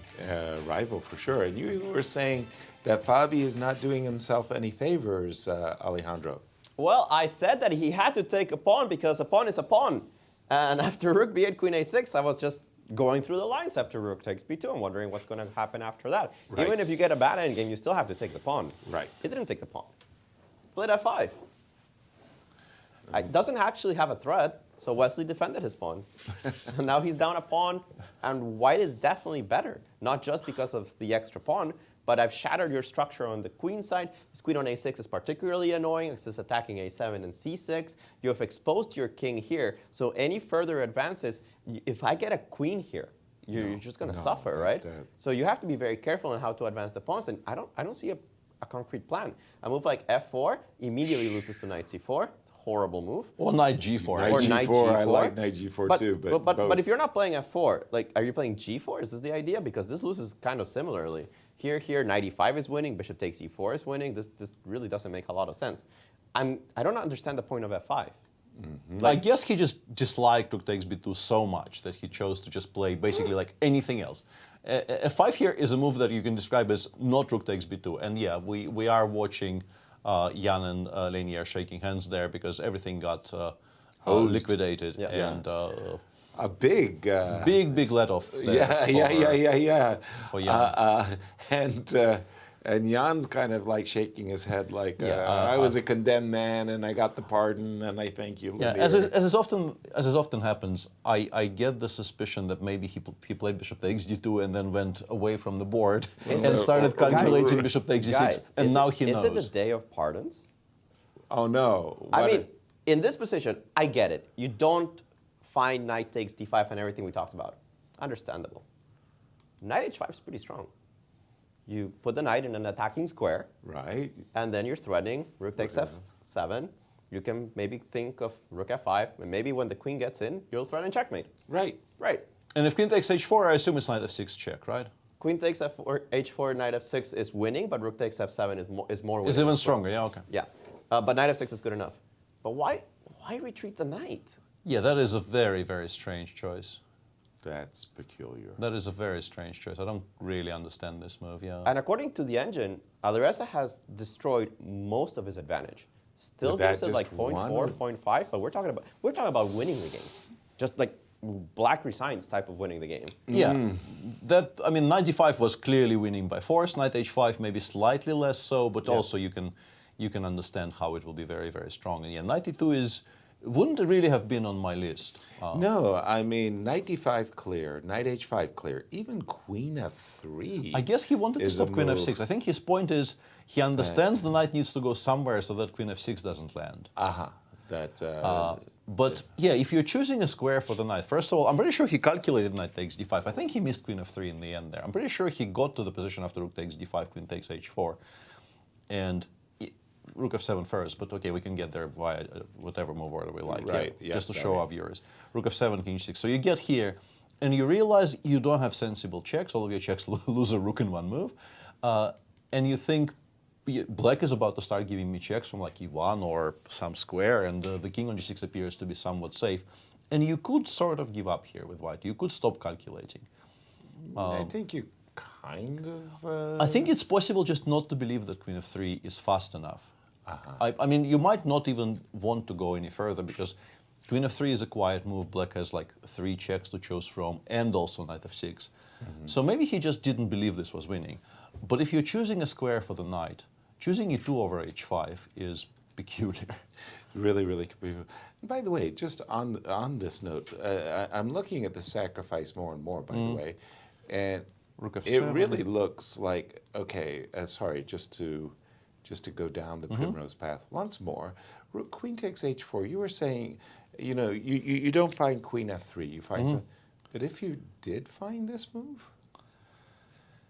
Let me check. There's going to be some checks at least, right? Just remember that queen f3 check. was the only winning move, right? Pardon? Just remember that queen f3 was the only winning move. Only. So this Yeah, must queen have some g5 check reputation, here, queen b2, queen e5 check. Yeah, this is where you maybe give up because you realize that, you know, the game is very much in progress here. If you have to play c2, c3, you don't have a threat anymore. If I don't. Because the queen is no longer connected to the third rank. I just go rook a d8 here and I claim that I'm better here with black or something. You know? Right, you've got 2 rooks and a knight for a queen after all. Yeah. Well, so, in case I go rook g7, yeah, I think queen f3 is missable. I think this is why you don't play knight takes d5. This I can very, very easily relate to. Okay. But yeah, choosing e2 as your best square for the knight is confusing me. I don't know why that would be the case. And then as Alejandro was explaining, the knight e2 retreat throws away the lion's share of the advantage suddenly. And why is that, Peter? I mean, it still would appear that black's king is vulnerable. With the knight on e4, I think we cover so many squares from which the king can be attacked. Let's say we go king g8 here. Just saying, go ahead. Yeah, do your worst. Yeah, just bring it back. Yeah, just go king g8, and we ask black. Yeah, rook f4. I can go perhaps. I mean, it's still awkward, but. I'm thinking that on a good day, Peter, if I can get in rook f1, knight g3, I hear you loud and clear. Your knight on e4 is a great defender. Yeah, it's still awkward for sure. Yeah, I thought I would be able to play rook e6, rook g6, but I run into a problem there. What's the problem? Well, maybe you don't even play rook g4 check. Okay, so yeah, maybe this is what I do have. Yeah, I don't like this. Yeah, I get that. Like, my problem here is that Alejandro told me I'm okay with black, sort of. Sort of. But from a purely human perspective, I would still be quite worried. I would still be quite worried here with black. I would not be. Maybe king g8 is just a mistake. Maybe let's go rook e7 instead. Maybe it's actually safer on h7. That the king is safer on h7. And then maybe we can play for something like queen d6, queen h6, or queen f8, queen h6. Some kind of a play like this. If you play queen f3, for instance. Right. Okay. Then I go queen d6, and I think with this position. I feel like I'm reasonably check is what this is a comfortable endgame. Is what you're dreaming. I get that. You have rook f5, which is a nice move. Yeah, but then maybe we can play once again either queen d6 or queen f8. You give a check from h5. Or rook f1. Yeah, and then I go queen h6 check, and then I go perhaps queen g7 check, and I've stabilized to a degree, right? I've covered, and it all is thanks to that knight on e4, which allows me not to worry about rook g5 in any single position. So I can put the queen on g7 and perhaps even play king h7, g8 later and not have to worry about losing my queen. And as we look at the ramifications on this, I just wanted to say that Alejandro is getting a special guest in studio, all mic'd up, to share his views of his draw today against Nepo. And Lanier is with Alejandro. Thank you guys here with Lanier Dominguez. You drew today, but you must have felt that you had him. Yeah, I mean, I felt that I had a huge advantage, of course, after the opening. It was so nice. But, I mean, he kept playing fast, and at some point, of course, I missed this move bishop g5, but I felt that I should have something very strong there, but I just couldn't find it. I was calculating and wasting all my time, and I didn't really see the killing blow. I mean, I was looking here at knight c4, but it doesn't work, it seems to me. No, you played this? Rook c4, yeah, knight c5, takes. Yeah, and after bishop d2, I mean, I thought bishop d6, queen c4, queen b7, and then something like king g6, takes on f8, rook c7. It just didn't look clear to me. He wants to play queen e2 maybe next or something like that. Also king g8, I mean, instead of king g6. Okay, let me go back a little bit. Let's get this way. King e8? No, king g8, sorry. King g8, yes. You take here. Take, rook c7. Rook c7. Yeah, we analyzed this position actually on air. I gotta ask, what did you think was unclear about, let's say, like queen b4 or something along those lines? Well, queen e2. Rook f1. Yeah, maybe like this. Rook f7, bishop c5, yeah. Very solid, yeah. Comes back to c5 and everything's stabilized. Yeah. Yeah, no, I felt that it should be winning, of course, but I mean, he played so quickly and I didn't really, I just wasn't sure that this was winning. And yeah, I went for the safest option, but of course, position is so bad for black that there should be a win. Do you think that psychology influenced you a lot today? He was playing so fast and you were playing so slow that your mind started believing your opponent. Yeah, I mean, it's, but on the other hand, it's not that he played like this just in this game. I mean, he just plays like this in general. So, of course, it's not the most pleasant experience when you're thinking, and your opponent's just blitzing out all the moves. But yeah, that's what it is. Yeah, so how do you feel after this game? You did play slow, you got on time pressure. Do you feel that you should have won it, or do you feel, well, it's just a game of chess? No, of course, yeah, it's I should have won, but it's, you know, it's normal. I mean, I think that you shouldn't make such a big deal of any result in chess. I mean, it just there are so many mistakes and missed opportunities, and sometimes you escape like yesterday. So it's just fine. I mean, you have to take it easy and just think about the next game. Take it easy and be happy. Lanier, 3 rounds so far in this tournament. How do you feel your performance has been? Yeah, well, I think I haven't played so badly. I mean, even in the Rabbit and Blitz, I didn't think I played so terrible. It's just I was yeah, the result was just terrible. But my play wasn't necessarily that bad, and I think in the classical, yeah, I'm doing reasonably well for the moment. So, but let's see what happens. Well, thank you for joining us here, Lanier. We'll let you go. There's plenty of tournament left, and good luck for those rounds. Thank you. Thank you, Lanier, indeed. And let's just check our current standings with 2 games in the history books. Peter? Yeah, 2 games drawn, but very, very different games totally, in nature. yeah. Because the game between Shach and Maxim Vachier-Lagrave was kind of quiet. It became a bit sharper for a moment there with Maxim giving up the pawn on g7, but he always had it in hand and made a pretty safe draw there with black. You know, cannot be further from the truth about the second game of the day, where yeah, Lanier there realizing sort of live on air, and it's always kind of awkward to ask those questions of players because, you know, once you ask Lanier why didn't you play bishop takes e6, he instantly knows that it was probably pretty good. Right. And as a realization dawns, it's a very kind of a sad experience. Couple of things going on. First things going on, we got to give a shout out to Absolutely. our birthday boy, Brian Adams on our production team. Look at Brian there, the one and only. And I must say, Brian and I had great fun in Norway together with Marcus during the Stavanger Cup. We were Canada has apologized for Brian Adams many times, yes, as the quote goes.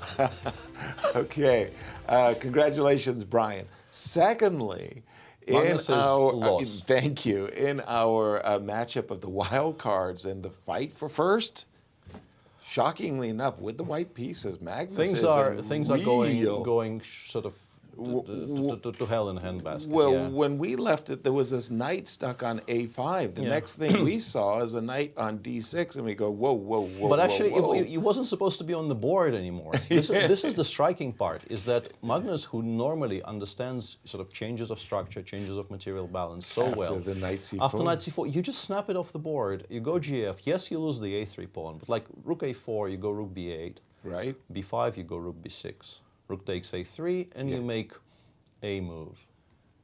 King D2? King D2, I guess, There. or maybe E3. Okay.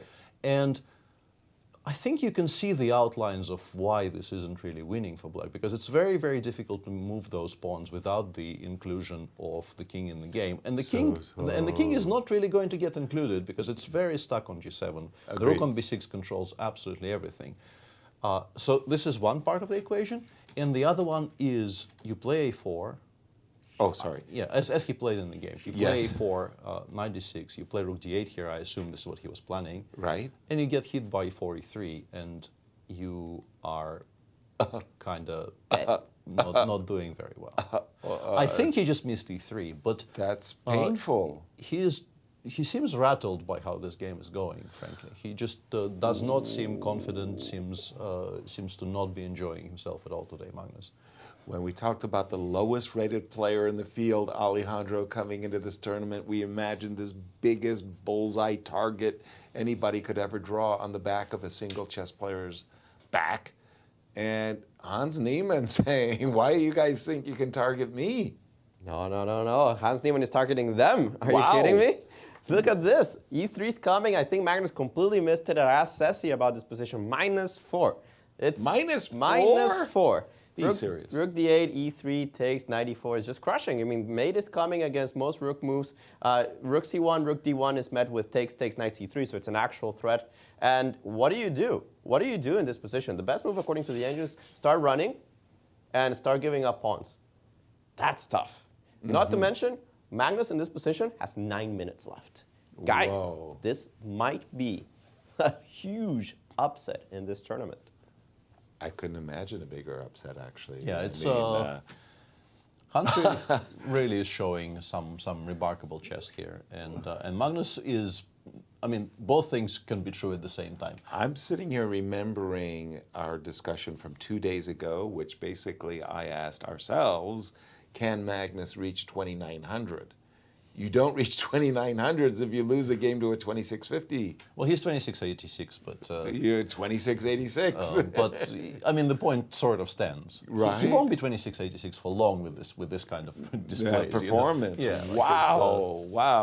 Wow. Okay, we're going to take a very, very short break as round 3 is certainly totted up.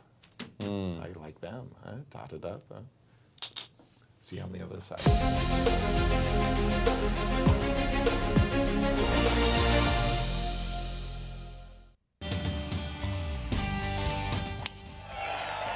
Hey St. Louis, the Ascension Charity Classic, presented by Emerson, is back this September.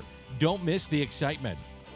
When the PGA Tour Champions Best compete again, all for charity, September 9th through the 11th at Norwood Hills Country Club. Pro-Am spots, hospitality packages, VIP tickets, and more. Available now at ascensioncharityclassic.com.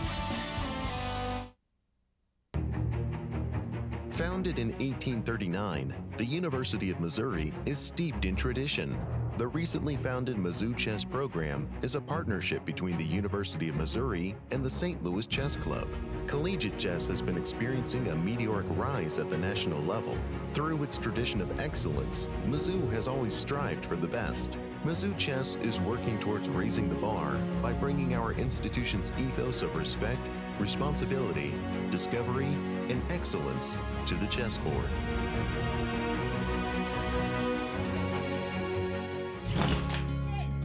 We're the Manos. Welcome to our show. Go, go, go.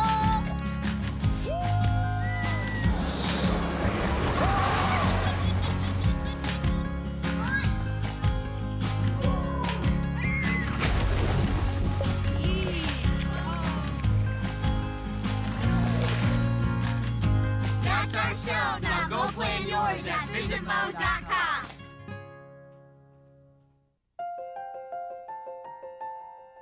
St. Louis University is celebrating its 200th anniversary.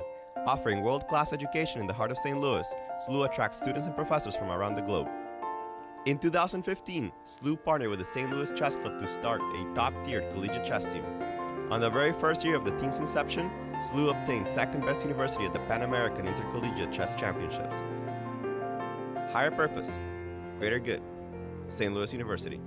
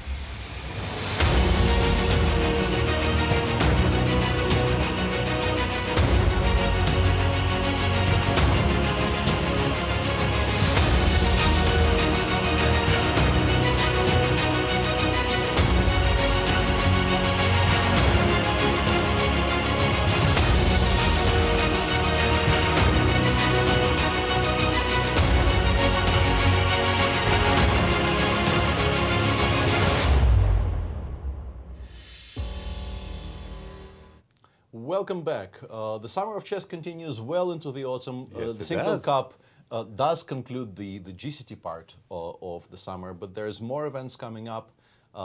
Take a And look. exciting events they are, as we have ultimate moves. As Team Rex will challenge somebody in a kibitzing match. Let's put it that Absolutely. way. A very fun event, a very kind of a favorite part of the summer for many people, myself included. And then we have we the get it loose. We go loose. Sorry, yeah. please. And then we get the Fisher Random, the chess 9LX showdown running from 14th to 16th of Very nice. September.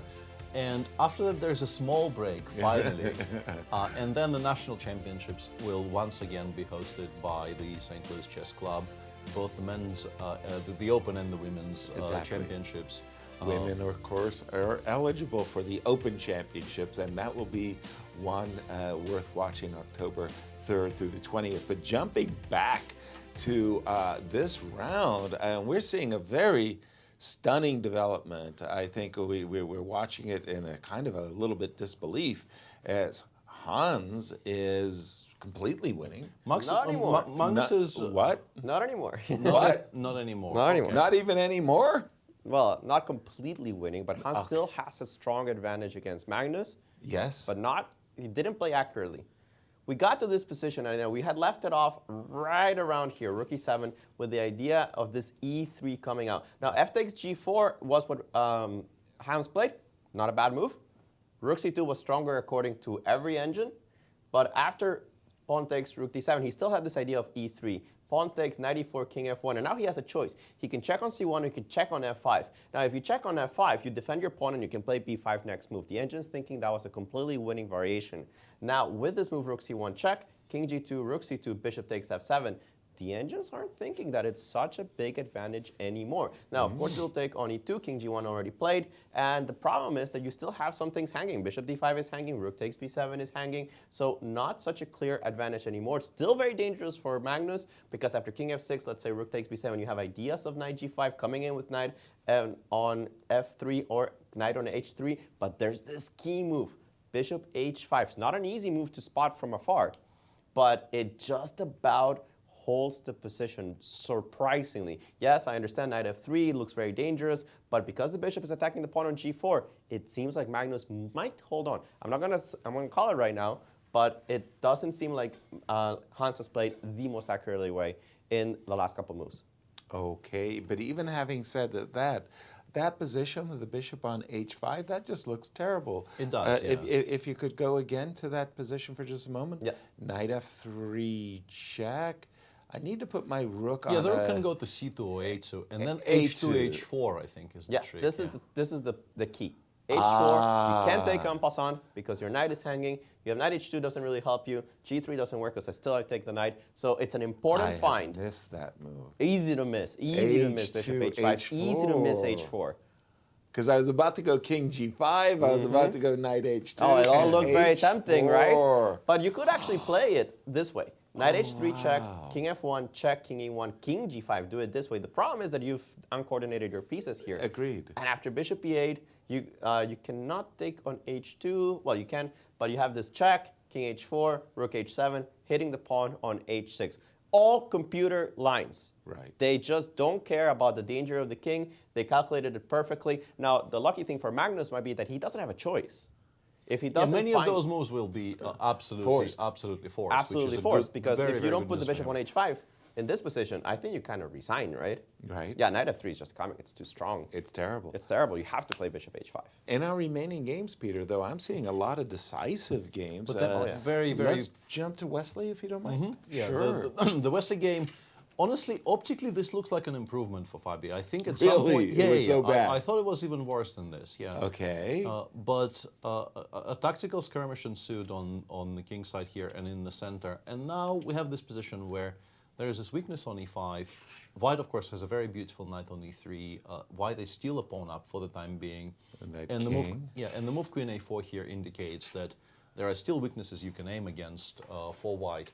But if you can imagine, Fabi already played c6, c5. If you can imagine black, let's say, playing rook d8 and starting to threaten d5, d4, The bishop on e6 does a very good job of, controlling knight on e3, controlling some of our weaknesses, and supporting this push. The pawn on e5 constantly is being threatened by the queen on c7, and white really does not have any pieces to get to it. Of course, I mean, I assume white is still better here. I don't know how much, but of course I would pick white if I had to pick. Right. But it felt to me that we've we've gotten the absolute maximum here with black, because we do have counterplay, we do have some plans that require attention, at least. Can I see the tactics for a moment, Peter? C3, Sure. C4. Let me try to play d4. I would really like to play And d4. of course I take on d5, I take on e5, right? Exactly. And you play queen c6 or queen a7? Which one do you like I better? was thinking queen d7. I wasn't really queen even d7 even, yeah, also very strong. Because I was, you know what I mean. Very strong, yeah. And I but didn't hang know, on a second. Right? d3? It's not over till it's over. As Queen g7? Yogi I won this endgame. I think I'm actually getting the endgame here, because queen e6, queen f7. I see what you want. And then with the pawn on d3, like if you get no, I don't. Yeah, I don't want to live with the pawn on d3. Yeah, that it's a bit double-edged, yeah. Yeah, that wasn't exactly on my agenda. And this is what I meant. Of course, you're still running tremendous risks here with black, but you see the glimmer of hope, because the position is no longer fully under control by Wesley. I do believe I've kind of... you solved it, yeah, rook well, e4? Queen g4? How do I say? I King pitched f7? it. Yeah. And, yeah, king f7. Doesn't really, I think f8 is also okay. I was going to try to rook collect e8? Rook e8.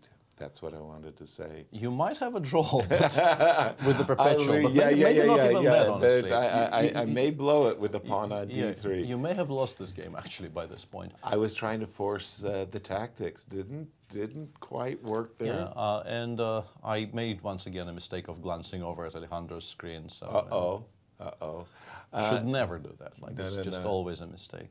It's too distracting, Peter. It's just too distracting. But we have to ask the engines, and the engines think Wesley is just winning. He needs to find a couple of good moves. Rook d2, maybe? Rook d2 is the start. There's no choice for black. I think Queen that part is takes clear. e5? No, you have to play rook d8, I think. No, you have to play rook d8. If you take on e5, then queen takes a7 is just lights out. Exactly, lights out. Clear. Yeah. So you have to play rook d2, rook d8. And now the correct move, there's other moves that give a huge advantage. Okay. One of them is knight g2 with the idea knight f4. I rather like that. But b4 forces the action. Because if I take on c5 and I dominate the dark squares, it's easy. That's easy. So what happens on d4? Right. And the problem is that you take, and just give up the rook. Rook takes, check, king wherever, queen takes e6. This king super safe. This king, whatever. It's not super safe. Whatever the opposite of what super safe is. Completely lost. I mean, the knight and the queen and the million pawns of extra material, it's just too easy. So that is a very nice line, yeah. So if he finds rook d2, b4, there's very little that Fabi can do about it. Because I'm going to take on c5 next move. If you take on b4, I could take with the pawn, it's okay. But just take with the queen. Yeah. And the idea is that queen e5, you have queen either e7 or a5, both giving a decisive advantage in this position. And it's just very difficult. And rook d2 on the board. Now, rook d8, as I said, b4 is not the only move. I had rather like this knight g2, going back to f4, remaneuvering the knight into a more aggressive position, maybe supporting this pawn on the e file. So I like, as a human, to play knight g2, but the edges say, you know what, just go b4. If you want the dark squares, go get him, because you can do it right this moment. Impressive and forcing, too. Now, again, I mean, this could, for all we know, be the match of the tournament that's taking place before us between Magnus and Hans. And Magnus, pardon me, Hans did play the move king f6 as a prelude. Yeah. Magnus has got to find bishop h5. Not yet. No, he has to take on b7 first. Take on b7 first. I think Hans also repeated rook e1, rook e2 check a couple of times, which I think is a kind of shows a good understanding of. He has more time on the clock than Magnus. I think that's a mistake. To repeat? I think it's a mistake to repeat. Why? Because Magnus would have had to find bishop h5 before move 40. And if he plays rook takes b7 right now, it's move 40. Yeah, maybe in that way, yes. But also, I think maybe Hans realizes that things are not as clear as he would have liked. and he needed some time to sort of calm himself down. And yeah, you're probably right. I felt that for some reason, whenever I see a young, supremely confident player like Hans do those little, things that they teach us, old fogies, to do, or they taught us when we were young and arrogant. Well, I thought it was the Russian school of chess. Exactly. That was telling us to do this. I feel a certain affinity for that decision because like it's the supposedly correct way to approach things. But maybe you're right. Maybe if you realize King f6 and knight g5 will be the critical try, and you look down on your score sheet and you realize, if I repeat, it will be move 41. You maybe should not be repeating. I think you're very much on point there, Alejandro. I didn't consider this angle. Right, but King f6 is on the board in the test. The ball is definitely in Magnus's court. Now, as far as King f6, Rook takes b7, the only move, right? According to engines, yes. Everything else gives black a decisive advantage. Okay, so Rook takes b7, and this by no means knight g5 is not the only move. There's another way of getting to f3, I assume. But then we can play bishop g5 maybe even, because knight h3 is no longer a threat. Knight h3 is very much part of the problem here for white, that black has a combined, like knight g5 creates two very, very strong threats. Because I think bishop d5 loses specifically to knight h3 and nothing else. It does lose to it though, because king h1 gets you mated in two. Let's not go there with this very famous rook and knight pattern. Yeah, so you have to go to f1, and then black just takes on h2 and just sort of queens the g-pawn. This looks, maybe even rook f2 check first, so that we don't get boxed in with bishop g2 here, right? I like that. Let's include this little check and then take on h2. So there's no bishop g2. And g3, g2 happens, I think, exceedingly quickly in these types of positions. Makes sense. So 92 exists, but apart from the fact that bishop h5 might still be playable even there, there is also the problem that without the knight h3 threat, we can go bishop d5 and defend from that side. Not forced to part with the h2 pawn. And another game that we've been discussing quite a lot today, but not for a while. Aronian is back to being kind of lost against. Against I mean, yes. He's been on the edge for so long. But he made this incomprehensible decision for me. If you go back to the knights, why would you? Why knight d6? Yeah. Why knight? Out of all the ways that you can defend the pawn on f7, whether it be king g8, king g8, rook e7, rook e7. Yeah, rook e7 probably best move. But why retreat your best piece? Yeah, this is very, very difficult to understand for me because and then Alireza played very, very logically. You give this couple of checks. You play knight g3. And you landed on f5, you trade those knights off, and then the king on g8 is very, very bare. Exactly. Yeah, the king is too exposed, but the knight on e4 was such an important piece for the defense. Yeah. And the offense too, actually. And we reach this position. Yeah, rook d3, a takes b4 on the board. I assume there has to be a concrete solution here. There is. Check and rook e3. Yeah, he still needs to find it, of course. He doesn't have that much time, but it is very concrete. Rook g3 check. King has to go to f8. If you go to the h file, queen f3 starts threatening checkmates, and it's very difficult to defend against it. Once I force your queen to h6, like let's just put something on the board, I don't know. Well, this gets mated in 3, so I need to defend the f7 square first. Check here, and the key here, rook f7 wins. But this is better.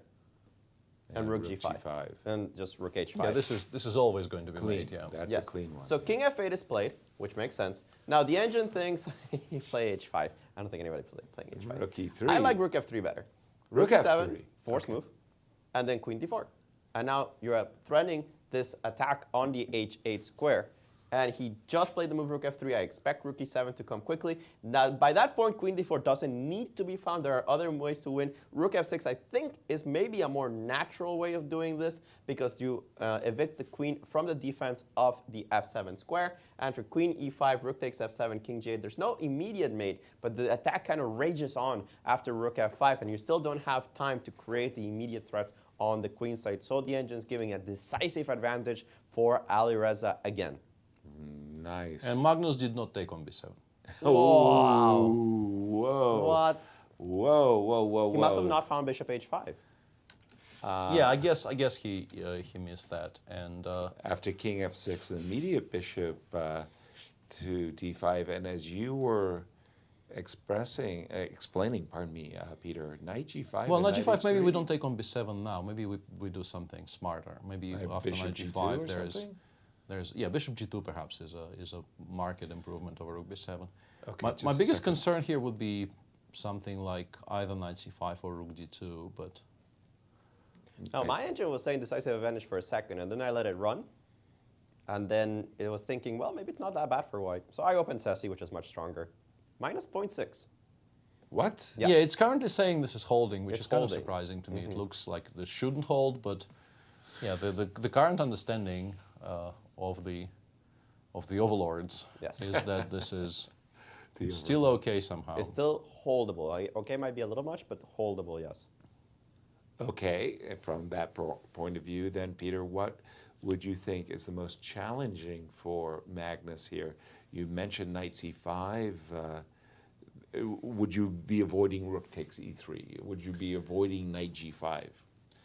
Rook E3. Oh, Rook E3, B7. That doesn't. Rook B7. Really maybe even Bishop B7 in some positions. I'm not sure, but probably Rook B7. Yeah. So I believe you did mention Knight C5. Yeah, Knight C5. But I guess we go either the immediate Rook C7 or maybe Rook. Yeah, let's go Rook C7 here. Yeah. Okay. B6. B6 was the. Guys, this will be an interesting endgame, but since Levon only has 30 seconds, let's the watch full-size camera on that one, as we expect this one to be quite fiery between Levon Aronian and Alireza Firouzja.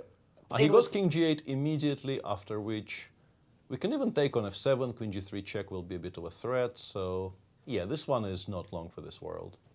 There's no way you can defend this position. Yeah. Not with that many rooks pointing at your king. Yeah. How many rooks can we point at your king? King G8, Rook F7. Just Rook F7. As you said, Queen G3 with checkmate. So you play something like Queen G4 or Queen G6 here. You saw that Levon head shake there. He knows. Yeah, of course he knows. Of course he knows. Of course he knows. And he's had 35 seconds when he.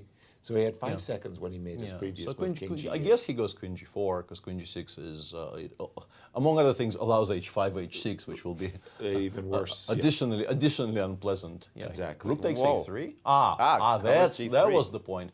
But I'm guessing Rook F8 gives mate, right? You would assume Rook F8. Rook F8 wins the Rook. It wins the Rook. Yes, it wins the you have Rook. H5 at the end. You don't actually need to find better. You can play Rook F8 check, King G7. Why am I? Queen G3. Rook takes G3. Yeah. Thank you. Yeah, so Rook F8, King G7. Yep. Queen F7 check. Rook G8. Rook F8. No. King G7. Yes. Queen F7 check. Yes. Takes. The only way. Alireza sees it. King G6. It's the human and for a way second there, it feels like you've protected yourself, but H5. H5 wins. Yeah. That's the nasty. And King H7 changes nothing. You still play Queen F7 here, and the game ends. I mean, there might be mate in 5 here somehow, but you don't need it because extra rook is always better than mate in 5. I was taught as a young child. That was what Ben Larson said too. The mate might not be there, but a rook's a rook. And that's the game, guys. Alireza with a bounce back. Wow. Incredible. And what a game. This was such an entertaining game.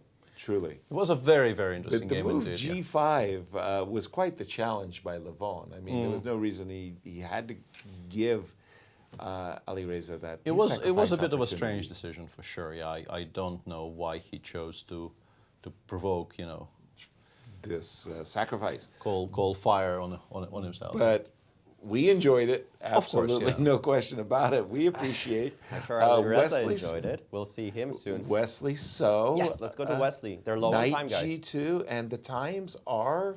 We got 4 minutes 45 for Wesley, 2 minutes 16 for Fabiano Caruana. Still 5 moves to make for both of them.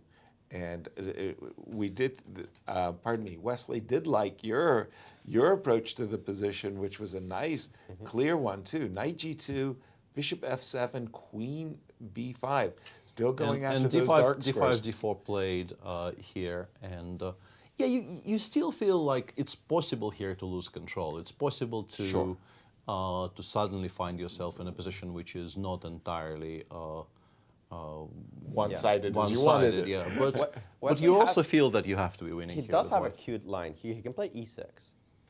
You play e6. Yeah, you can and you should. Yeah, Yeah, E6, you can and you bishop takes should. E6, And I think this takes was the point D4. of queen b5.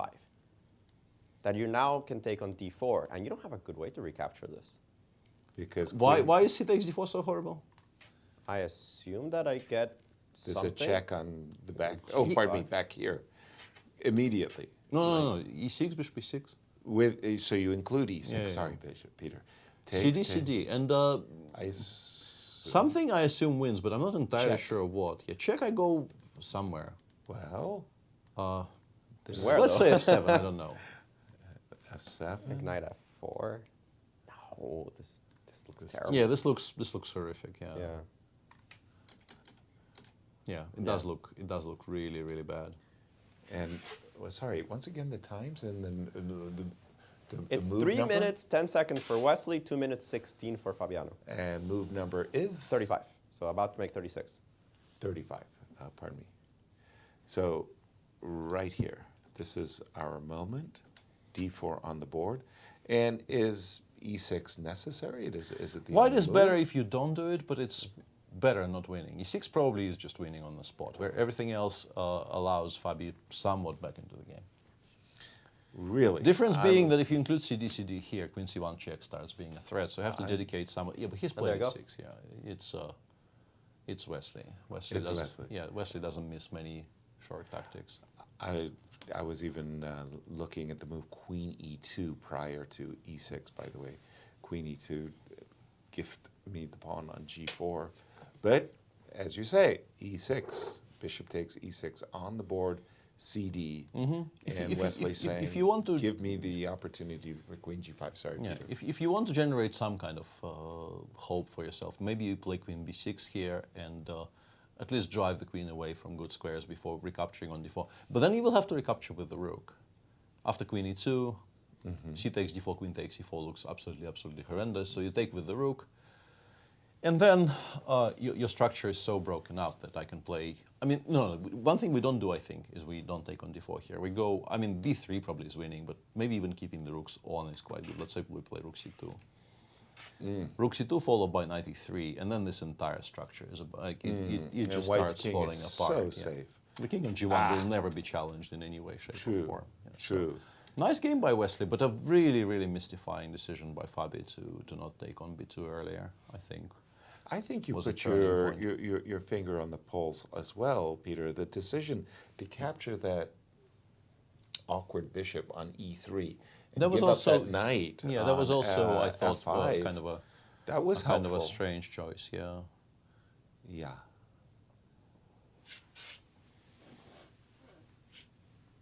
Wesley certainly looking as a. Fabi down to a man minute. happy. It's move 36, so with the 30-second increment, this is not as bad as it looks. But the problem is really that the position is horrible, not that he is down on the clock. But he has to play Queen B6, right? Is there another move? Yeah, like if you play c takes d4, I assume you just get mated. Yeah. This is a position we stopped. We just stopped after knight f4. We just It's didn't- painful to look at. Exactly, exactly. And Alejandro, we had actually had this conversation about Fabi kind of misfiring for quite some time. I mean, at one time, clearly the world number 2 by quite a margin, slipping, and just barely in the top 10. Yeah, he's had a rough few months. I mean, starting with the second half of the candidates. Right. That things have gone downhill for Fabiano Caruana significantly. Exactly. It's very rare to see Fabiano lose more than one game per tournament. In the Olympiad, he actually lost a bunch. He dropped a lot of rating, and he hasn't been able to really come back. I mean, he had an okay Rapid and Blitz, finished 3rd at the end, but his Classical is where it's mostly suffering. Actually, his Rapid and Blitz ratings are still up there. But Classical, he seems to be not on shape. I mean, I'll be honest, Fabi's the type of player that finds this Queen D7 against Lanier no problem. Exactly. That's he was great calculator. Great calculator. Right. Not so much yesterday, right? And here again, he just misfires, doesn't calculate rook takes b2 properly, ends up in a terrible position. I don't know. Things are going wrong for Fabiano Caruana. I know that he is just trying new things, but something needs to stick. Exactly. Rook takes d4 as you prescribed, Yeah, Peter, on our screen. Yeah, b2, b3 you mentioned is one very good move. You don't take on d4, you said. I because really hate giving black any a counterplay passer of any kind. Yeah, like, but probably even still winning. here, Yeah, though, I would right? assume mean, it's still winning. But why would you give black hope here? Well, Whatever yeah. slim hope there may be, I just wouldn't be doing that. By Okay, the way. Wesley disagrees, but he still wants to be a member of the Pawn Grubbers Association, does Wesley. So rook takes d4, c takes d4, gift me the pawn, queen takes e4. Yes, you can take on a2, but I will take on g4, I'm assuming, as Wesley is. And also the knight, by the way. The knight is so wonderful in these positions. And perhaps now with the position really settling, we can bring back the actual breaking news again in the Carlsen-Niemann game. Yes, what is the breaking news? Magnus had very, very serious drawing chances, and this is past move 40 as well. And now he's back to being what I assume is just completely lost. As in completely lost? Yeah, well, specifically after a precise move here, which I think is findable. He played rook f7 check. After bishop d5, Hans played rook d2 after some thought, and this concluded the first time control. I see. Rook f7 check was absolutely the only move on move 41, and after king g6, then this is the second time in this game where Magnus chooses to try to keep the bishop alive instead of offering a rook ending. You can play rook e7 or rook f4 in this position, both of which very likely will lead to the same rook ending after rook d5, rook e4, which doesn't look very attractive. Right. But it's a rook ending. Necessary. It's a rook ending with all the drawing tendencies that implies. And instead he's gone rook d7. I'm guessing, assuming that there's not very much better than just some kind of a repetition with king f6, but you can play using the fact that the rook on d2 can be connected to the king on g1 via a fork. You can play knight g5 here. Let me just interrupt you to say that we do have in studio a special guest who won his game. Firouzja is with Alejandro. Alejandro Firouzja coming back into the tournament. You lost yesterday to Jan, bounced back today, and the first thing I have to ask you, do you know that there's a brilliancy prize in this tournament? Yes. Yeah, I think this is one of my very good games, I think, in my career even. I think it was very interesting, this sacrifice. Here we can show it on the board. Yes. After g5, you didn't doubt it, right? You just kind of went for it. How good did you think your position was after knight takes g5? Yeah, I felt that it's winning because of this idea of f4 and knight e2. So it felt, when I saw, okay, it's apparently long. Don't worry about it. Actually, the engine, the more it thinks, the more it likes f4. Okay, yes. I think it's a very interesting plan, and when I saw this plan, I thought it's just winning. Right. So, but he gave you a lot of trouble, actually. Yes, I think he found a very nice defense, and it was very interesting the way he played. It was very forcing, actually. I couldn't find a better way to continue. After c6, you mean? Yes, b4 is correct, I yes. think. Bishop. Only move? Yes, and rook f1, king h4 is apparently not correct. Wow. Bishop h4 I liked a little bit more, but it still thought h4 kept a strong advantage. Yes, and then it's very forcing, actually, after takes. Queen b3 is a very important move. Excellent move, this queen b3. Yes, rook e8. And you played this absolutely great. We were just wondering, after knight takes e4. Right. Knight takes d5, yeah. What did you miss there? Yeah, for sure, it's a good move, but I thought I am better anyway, so I didn't see the win, king g6. Here I was calculating rook d5, queen h4, and I couldn't see the win, so... Yeah, there was only one win in this position, actually. It's the move queen f3. Yeah, and I saw this, but knight f6. Then you can just take. Takes. And this... I missed queen h... King g7? Yeah, and then rook g5, yeah? Yeah, you get the queen. Okay. Yeah, I missed queen h5 check, yeah. I just saw queen g4, king f7, rook f5, but it doesn't... like this, right? No, king f7. King f7? Yeah, rook f5. I think it's winning, but okay, I thought in the game I am also better, so... Right. And he didn't have lots of time, so I thought maybe if I just keep it and attack the king later, it would be better practical choice, because if I miss something there, I am down a piece. How did you make the decision between playing the knight to e2 and what we thought was a more logical move, knight h5? Yes. Knight. I thought that I could go back and also defend the king and also attack the attack his king, because knight on d4 is very powerful, and knight h5 is a bit shaky move, but maybe it's a better move. So. Yeah. Well, it seemed like knight e2 was a little bit of a mistake according to the engines. But after knight d6, you were just back in control. Queen d3 check here, and this excellent sequence. Right. When did you feel you had it in the bag? Yes, here, because the king is so weak that it's so easy to play with white, and he didn't have lots of time, so I think I was very optimistic here. So. Well, absolutely, you should be, because well, you have a crushing position, and you ended it up with a flurry of attack. Nice bounce back against Levon Aronian. After 3 rounds, how do you feel overall about your performance? Yeah, I think it's very decent. Jan played a fantastic game yesterday, so I was not very upset with the yesterday game. I could have defended better, but I think he just played a very amazing game. So I think it's very decent. It's 50%, so I'm happy that today I managed to come back, and we will see the coming rounds. We absolutely want to see you today. It was a great game. Congratulations on it and the bounce back, and good luck the rest of your games. Thank you. Congratulations to you as well. Definitely well played today. Alireza. The 2 remaining games looks like decisive advantages, Peter. Wesley and Fabi, but what's going on in the Magnus game once again? I don't know. I do know. I'm just wondering. You're not ready to share. I already did share. Okay. I mean, sort of in a more general sense, I haven't seen Magnus defend so shakily very often, because I think he definitely is one of the best people in the world in terms of sort of understanding sort of material changes required for the best drawing chances. Right. I just keep on coming back to those two specific points in this game. One where he replied to knight c4 with a4, and another one just now where you have this option of this rook ending, which yes, you're a down a pawn. Yes, I mean, I wouldn't be sure this is a draw. Right. But rook g7, just sort of self-pinning yourself like this, I understand it's probably connected with a miscalculation of some sort, but I just would be very, very uncomfortable making this move anyway. Right. And here after knight g5, I think you have to play bishop f7 check, and now after king f6 or king f5, but I guess king f6 is good enough. You absolutely have to take on d2. Yeah. Black gives a check, takes on d2, and then the b-pawn just starts running. It's a runner.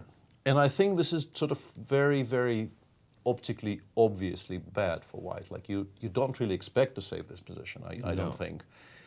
And it's just so unusual for me to see Magnus not utilize every single defensive resource. Yeah, I don't think I've seen this too much from him over the years.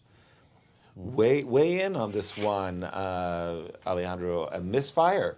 Yeah, not just one, right? But it's several during one game. And Hans has played well, but he's also kind of let it go at some point, giving Magnus what you would think is the chance, right? When you think about Magnus, he doesn't give you chances, and he's giving him 2 in this game. That is, to me, a big surprise. Absolutely. When I think also about Magnus, I think about his accuracy. And knight g5 on the board, and guys, this is pretty much over. Yeah, this probably is. From here, it should be reasonably straightforward. I don't really see how you don't win from here. Wow, wow. Again, I'm just stunned by these 2 wildcard players, but most especially Hans, coming in this tournament is clearly the biggest underdog in Sinquefield history, starting with 2.5 out of 3, just unprecedented. I don't even know what I could call it. Knight g5 on the board, and this looks awful for our reigning world champion. And how bad is Fabi's position? Or, as you were saying, Peter, I would never allow a passer. I think this is a huge improvement compared to, like, if you go back to the position after rook takes d4. Right here. I feel like, like after rook d4, if you play rook c2, knight e3, I think you win pretty much every single time, because everything will start collapsing. I don't see how the structure doesn't just fall apart. The g4, like once the knight lands on e3, I think the g4 pawn just kind of is indefensible with the pieces where they are. You mentioned the word structure, Peter, and this is like every single pawn island you can make. You know, I mean, calling this a structure is perhaps being G4, E4, overly flattering. Right. I hear you loud and clear. Yeah, I'm assuming the current position is also winning, but if we put it on the board, I think bishop takes a2 is a very good choice. Just G4 was always weak. Just trade it for a healthy pawn on a2. Yeah, get rid of we it. bring the bishop back to f7, meaning that, let's say, we play knight f4 here, we play bishop f7 as a matter of course, and then it's going to be very difficult for us to get mated. He played queen f3. I'm still playing bishop f7. I'm Exactly, pretty sure, exactly. And then you can... The game flares anew. Yeah, flares anew maybe is an overstatement. Okay. The knight on f4 is still going to be very strong. The king is still completely devoid of any defenders. I think queen f3 check was played with the intention of playing queen a3 check. That's my idea. I think Wesley doesn't want to even entertain the idea of giving up the b2 pawn. And then we go knight f4 next move, and we continue improving with white. Maybe, I don't know where my king belongs, I'm but not maybe sure.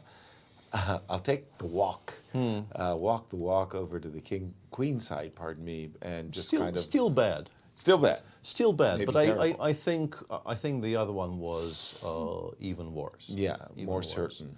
But I understand these are questions of taste more than maybe anything else. Exactly. Weigh in on that one, Alejandro. Are you with Peter? I'm a pawn grabber.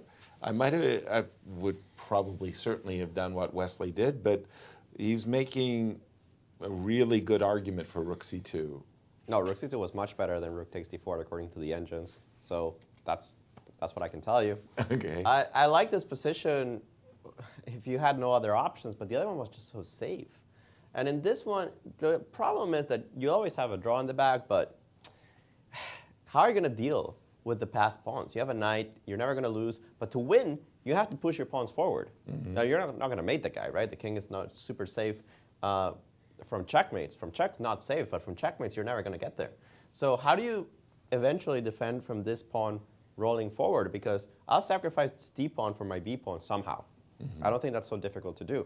And then this pawn is going to start rolling, and unless I capture it, it's going to be very annoying. You don't want to have a knight all the way on that side of the board defending against the passed pawn. And more importantly, in so many situations in which you trade pieces, they might start becoming okay for black, especially the queens, right?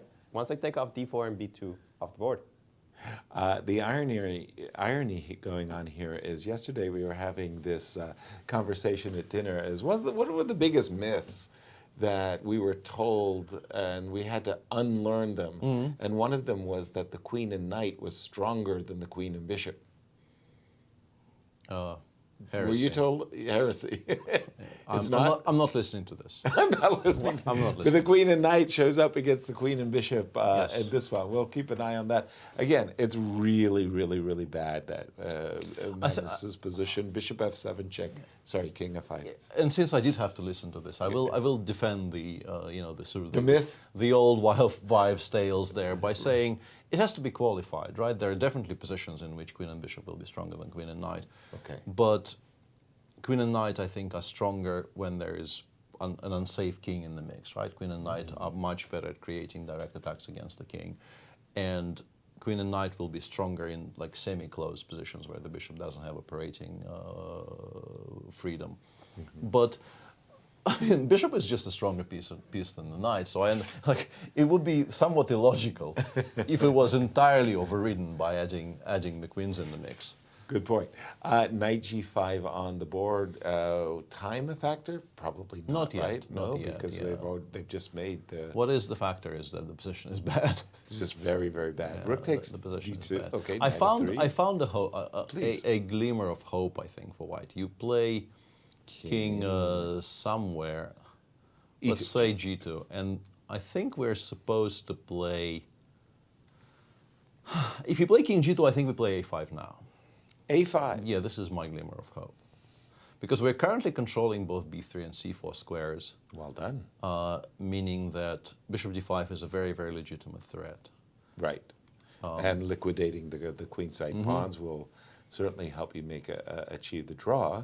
But on the other hand, are we... Yeah, something like this, I guess, bishop d5, knight somewhere. But then I go king g3, and maybe there's... Like this, I don't know how easy it is to win. I wonder why it is so completely and utterly lost. A glimmer of hope, as you say. Okay. Yeah, I think we A5. The bishop should not be allowed to D5 at all. I think we go King E5 here. I think this is the bigger issue. Okay, A5. I really like that move. I mean, you've got to make it as awkward as conceivable for your opponent. A5 freezes the queen side for a moment. King E5 to stop bishop D5. And now are we ready for King G3? Yeah, we can give a check from F1 there. Pick up one of the pawns. Probably the H pawn. Probably the H pawn, yeah. And then the issue is with the bishop on F7 completely locked out of the game. Eventually, let's say if the entire king side disappears, let's continue that line. Oh, please. Like King G3. Knight F1. Knight F1 check. We go King G4, Knight H2. Yep. King G3, Knight F1 check. Yep. King F2, Knight D2. The problem for white, I mean, the king side doesn't even disappear. There's still an H pawn. But yeah, the issue is that the bishop on F7 is so completely dominated by the king on E5 that I think black actually eventually will be able to relocate the knight from D2 to some square from which you can attack the pawn on A5, while white will still be, you know, shuffling around, searching for a way to get something somewhere. Exactly. So yeah, the more you look at this, the more you realize if we could attack the B7 pawn, we would have drawing chances. Right. But it seems weirdly unrealistic here to ever be able to do that. And if we just Knight F1 here. Charge boldly into Knight takes C3, line, followed by King D3, D4 followed by Knight C4. As I did this, instantly up came a table base that just said bang, bang, bang, perfect play. But here common sense dictates that my next two moves are King D4 and Knight C4, and then your A5 pawn is gone, and you still haven't attacked on B7. Exactly. So yeah, this appears to be done to a degree. We do have this and A5, and this important moment is King E5 is the only winning move here. Everything else the only is logical move, in my opinion. Yeah, but also, unfortunately for Magnus fans, it's very, very logical to play the move King E5 to stop this nasty bishop D5. I think it's a very understandable decision here, because if you make your knight very bad, like if you allow bishop d5, put your knight on either c5 or d6, then white will have so much counterplay just playing against the black king side while you still have to. And king e5 on the board. Apologies for making comparisons, but I do remember one Garry Kasparov coming out of nowhere, and I believe it was a debut in Begano. There was Tigran Petrosian and all of these, you know, great players. And the Yugoslavian organizers had actually made a mistake. They had invited a junior player, and they wanted a player of this certain category, let's say 25, 80. And Garry was, I'm going to say, close to unrated. Like, he didn't really, there was a Soviet rating. The ELO ratings in those days didn't change very often. And I'm going to say he came in as a, say, 2,500. And he passed his debut. Did Garry. But that's as outstanding as what I'm witnessing today here with Hans. I mean, this is an amazing result. Should he convert? But from here, it still takes some time, because weirdly the knight looks very nice on d2, but getting it to squares where it can actually attack something will take some time. C6, yeah. But you actually do have all the time in the world here as black, because white really has no counterplay whatsoever. The bishop on f7 cannot be rerouted to any kinds of good squares at all, it appears. When you think of juniors making their mark, you made your mark, of course, in Tilburg. And Timur Rajabov and Linares. Yeah, I mean, Timur, I think, is a much better example, because if you talk about my Tilburg performance, I was 21. Like I was an oldster. Well, 19-year-old Ali Reza and 19-year-old Hans Niemann. But I do remember also, funnily enough, Timur winning the Brilliancy Prize and tasering Garry Kasparov in the process, because Garry was the victim of the Brilliancy. Garry, I think, was quite happy with that decision by not the appeals committee, but the judges Yes. have offended him grievously. Grievously. I think he even complained. Yes, he did. Yes, he did. Vociferously, I might add. King e5 on the board. Alejandro, chime in. This is bad news for the world champion. Well, it's -9, so... -9, sorry. Didn't realize it had gone through the roof. Yeah, you need a stronger engine to get those numbers, but it is up there. It's just completely dead lost.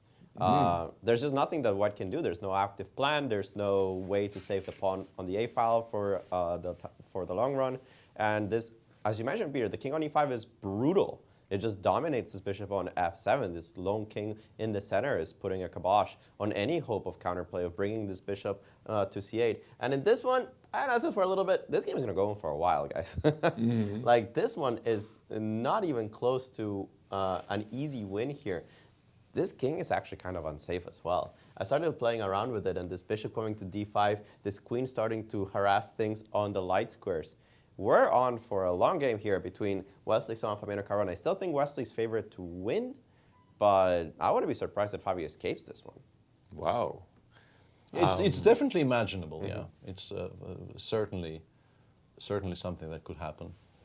Okay, we do have one victory in the books already, a very exciting game, Alireza versus Levon Aronian. And I know Levon's not going to be happy at all, but he did make it very difficult, so much so that Alireza came out and said maybe this is one of his best games ever. Yeah, it's a very pleasant game to play when you're playing against somebody of Levon's stature, and you get to play an attacking game like this. It's extremely rare, and it gives you an absolutely like this warm glow. Exactly, and again, let's just take a look at the 3 results we have had in this round 3. So far, 2 draws, 1 reasonably quiet draw, and 1 actually kind of eventful, with Dominguez missing a golden opportunity to increase his score over Jan Nepomniachtchi. And Alireza Firouzja bouncing back immediately after his yesterday's loss to Jan and beating Levon Aronian, who is now below 50%, while Alireza climbs back to 50% for himself. And I got to tell you, for the Grand Chess Tour, that loss by Levon really just makes Firouzja happy, makes MVL very, very happy, but also Wesley So in the mix, in the Grand Chess Tour, wants the victory today, and he is nursing a 2-pawn advantage. One so far. Only? I thought only engine. You mean in terms of the? I mean, he's up a pawn. He's up a pawn. Yeah. But it's +2. Yeah, Okay. exactly. Fair enough. And but again, I'm coming back to this game of Magnus, and I just think that this is an extraordinary achievement. Yeah, absolutely. It's Magnus's losses with White are. You can be numbered on fingers on one hand over the last I don't know how many years. Exactly. We could do some research, but it's definitely going to be an extremely low number. Precisely so. Yeah, and wow. And I puff up a little while saying those words, because I mean that's going back a number of years, but I'm beyond that list. Nice. Let's talk about longevity, streaks. Non-losing streaks, and again, for me, one of the really remarkable ones was Michael Tal. Having 2 of the longest streaks of not losing were by Michael Tal, a player that we thought of as a fearless, but that was in calculator. Years, right? Yeah, fearless tactician. He didn't lose very many. Then along came Vladimir Kramnik, who extended the record beyond Tal, and then came along one certain Ding Liren, who also had he got to 105, I think, right? Or that sounds a little bit more. I was just going to say he got to triple digits and somehow stopped, maybe 101. Yeah, it was between 101 and 105. I don't remember the exact number. And then Magnus beat that. Yeah. And currently Magnus is on a 50? 50-ish, I would say. I'm not keeping track. I'm sure PH knows. If we track down PH here, PH will probably know the number. But okay, it's 53, guys. Yeah, Firouzja will set us straight. Come on, guys, it's 53. Get it right. And about to be upended on this. Probably, streak. yeah. Seems like it's unlikely to survive this position. It seems very, very bad. We were talking about getting to 2,900, losing a game for Magnus against this will cost him like 8 points or something. 7 or 8 points. Yeah, I don't know exactly how many, but yeah. Oof. There's about a 200 point. We can actually calculate that. 200-point difference is the rough calculation is you divide it by 7. So that's what. Yeah, that's 8 points. Yeah, and 7, 2, and 10. That means that his expected result is around 80%. Right. Meaning that you have to score 0.8 out of 1, and he scored 0 out of 1. Oof. Which is 8 points. 8 I mean, points. maybe 7.5, but definitely in that vicinity. I mean, what matters is he'll break 2,700. Hans will break 2,700 on this one. And that as well, yeah. Hans will very, very safely get into the 2,700 club on the live list after this one. I think even draw was enough. Was it? I'm not no, sure. It wasn't? Okay. No, I don't think so. Joining players like Sam Sevillain, Jeffrey Zhang, and getting to that 2,700 club. Alejandro, as you know, as a coach, that's a phenomenal achievement. It's a formidable achievement. Yeah, that's a tough one, guys. But the juniors are coming. I mean, how many of these juniors straight out of pandemic started playing chess and just rose their rating? Hans is going to be breaking 2,700, and all these Indian prodigies are breaking 2,700. I think there's like 2 or 3 of them. Pragnananda is up there, but he hasn't done it yet. Ergaisi did it recently. Gukesh did it recently. I mean, when you look at the top rating list, there's a lot of teenagers in there now. Yeah, there's been some very, very strong words on this topic recently. I think Rustam Kasimzhanov over on the other stream, who I think works with Arjun Ergaisi right now, he said that in his opinion, Arjun is already like definitely a top 10 and maybe even a top 5 player in the world. Nobody just recognized it yet. Right. We just don't know it yet, but he's already up there in terms of skill and desire and knowledge and everything. And honestly, obviously, Rustam gets very emotionally invested with people he works with, as it should be, as is right and proper. And it may sound like it's a bit of an emotional statement, which may not be borne out in fact. But honestly, I'm not going to, I mean, looking at what Arjun is showing, him. at what Arjun is showing over the last, I don't know, year and a half, you wouldn't bet against it. No, exactly. You wouldn't bet against it. I remember growing up, going into these junior championships and fighting and crossing swords with Artur Yusupov. And he was one of those players that, he wasn't in the World Top 100, but once you started analyzing and playing against Artur, you go, my God, this guy's enormously strong. Yeah. Later he became a candidate and just barely lost a candidate's match against Anatoly Karpov, who played one of the great matches in my opinion. But Artur Yusupov, the juniors are coming, and guess what? King G3, Knight F1. Yeah, this actually speeds up the process. I think the way to make it maybe to move 65 was to do nothing, to play like King F2, King E2 or something, and just wait for Black to improve. Black would improve eventually, but this would maybe prolong the game. King G3, Knight F1, I think you lose faster. Because now that we've taken away the H2 pawn, we really have nothing to worry about. And we can switch, worries. Yeah, we can switch fully to the process of collecting everything on the queen side. I agree wholeheartedly. Taking that H2 pawn off the board is just a kind of that extra sense of absolute blanket security you really enjoy when you know you're winning the game. So King G3, Knight F1, and no good suggestions, as Alejandro said. -9 is quite a lot. 11 now. 11 now. 11 now. Back to 11. There's Alejandro will know. Alejandro. 11. Wesley So, Queen A4, check. And as Alejandro said, interesting square. Not the square I would have chosen by Fabi, but the best square. But yeah, once he played it, I thought, maybe this is where it's supposed to go, because Queen takes A7 is maybe no longer a check in some variations. You could definitely see why D8 is being chosen. And Wesley's got some work because, as Alejandro was mentioning, if you had played a move, for example, like knight f4 here, at a certain moment, how are you going to win this game? You're going to win the game by playing f3, g4, and advancing the pawn slowly, slowly, slowly.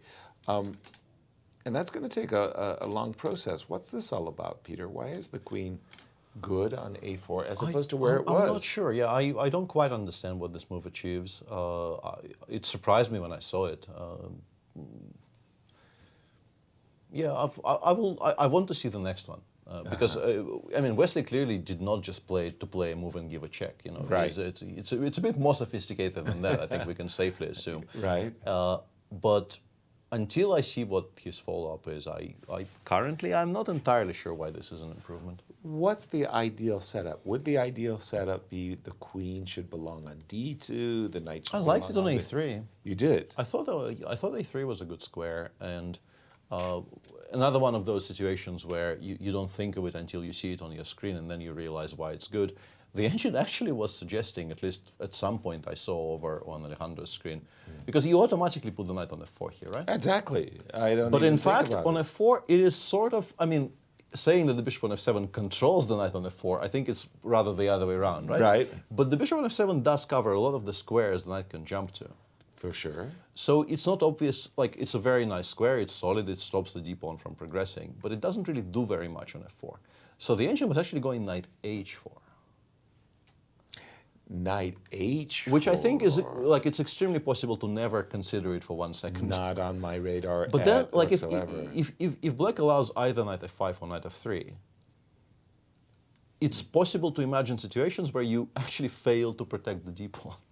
And like there threats actually begin to amass. Let's say, like Wow. knight f5 actually is a very, very large threat. And if you play bishop e6, for instance, I will play knight f3. And then I'm threatening queen a4 check, queen takes d4, and then the game will be over.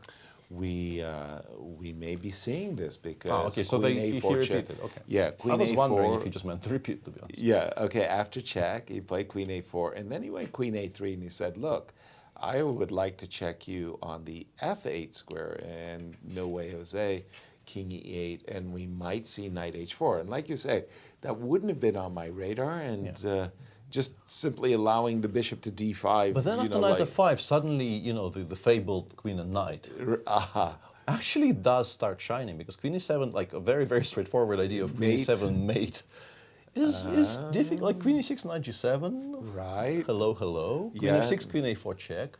Nice to meet you there as hello, well. Hello, yeah. I mean, it's tricky. It's tricky.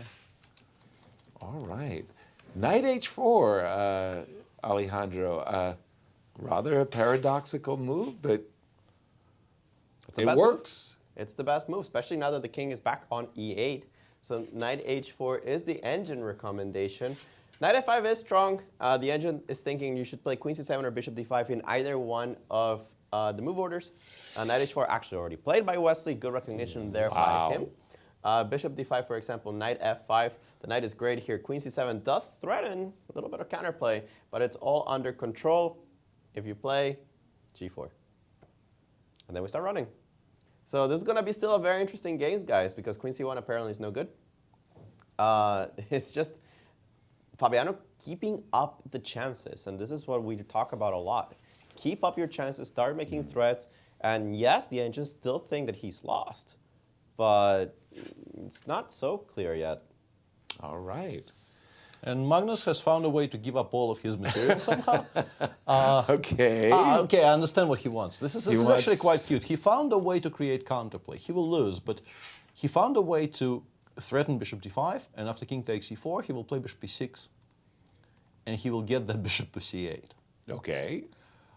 But this, I assume, is lost to a number of things. First Not of all, the least of which might be that the first of all, we are probably giving mate on the king side, but perhaps the slightly sadder thing for Magnus here is that after bishop e6, I can play king d4, bishop c8, king c5, bishop b7, king b5. And yes, eventually everything on the king side will get collected, but by that point, I'm pretty sure I will. Hang on, is this a draw after king g3? Maybe it's a draw after king g3 now. Huh. Your knight is... Yeah, I'm not in time. I thought I was in time to protect the h6 pawn, but I'm not in time. Okay. Very nicely spotted idea by Magnus then, because he's introduced some lack of clarity into the position. You still assume this is not good enough, but I mean, of course, I'm a pawn collector. I want to play king takes e4, but sometimes, you know, when that bishop cannot control the diagonal, sometimes a pawn on e4, you know, if I went king f4 and the computer said you're a genius, and for all of those reasons, bishop d5, right? Let's try to calculate here. I'm just a little curious myself. Yeah, bishop b7. Let's say I get all. I want to throw in e4, e5 somewhere. Yeah, I know, somewhere on this point. Probably. But this is here already. I've overdone. This is winning for black.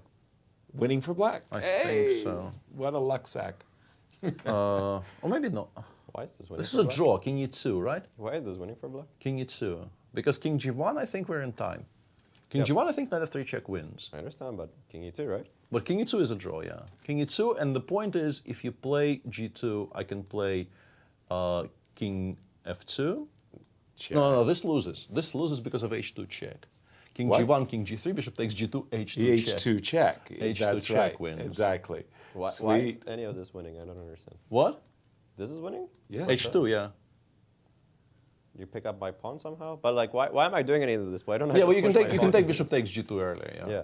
You can g2 bishop takes g2 is the Okay. Anyway, that was just kind of like a fantasy line where sometimes you don't want to take the pawn on e4 because you can go h5, h4, h3, and g3. Yeah, I wonder. More concretely, though. I wonder if you're supposed to play g3 check here. What? I understand it's very counterintuitive, but I think it solves our biggest problem, which is not to lose the b7 pawn. Like king g3, knight f1 check. Okay. Choose a square, any square. Okay. I'm off. Just knight e3. Knight just to stop bishop d5. Yeah, and then I will I will take on e4 and I will get to the squares I want to get to, and I will win. Kind of transposing to a line that maybe we saw from a different move order. Yeah, I think g3 check might be the simplest conversion, honestly, because king g2, knight g4 you resign immediately because I've stopped bishop d5 again. Right. So you have to take on g3. I go knight f1 check, and you have to choose between I think f3 and f2. But against both of those, knight d2 wins the pawn on e4. Let's say king f2, knight d2. I've stopped bishop d5. I will take on e4. I will play knight d6. I will play knight d6. And then, you know, the combination of pushing the h pawn and getting my king over to like c5, b5, those types of squares will be good enough. Has to be a very comfortable win for black, I would assume. It has to be good enough. Whoa. A valiant try, Alejandro, by Magnus, e3, e4, trying to trick Hans, but this move g3 looks spot on. Okay, or you can just take on e4. Yeah, show me, because or you could do it by just taking a pawn. You take bishop e6, I think you want to play, right? Yeah. Right. But then you just win with these two pawns. You don't have to be like bishop c8. Yeah, but you're not making a queen. h5. You're not on time. Bishop b7. h2, h4. Bishop a6. Yep. We're just winning so quick here, right? We're just winning, like g3 and knight f3, and then you make a queen. Yeah, that's also fair. Yeah, I mean, if you are willing to calculate, I assume this is also quite safely winning. Of course. Oh yeah, it's very safely winning. King takes e4, slightly easier. g3 wins as well. King f4 does not. King f4 does King not. f4 does not. No. Okay. Whew. Tough. And back to the Wesley So game for just a moment, because this counterintuitive move, well spotted by Wesley, knight h4, heading for the f5 square, and there was two tries for Fabi. One was queen c7, one was bishop e6. No, I think it's bishop d5, queen. In terms of creating problems, I think bishop d5, queen c7 might be trickier, because if you have to find g3, g4, and trust that those checks do nothing, because black actually picks up the pawn on f2 with check. Bishop d5. Reminding me of the line again. Yeah, bishop d5, knight f5, and now queen c7. Checkmate. Queen c7, protecting against the checkmate and creating a threat of checkmate of your own with queen c1, queen h1. Yeah. And apparently g3, g4 here is winning. But and just inviting among checks. other things, it loses the f2 pawn with check. because we can play queen g2, queen f2. But after king f4, king e5, I assume the bishop just gets picked up. Yeah, you can't because we're back to threatening queen e7 mate. Yeah, Yes, we are. And the king just went for a nice walk. This is not a difficult variation to calculate once you realize g3, g4 exists. Right. But it's very possible because you're not getting here, you're not getting teleported towards this position, right? You have to calculate it from somewhat far in advance.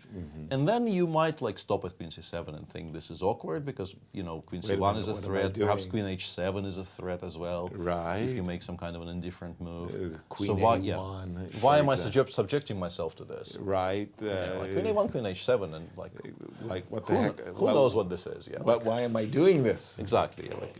Exactly. Why am I suddenly? But if you, as you say, if you do spot g3, g4, then you're golden again. By the way, bishop d5 on the board. Bishop d5 played. Yeah, 5e is very, very good at maximizing drawing chances and just generally defending in as tenacious a way as possible.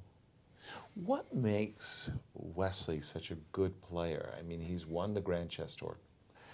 He's won the Sinquefield Cup.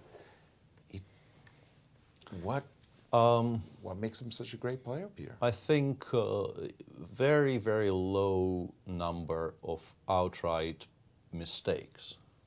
Yes. I think his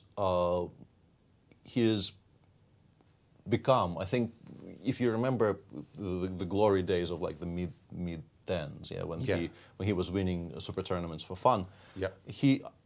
I think he's become a lot more pragmatic.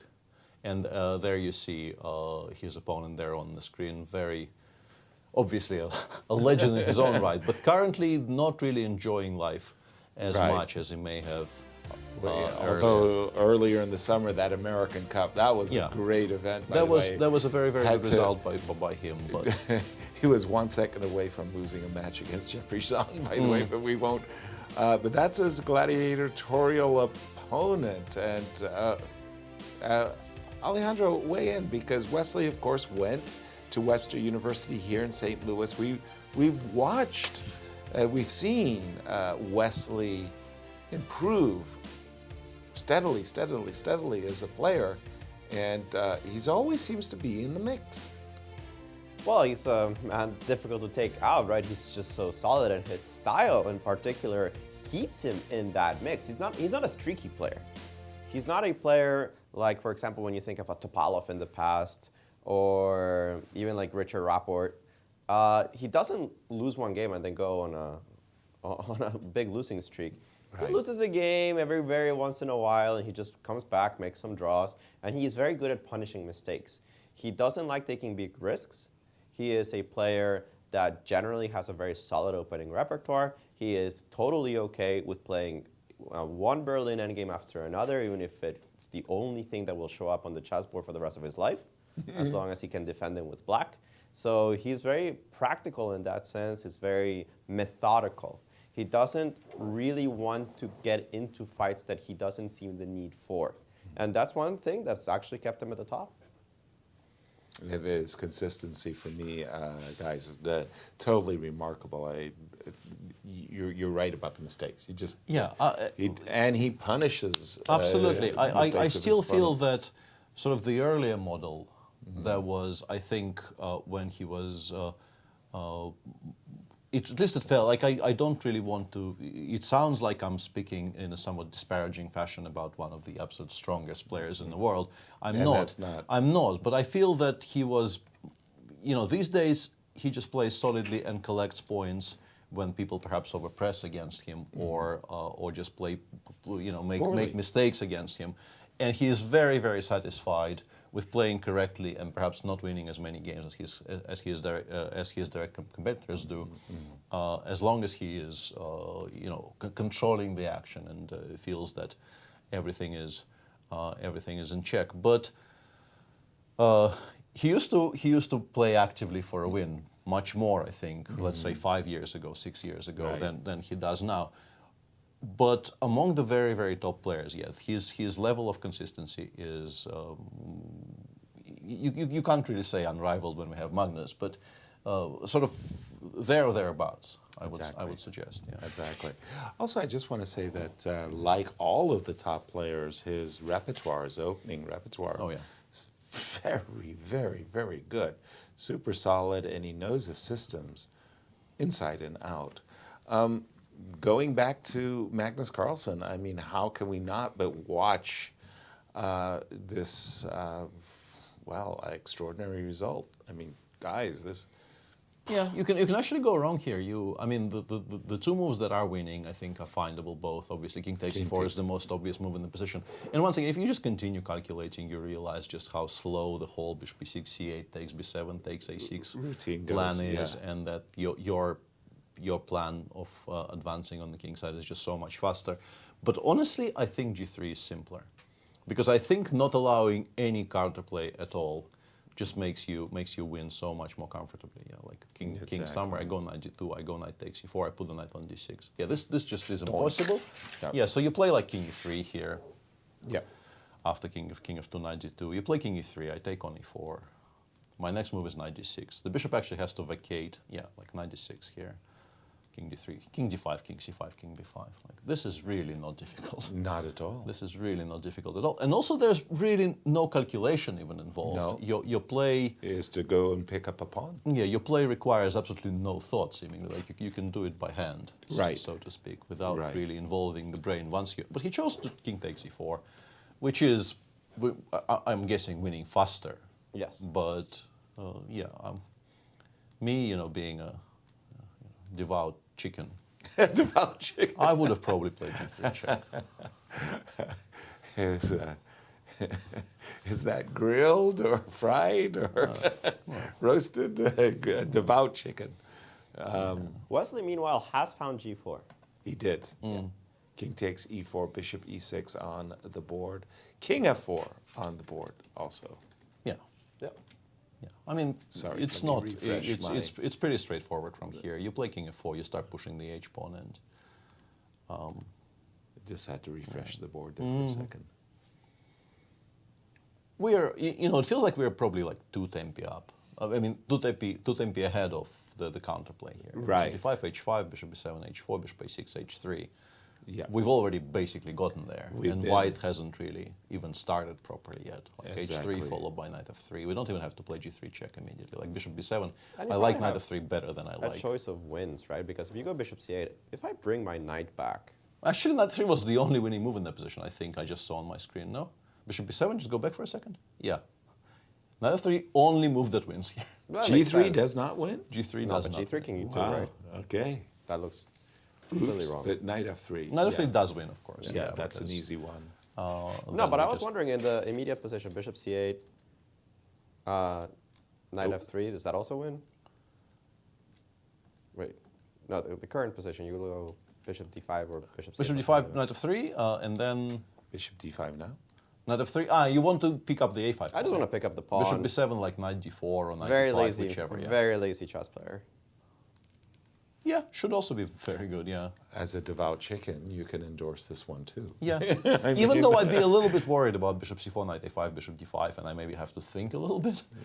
But probably not very hard, yeah. Like, honestly, this is surprising to me, just how winning this apparently is, because this feels like it could be tricky. But I guess you just play king e5. You time king e5 well, and then the king is never going to get to g3. Like I play h5, h4, and then I hit, like, let's continue for a second, yeah. King g2, I play h4, you play a king f2, a king g1 or whatever, and I play king e5 here. Yeah, and I can't play bishop to... Yeah, and the bishop does not attack the g4 pawn yet. So I get to move my knight away, and then I bring the king back to f4, and I win very comfortably, yeah. Agreed. So we'll see which one Hans chooses, because, yeah, there is this very kind of a pragmatic way of playing with just knight f3, knight anywhere, e5, d4, as I said. Well spotted. Or you can give mate. Or you could give mate. Alternatively, you can give mate, yeah. Mate sounds good. Wow. Again and again. Sorry, I'm putting you to the test.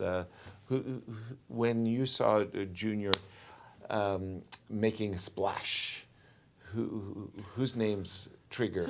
I mean, recency bias, right? It's you have to go with the current crop because they're just they're just so present in your mind. Yeah, like the Gukesh starting with 8 out of 8 just now in Chennai, and just sort of barely outrunning Nojebek and the rest of them who were also like Nojebek was on 6.5 out of 7, and finished I think on like 9 out of 11 at the end of it. So.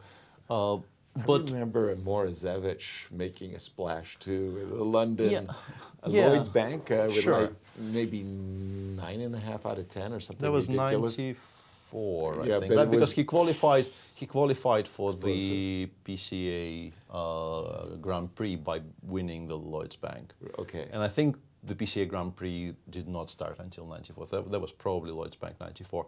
But he was. Yeah, he was like 18 at the time, yeah. He was an interesting case, though, because I played in some junior events with him, like under 12s, under 14th, and he wasn't winning them. He was a runner in them. You saw him being good. Like, you could very easily see that this is somebody who is very, very decent. But he wasn't winning them. He wasn't a favorite in them necessarily. And then he sort of disappeared from, let's say, my personal view. Okay. I didn't see him for a couple of years. And because in those days, like, there was no internet, people disappeared and played in some local tournaments, and you knew nothing of their progress. Right. And I thought, okay, maybe I was wrong. Maybe he will actually just disappear. And then he scored 10.5 out of 11 in Lloyd's Bank, and I thought, probably not then. Right. Probably and not. And for then. you, Alejandro, when you think about in your history, juniors who have made a splash and said, "I'm here. I just want to announce myself." Who the names come to your mind? Like in my age category, slightly below my age category was Magnus Carlsen, Fabiano Caruana, Nepomniachtchi. That's a nice generation, by the way. The generation that's up here, yeah. I mean, I was a little bit older than them. My exact generation didn't have the splash that the slightly younger generation did. But, I mean, it was still pretty strong junior tournaments when we had to be mixed up together. But I remember when I was a little bit of the older generation, just a couple of years older, back then Shakhriar Mamedyarov was winning the junior tournaments with, like, humongous scores, right? Right. 10 out of 11, 9.5 out of whatever, humongous scores. So he was obviously somebody that you're going to look at, like, this guy's going to be good soon. How about the current rapid chess world champion from Nojebek? Yeah. I mean, I'm a huge fan. I think Nojebek is. I mean, but it's not even any kind of a minority opinion. We've just witnessed and like I covered the Olympiad from start to finish, and we started talking about India B and Uzbekistan from day one because we thought we didn't know how it will turn out, but from day one, both me and Peter Leko were saying that these are the teams to watch because you're just potentially you're witnessing history in the making. Exactly. But I mean, there was slight surprises in just how well they were doing. Yeah. But honestly, not that much. I expected both of them to be very much contenders in the fight for gold, and. Yeah, right. I mean, when you see 8 out of 8, I don't think Gukesh himself expected to score 8 out of 8 on board one in the Olympiad. Exactly. But yeah, I very much expected both of those teams to be extremely, extremely in the mix, and that's what happened. Again, you're completely correct. Magnus has he's playing this out, his bishop d5. And Hans recognizing, of course, that he should get his pawn to h4 before essaying king e5, and he's done just that. Nothing to do. Magnus has got his head in his hand, and that's probably as bad a body posture I've seen on Magnus in ages. I mean, he's just like, yeah, this is not great. Yeah. Yeah. This is not great. He's not enjoying this. And, not at all. Oh, well, he shouldn't. He shouldn't. There's nothing enjoyable not at all about any of this. Yeah. And he never really got out of the opening, Alejandro. It was this kind of a strange hybrid A3, G3, Bishop G2, Nimzo, Indian. He didn't achieve anything, and then he played it poorly. He had a couple of chances to equalize, but that was about it. I mean, Hans was always more or less in control in this game from start to finish. And a couple of chances that he gave Magnus to come back, maybe transpose into a holdable endgame. Let's not even call it equal completely. Holdable endgame. Magnus didn't take up those precise moments, and it was just all Hans in this tournament. And not in this tournament so far, but in this game. In this game, yeah. Okay, bishop d5, I'm assuming king e5. So yeah, what h3 I still wanna wins, do, but yeah. Sorry? h3 also wins, but I would just play king e5 here. I don't really want to touch my h4 and g4 setup because it doesn't. Yeah, and there we have it. Handshake. There we have it. Wow. What a result. What a result, guys.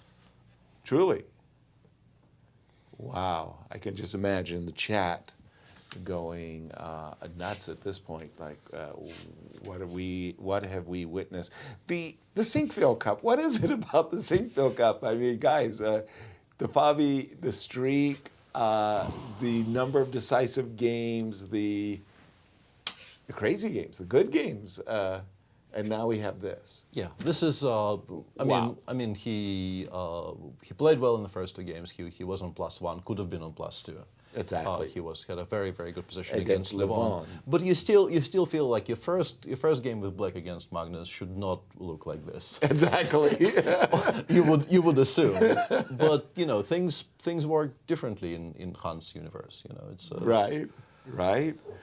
A win. That's our second win, and that leaves us with one remaining game, and we think that Wesley is a favorite to win this, so we could be witnessing 3 decisive games out of the 5 played, Peter.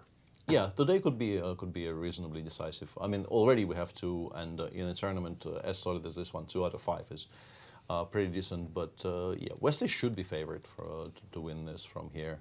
With this you can even take on d4, but then I guess the point is queen c1, queen d2 check, and then bishop c4, and you get pinned, and you maybe. Sorry, I'm seeing queen g3 check. Queen g3 check is maybe a bit stronger. Yeah. Yeah. I mean, this is actually not mate, right? No, I still have king f1. Yeah. No, I have king f1. I'm not sure actually. Maybe my line was better. Bishop c4, 92. Oh my God. Maybe my line was better. I completely blundered this, but I'm. What was your line? Queen e5 in the end. No, your line is better. Your line is better. And that is queen g3, and then if I do what I did, I should take a draw with king h1, but here, bishop c4, 92, and a very, very beautiful position, queen e5. And you can't? I can't defend the knight. Wow. I can't defend And let's take a look at our current standings after a very, very eventful round 3 with 1 game still remaining. Peter. Yeah, 2 draws up top there, a quiet one on between Shah and MBL, and a very dramatic, in a way, game between Dominguez and Jan Nepomniachtchi, which could also have been a decisive game today. Alireza won a very, very beautiful game against Aronian, and we have just seen Magnus Carlsen resign with the white pieces against the American youngster, Hans Niemann. The first win for the black pieces in this tournament, by the way. Exactly. White was on First cruise win control with the until black pieces. I'm pretty sure. Oh my goodness! Oh my goodness! What a time! What a time! I'm still a little bit of a kind of a shock here. Yeah. I jump right in, Alejandro. Your thoughts, please. Why. I mean, this is like.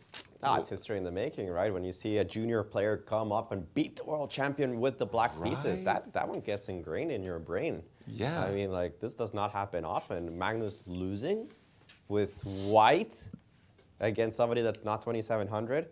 Guys, it happens very, very rarely. And it's not that he blundered a piece and, you know, once in a while that happens. He just got outplayed today. Yeah. Right. Yeah, this is the thing. Yeah, he just consistently played that game worse than his opponent, I think. It's a way to describe it. You do have the world champions having these great attacking games where they're sacrificing and they miss a tactic, and the guy who was losing the whole game somehow magically wins the game. And but that was not today. This wasn't one of those. Not one of those moments. This wasn't one of those. Because of the Queen G3, what did you think Wesley should do here? Did you like King G2? King G2 is a move, yeah, but it can be met by Queen E5. I think this is why we played A7, A5 here as Fabiano, because we want to prevent Queen takes A7 being a check. Yeah, so King G2, you can play Queen E5. And the pawns still remain somewhat difficult to pick up. Queen d3 exists, but the machine somehow doesn't feel like it's as clear as all that. I don't know why. Really? Gosh. Seems very good, but Queen d3. apparently this is somewhat playable for black. I mean, it's an improvement over some of the earlier positions. So what did you like best of all, therefore? It's not as clear as it was. It's not as clear as it was. Okay. There are technical issues now for Wesley, and he's also down to 5 minutes. But we do have Hans with Alejandro in the studio, so yeah. The man of the hour. Certainly the man of the hour, 2.5 out of 3. A dream start for you, Hans. Give us your opinion. It's not bad, yeah. He played quite poorly, so I didn't do anything special. He just went to well, okay. I think I played quite well, but I was actually very fortunate that this opening came on the board, and I looked at this today. And You guessed this opening today? No, I did not guess it, but for some miracle, I had checked this today, and it's such a ridiculous miracle that I don't even remember why I checked it. I just when I saw, I just remembered H6 and everything after this, and I have no idea why I would check such a ridiculous thing, but I checked it, and I even knew that the bishop e6 is just very good. Like, it's so ridiculous that I checked it, but. So you actually this morning had this position? Yeah, even farther. Where did it stop? Well, okay, you should play bishop f6. Here in this position? Yeah, well, on a different sub-variation it goes farther. So no, let's see, not rook d1. This is a mistake. So I knew this is a mistake. So he could play, so bishop f6, queen f6, knight d2, queen e7, queen b5, a6, queen b6, bishop g4. Goes like rook e1, I guess. And here there's a few moves.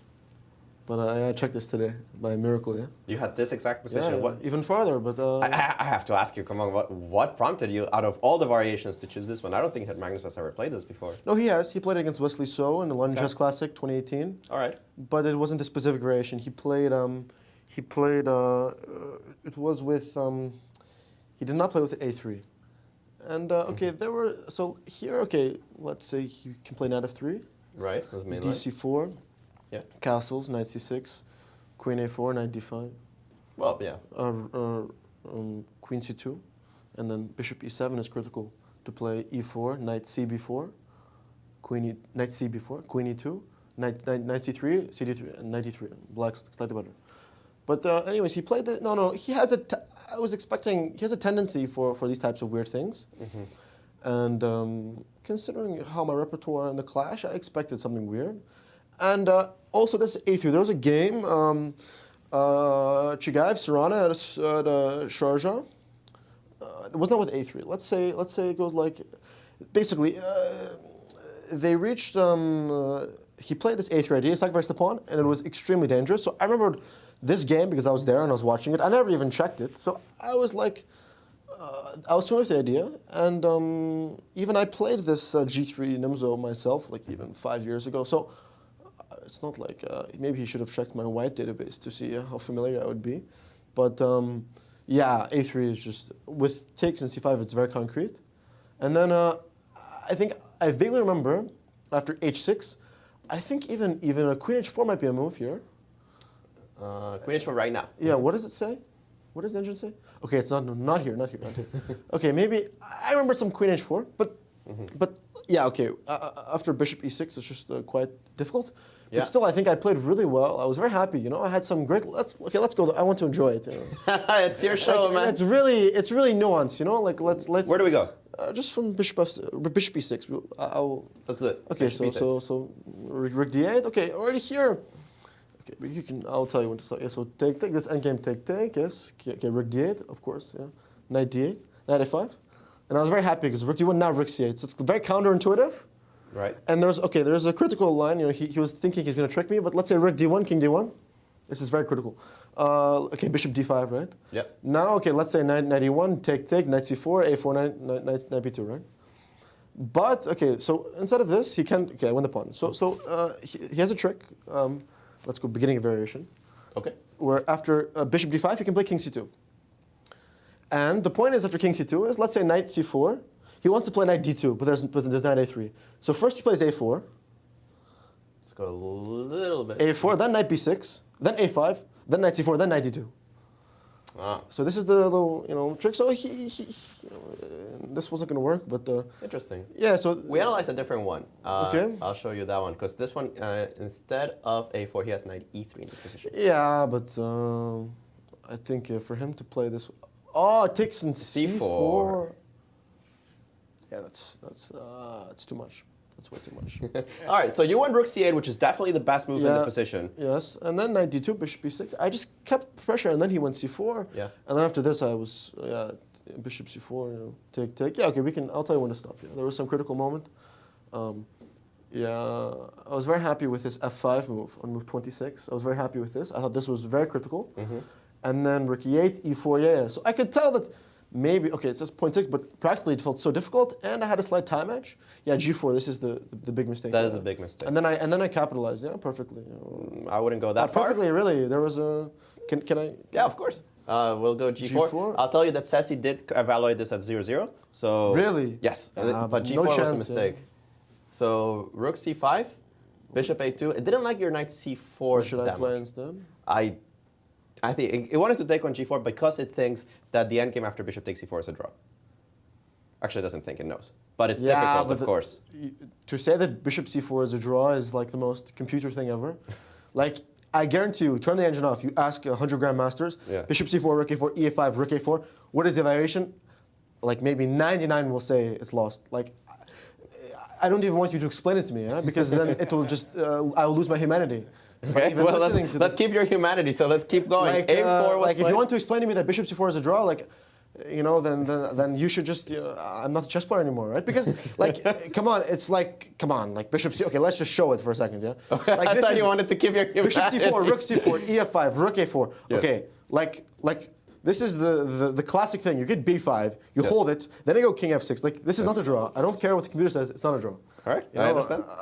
Okay, so we can continue, and then after this, so if you're saying that, so basically the basis of everything is some, of knight c4 being a stake then it's the best move in my opinion. All right, fair enough. Better than the engine. Rook e7 in this position. F takes g4. Yes. And you had this nice trick of rook d7 and e3. Yes. He could go rook d8, and then I play e3 as well. Yes, instead in this position, rook d8, e3. That was the killer. Yeah. It's still a game went on. No, but it's very difficult. Like, it's not like you can just rook e2. But it was always very close. But yeah, it was very close. Rook e, I just wanted to. Yeah, I felt like practically I was going to be winning here, so I just made the repetition because objectively, if I have more time, then I should be able to find it. If the win's there, then I should repeat to have more time, right? Because I had more time, I could arguably not repeat to press on the clock, but I thought there was no reason here. So king f6, I was very happy with what I did here. Yeah? So bishop d5. Yeah. Would it surprise you to know that this position is actually holdable for white? Okay, but again, we're speaking different languages here. Right? Well, let's take a look. So bishop d5 was his choice. What else were you expecting in this position? Well, so there's rook takes b7, yeah. But so here there are some nuances, yeah. So first there's two moves, knight g5 and rook d2. Correct. So rook d2 I thought was very nice. And at this moment, okay, let's first check knight g5 because I want to show why I didn't like it. Okay, knight g5. Yeah, bishop d5, knight h3. Yeah, bishop d5 actually does lose for white. Well, then, okay, then I'm not, I played well, yeah. No, we're not saying you didn't play well. You beat Magnus Carlsen. No, okay. But, yeah, so this, bishop d5, then h3, king f1, rook f2, king. I evaluated this as very close, but I thought it should be winning. This one. Check, and then rook h3, yes. And then rook h3, yes. Yes, so I was like, okay, if this isn't winning, then, what to do. Correct, well said. All right. So, but after bishop d5, you definitely played perfectly in this position. Yeah, that's true, yeah. Yeah, when did you know for sure that you had it in the bag? Actually, in this position after rook d2, sorry, I actually made a mistake, king g6. Again, this rook endgame was apparently, yeah, I know, 0-0. But still, we're not communicating here. It's like a failed relationship, You're looking at one thing, and I'm thinking about the practical, and you're just like, hard. This is. That's why they put me in front of the board. Exactly. And that's why you're there playing. We're just not. If you tell me that, okay, when I'm making decisions and I see, okay, he can go for this. No, but actually, I wasn't even going to go for the rook endgame. Let me correct you. Rook f4. I have knight g5. Okay. And then you have bishop g2. And then king h5. And then you were going for this. Okay, this was the idea, right? Yeah, so this, I don't know how you're holding this, because I go king h4, I go h5, then I have threats knight h3, I have b5 pushing. Like, this should be lost, no? Should be. Should be. But should be. again, sitting here with white, especially, it's just and already he's demoralized, right? Exactly. Because Tell us about the body language of the world champion at certain stages. Like, for example, here after reaching move 40, he actually didn't get up from the board like he normally does. He kept himself on the board. Well, he has little ticks, and I've noticed that. Okay, that's maybe I should not use that word. He has mannerisms. Don't want to get canceled here. Mannerisms, please. Thank God I said that. I corrected myself. Mannerisms. So, when I've played him, I noticed sometimes when he wants to assert dominance, he cracks a little smile. And he wasn't cracking many smiles, maybe one or two, and that made me feel very good. Because of course, I grew up watching him. I've watched all of his interviews, and he said once in an interview that he spent more than 10 minutes on a move. That's a very bad sign, and he did that a lot this game. So that boosted my confidence. But I think, okay, even if there's a draw, I think he's just so demoralized because he's losing to such an idiot like me. It's just it must be embarrassing for the world champion to lose to me. I feel bad for him. Hans, how do you see yourself? You're 2.5 out of 3 in the Sinquefield Cup. You consider yourself a top player. Are you saying that if you don't win this tournament, it's an issue? Oh, do I have a full point lead or a half point lead? I believe that it depends on how Wesley does, right? Well, I win, yeah. Well, we haven't checked in a while. I'll just update real quick. You know what? It's a mess. I'm not going to call it either way. Oh, wow, that's ridiculous. Yeah. King G6, what a move. Yeah, but it's been like that for a while. Like, Fabi has been on the thread for some time. So let's say that they draw and you have a full point lead. Yeah. But still, of course, I believe that especially these 3 games have encapsulated my strength and potential as a player. But you should know that I'm still improving. I'm still learning, and it's you don't become world champion in one day. It's a gradual process, and I'm aware of that. It's this chess thing is a very long marathon. That's what's going to take a very long time. So if I don't win this tournament, okay, who cares? The goal is not of course, winning tournaments, but the eventual goal is to improve chess and become world champion. Because in my opinion, I see it's sort of black and white for me, right? I see a lot of players who have been top 10 for very long in their career, and they're happy with cashing in. But for me, it's top 10 or all these things. It doesn't really mean much. I think in chess, the striving to be the greatest is for me the motivation. Of course, it's a long way to go, but to answer your question in a shorter way, of course, I would like to win the tournament. If I don't win the tournament, it happens, but again, the goal is to play good chess, and I'm doing that so far. Ruslan Kasirjanov mentioned in another broadcast that some of these players' rating hasn't caught up to the juniors, and these players are not as strong as they used to be. In your opinion, do you think this top 10 is currently overrated compared to the juniors? I wouldn't. Well, overrated is you could also say they're underrated, right? So it goes both ways. So I would currently say that they're a group of, let's say, you can even say 10 of the greatest, of very strong junior players, including myself. Maybe 10 is a bit much. But I will say that the structure of the tournament system is in a way that it is difficult for players to reach the elite of chess. Because you have a lot of these open tournaments. For me, I took the path, right? I was a year and a half ago, I was 2480. Then life's great. You can just play any tournament. I was playing like GM round robins, And then, okay, I reached 2600. Then I won every single open there was. Then I reached 2650, and then it was already difficult, I had to try and get the round robin invitation. I had to try and play the strong opens. And even then it was difficult. Now, obviously, I'm very thankful to have the opportunity to play Sinquefield Cup, US Championship. This is great, right? So with these tournament opportunities that thankfully the St. Louis Chess Club provides, it's possible. But not all top junior players have these opportunities. So in my opinion, if things were restructured, then the gap would. But it is very clear that the top 10 players, in my opinion, are, first of all, the age is getting quite high, and I don't feel the same motivation in the fire that the younger players have. But it's not to say that they're better than them, but we should look for ways to balance opportunities. Even for me to get this invite is perfect, right? Yes. If I didn't get this invite, I'd be playing some league for like, you know, some ridiculous amount of money and paying me on flight. It's like, in terms of chess, there's a gap. It's like, you know, not the rich get richer. It's like all the top players get their invites. It's not like they're bad or anything. It's just that there are some players who I believe have tremendous potential who just don't get the opportunities. And is that what we saw at the Olympiad? Yeah, the Olympiad certainly reflected that with like Erigaisi, Abdusattorov, Gukesh, who had great results. And that's probably the one event where they get to actually play the top players, right? So I guess in this regard, this tournament is showing, you know, I've been winning every single tournament I've played in. Now I get the chance to play them, and it's showing, you know, I'm not bad at this game, you know. So these opportunities are important, but I think the Grand Chess Tour is great in general, right? St. Louis, without St. Louis, chess would be a complete joke, in my opinion. So. Yeah. Well, I'm gonna bring in Peter and Yasser. Do you guys have any questions here for Hans? We're not worthy. Well, I was specifically described as being not worthy as well. So I. What? No, Peter, you're great. But yeah, I mean, it's we could listen to this for hours, but we do have a game going on. What you think Wesley wins this? This is the current position. Yeah, knight h6 should be played quickly. Not quickly, but he has like 10 minutes, no? Oh, 3. And it's the only move. Knight h6 is the only move. Well, he's sort of forced to find it, right?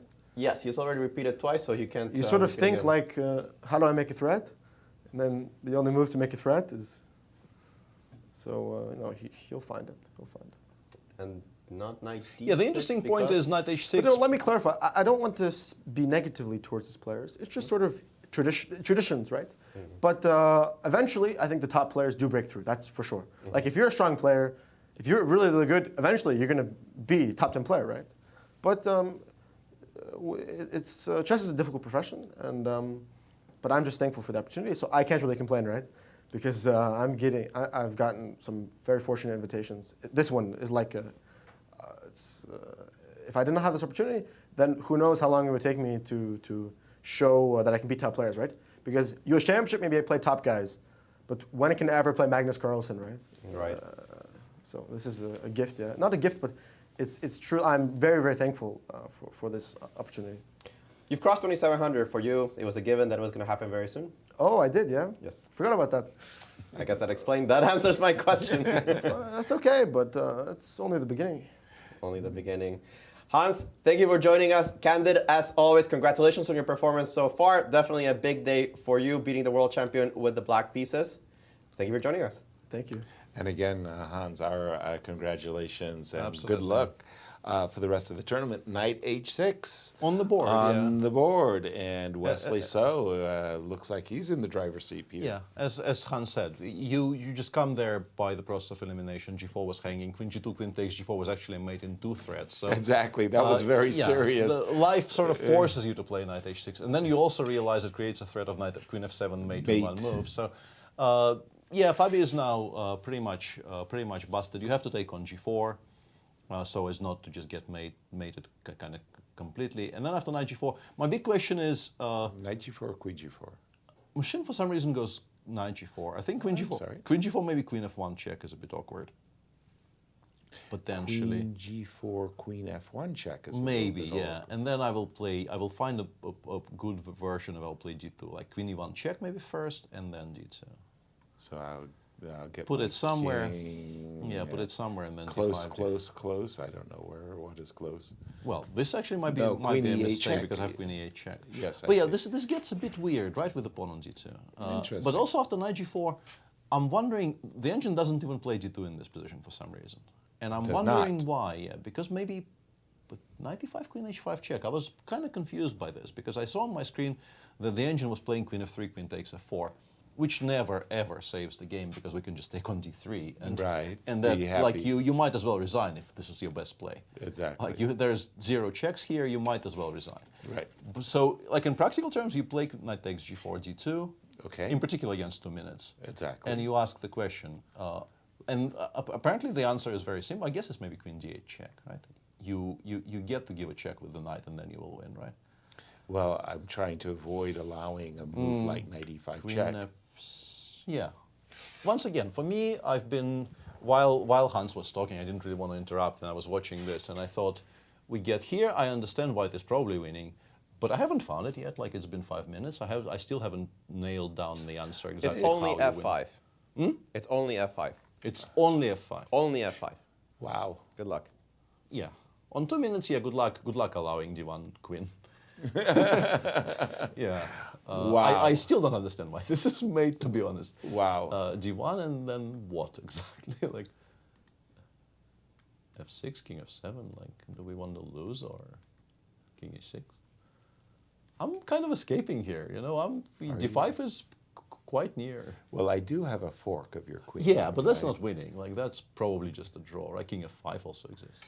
King F5 also exists. Yeah, and then I will take on F6 in the end. Like, I'm not losing this position. I'm kind of aggrieved I'm not winning this position with black, but like, I'm definitely not losing this position.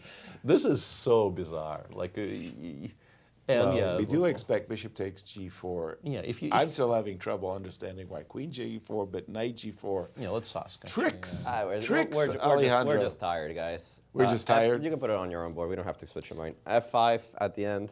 You mean D2? Yeah, D2, check, F5. No, check first. Oh, pardon me.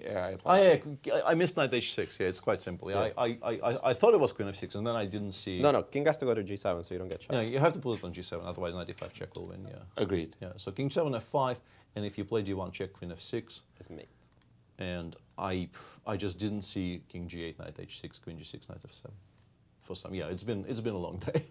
This is not as difficult as all that. True. Nope. It has been a long day, but a historic day too, as Hans Niemann puts his signature on these first 3 rounds, and dare I say it, I mean, he could easily have won that game against Levon. Levon came on, interviewed with you, Alejandro, and said, I had a tough day against Hans Niemann. He was very happy he saved that game. He will be even happier now. He'll be even happier now. Even happier now. No Bobby Fischer records for these junior players. Bishop He played Bishop G2. G2, yeah. He played Bishop G2, setting up a kind of a nice trap. Well, not a very difficult one. If the king moves forward, you can start trading queens on E7 because of how far advanced the passer is. But of course, nobody goes king H4. He played king G3 already. Indeed, he did. Yeah. So king G3, and now after queen F3 check, you can play king H4. Upwards. I'm pretty sure Fabi wants to play queen D5. He's done it. Yeah, that's his intention here. They reached move 60, so they get new score sheets. But not more time. Yeah, but this looks like queen C8 followed by knight F5 is... Which is a dream come true. We mate, get to bring mate or thereabouts. Yeah, we get to bring our knight back into the game with check, which was what we were missing. Just completely winning, yeah. Just you actually win the queen. It's not very something else. difficult. He played queen F2. Yeah, king G7, knight F5, king F7. Sorry, from this position, queen F2. I've been. He's playing king F2. Okay. No, queen F2. Queen F2. Yeah, but then we go forward and interpose. Yeah, G5 and knight F5, for instance. Then G5. He'll have to play queen C5 check. We go knight F5. Yeah, this never ever holds. What a beautiful construction. Everything's in harmony suddenly. This never ever holds. You like. Once again, for Wesley So and the whole GCT tour, very, very important victory if it comes to that. And it will be our 3rd win out of the 5 that we had. You mentioned the drama with Lanier. Could have been maybe a very, very bloody day. And, I don't know about yourself, but your reaction to the interview, great entertainment. Absolutely, yeah. He's fantastic to listen to. He makes a ton of sense. You know, behind a lot of the opinions appear to be very well thought out, and I agree with much of it. On the subject of young players needing opportunities. Yeah, and that resonated loudly. Absolutely, and I think we're watching. It would be extremely silly to deny that the current generation is here, and they just need not even time necessarily. They just need opportunities to play against the top players to just illustrate just how good they have gotten over the past couple of years, when a lot of people were not as visible due to the nature of the chess world during the pandemic. But yeah, a lot of it makes a ton of sense, and also the deliveries the delivery is to die for, you have to say. It's special. On that note of opportunity, it really, that 128 player knockout, that's like, along with an Olympiad, an opportunity for the juniors to really make their mark. And I have to say, I think he's right. There's just, for these junior players, they just need more of these opportunities. Yes, absolutely, and it's very good that, as he's saying, the fact that the club and the Grand Tour in general provides these wild cards for promising players. Exactly. Does afford us this luxury of, watching someone like Hans play against the best of the world and demonstrate just how good he's gotten. This is a very beautiful mate, by the way. 5 played Bishop D5 and now Knight D6. After King F7, you go Knight D6. And if the king runs towards the center, it gets very geometrically mated by F5. And then Queen F6. Queen F6. Yeah, that would actually make the win somewhat tricky. Yeah, but Queen F6 is pretty good. That's a nice one. No running for you. No running away for you. A very nice construction here, and not one you see every day. Very often. Yeah. And we run the other way. After King G7, something has to win, like Queen E7 check, King G8. I think King H6 is what I like here, right? The prosaic. This is what you like to do, yeah. Just a little tribute to Nigel. As of course you're referring to the Nigel Short versus Jan. Knight D6 hasn't been played yet, by the way. He's played Queen D7 check, but he'll repeat it and he'll find it. I mean, it's even on 2 minutes, he is the consummate professional there. Wesley repeating a couple of times to get a minute on the clock. Jump in, Alejandro. Your thoughts of the interview you just conducted? I mean, I was there, guys. I know. I mean, he's a candid person. He's a candid character, and he just likes to speak his mind. And in this case, it's clear. I think a lot of people have been talking about it for months. Like, who are these juniors and why are they kicking so much butt?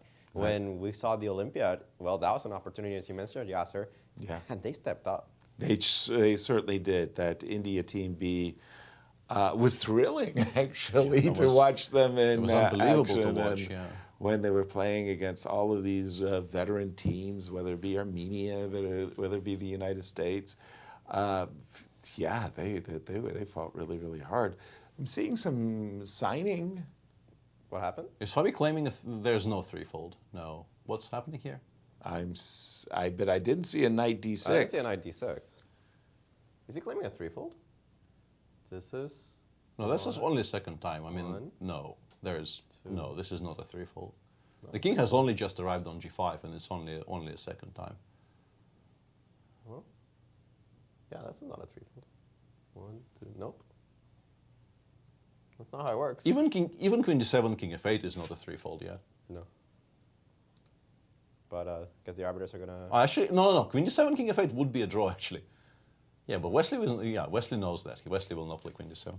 And I think Chris Bird is doing what you're supposed to be doing on an incorrect claim. You add 2 minutes to the opponent's time.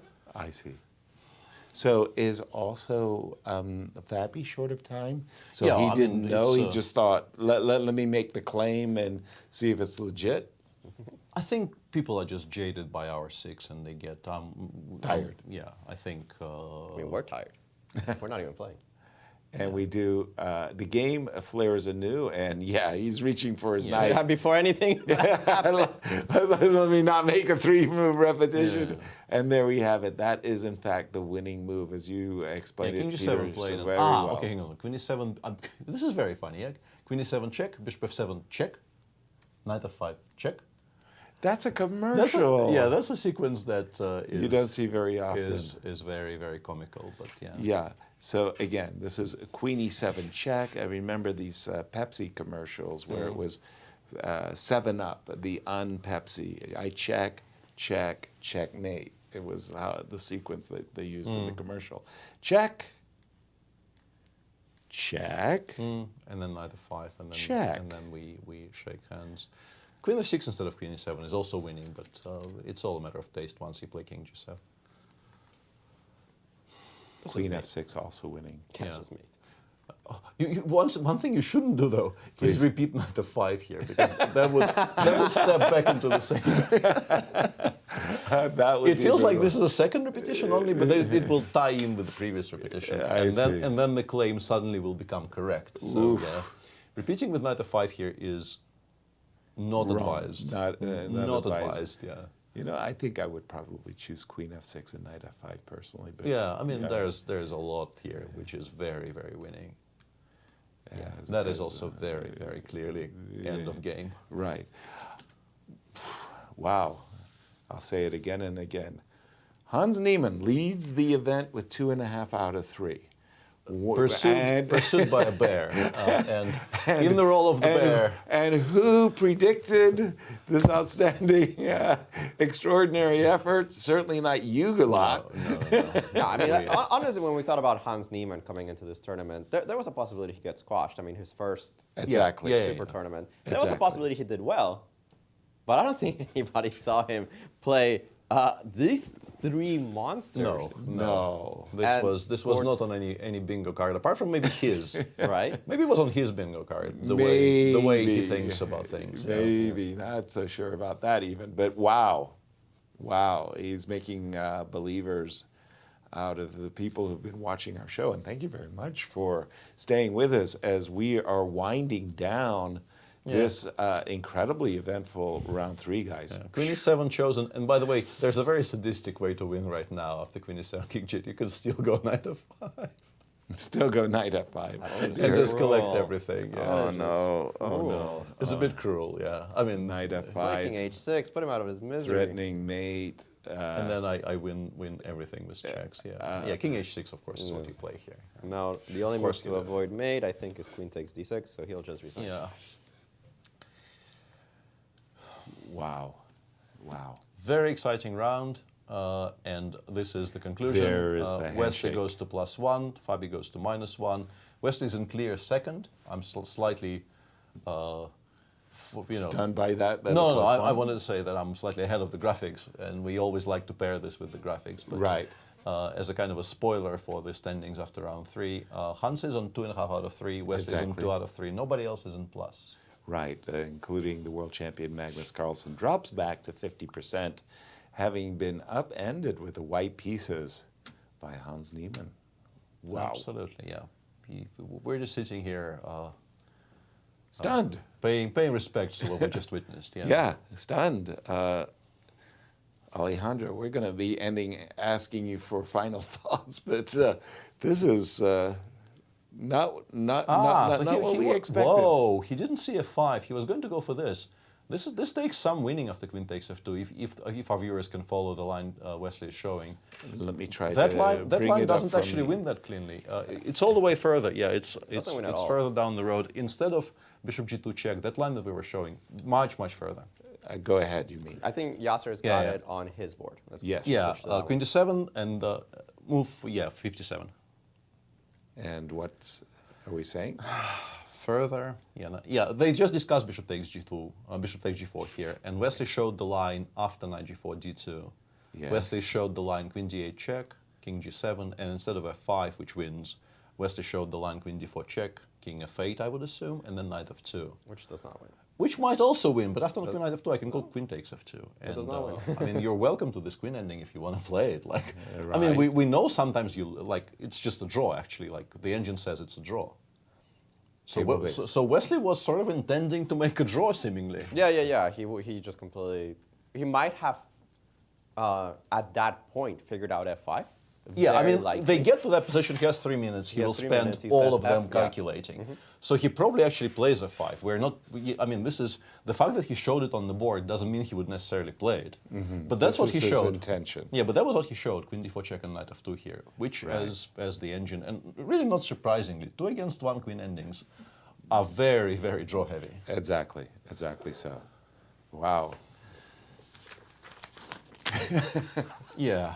It's been a day. It has been a day for the ages, and as the quote goes, Captain, like what a week, Captain. It's Monday. It's not even Monday. Labor Day's coming up. Let's take a look at the results of a very eventful round 3. 3 decisive results out of the 5 games. Could have easily have been 4, but this is, as you said, Peter, our current standings. Yeah, Hans in the clear lead here after 3 points with 2 victories, including one again with black faces against the world champion, the one we just witnessed. Wesley wins a very nice, long but a very, very nice controlled game against Fabiano Caruana today. Alireza is back in 50% by beating Levon Aronian in a very, very exciting game today. 5 players 3 more people, 4 more people on 50%, right? Yeah, 5 people at 50%. And then 3 people on -1. And yeah, these are the pairings for tomorrow.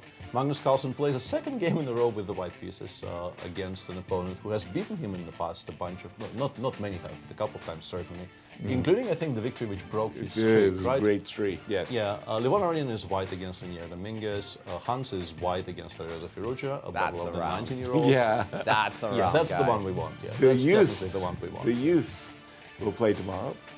Jan Nepomniachtchi plays against a player he generally has been known to struggle against over the years. Wesley has a very good score against Jan. And Fabi white against Maxime Vachier-Lagrave. They've had some very, very exciting battles over the years, including that fantastic Najdorf after the restart of the 2020 the classics.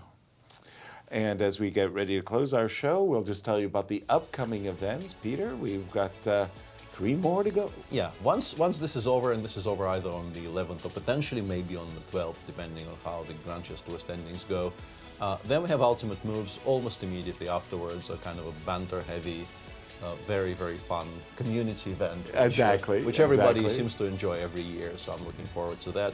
Followed immediately by the 9LX Showdown, for which we might have some very illustrious players coming into town to play that. Including, I believe, Wesley So, who actually is the current world champion in Fischer Random, and then the U.S. Championships And then Open. rounding it off in October by the Nationals, yeah. Exactly, National Championships.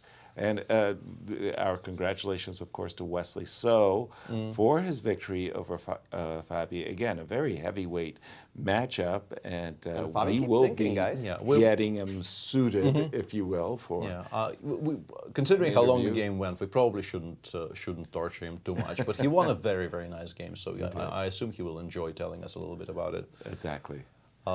I like that part too in the interview with Hans, where he says, "Well, we'll go through the moves. Let me enjoy. Let me enjoy. You know, how the computer engine goes up and up and up." And, the part I found the most amusing was him sort of flat out refusing to even discuss the parts where the rook endings were not lost. Exactly. Like you just go away. I don't care. We're not What we have here is a failure to communicate. Is a failure to communicate. Exactly. Yes. Although I feel that we're actually kind of quoting different things, right? Because you're probably quoting the movie, Cool Hand Luke, and I'm quoting the Guns N' Roses song which referenced the movie. but there we go. Different strokes for different folks. What can I tell you? Nicely done, and and Wesley So again getting mic'd up for. The end of, again, a very, very, very eventful round, and this one will be, well, historic. It will be remembered, yeah. This is, we witnessed something special today for sure. Absolutely, absolutely. And away we go. Alejandro, take it away. Currently in clear 2nd place, Wesley So, you had a marathon game. We're not going to keep you here too long. Just Thank you. Tell us some things you want to say about the game. No, of course, I'm very pleased to win, because if you push for, 5.5 hours, the last thing you want is a draw after pushing so hard and using a lot of energy. So I'm very pleased. Fabiano's obviously a great player, and he's probably the best prepared player in the Petrov. So I went for this quiet line, which worked surprisingly enough. So on move 15, G5 was interesting. It seems like you were very well aware of the position up to here. You played very quickly, but G5 kind of struck you. Yeah, I actually prepared this line in the Olympiad, so I was thinking to play the Petrov, and one of my opponents plays this line with white. And I also played it in online rapid against Nepomniachtchi. that also worked quite well. So, yeah, normally, so Fabiano's been playing correctly all the way here. G5 is quite ambitious. Obviously, black has many moves. So knight f3, knight f5. Yeah, weakened his position a little bit, but also his knight's very active. And I wasn't sure what to play with knight on e4. Right. But in the middle game, he sacrificed a pawn. Yeah, after bishop e6, right? Apparently taking was a mistake.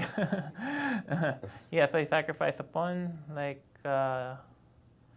my relief is that his knight took like 3 moves to get to e4 because I forced him to retreat. Like normally in the Petrov, we get the knight on e4 right away. Right.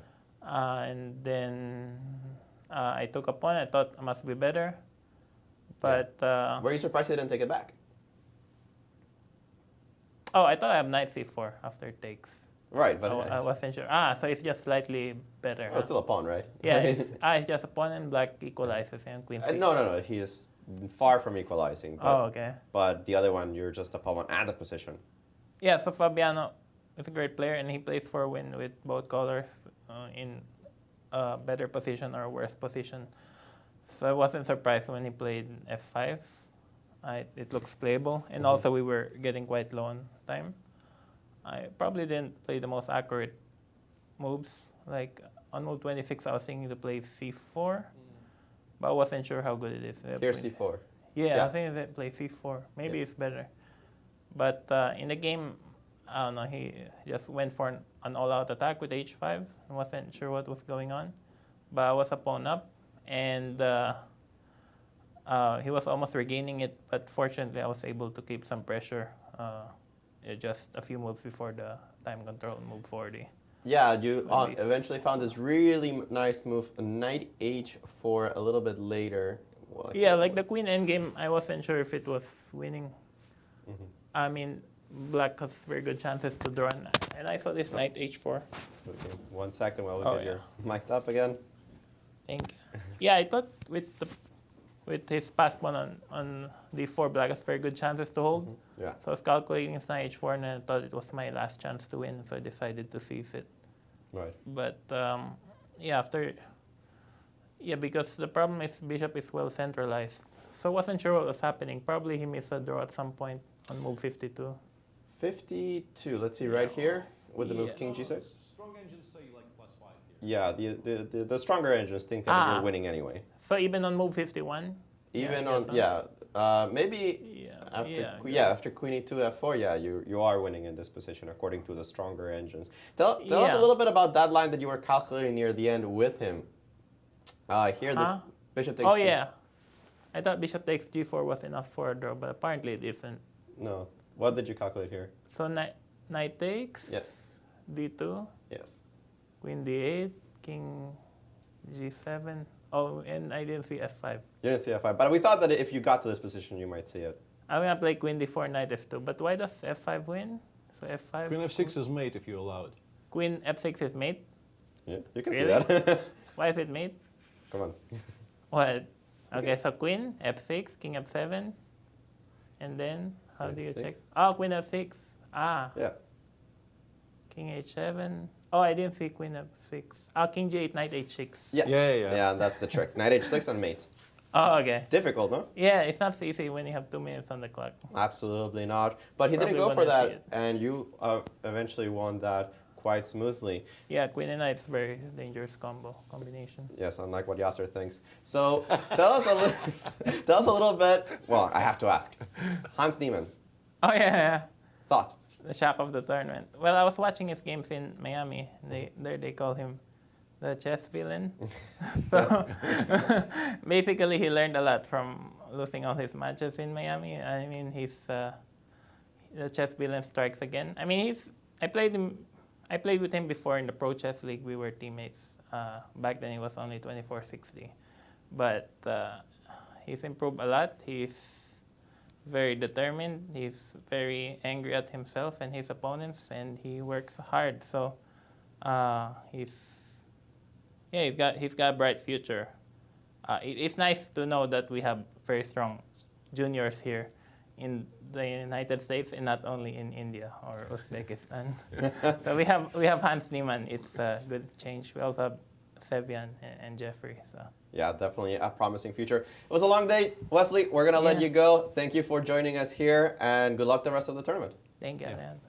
Thanks to Wesley. Wesley. And thanks to our viewers. Absolutely. Who have hopefully stuck with us through, thick and thin. Yes. Right.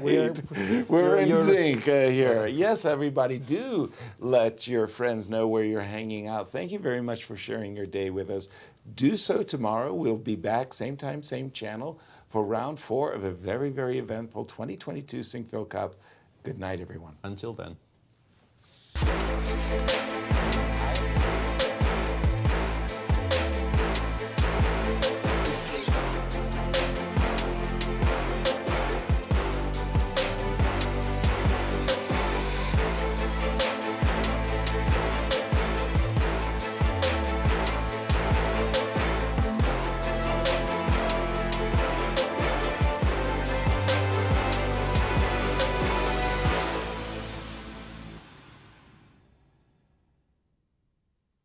This has been a presentation of the St. Louis Chess Club. Any reproduction or distribution of this content without the express written consent of the St. Louis Chess Club is prohibited.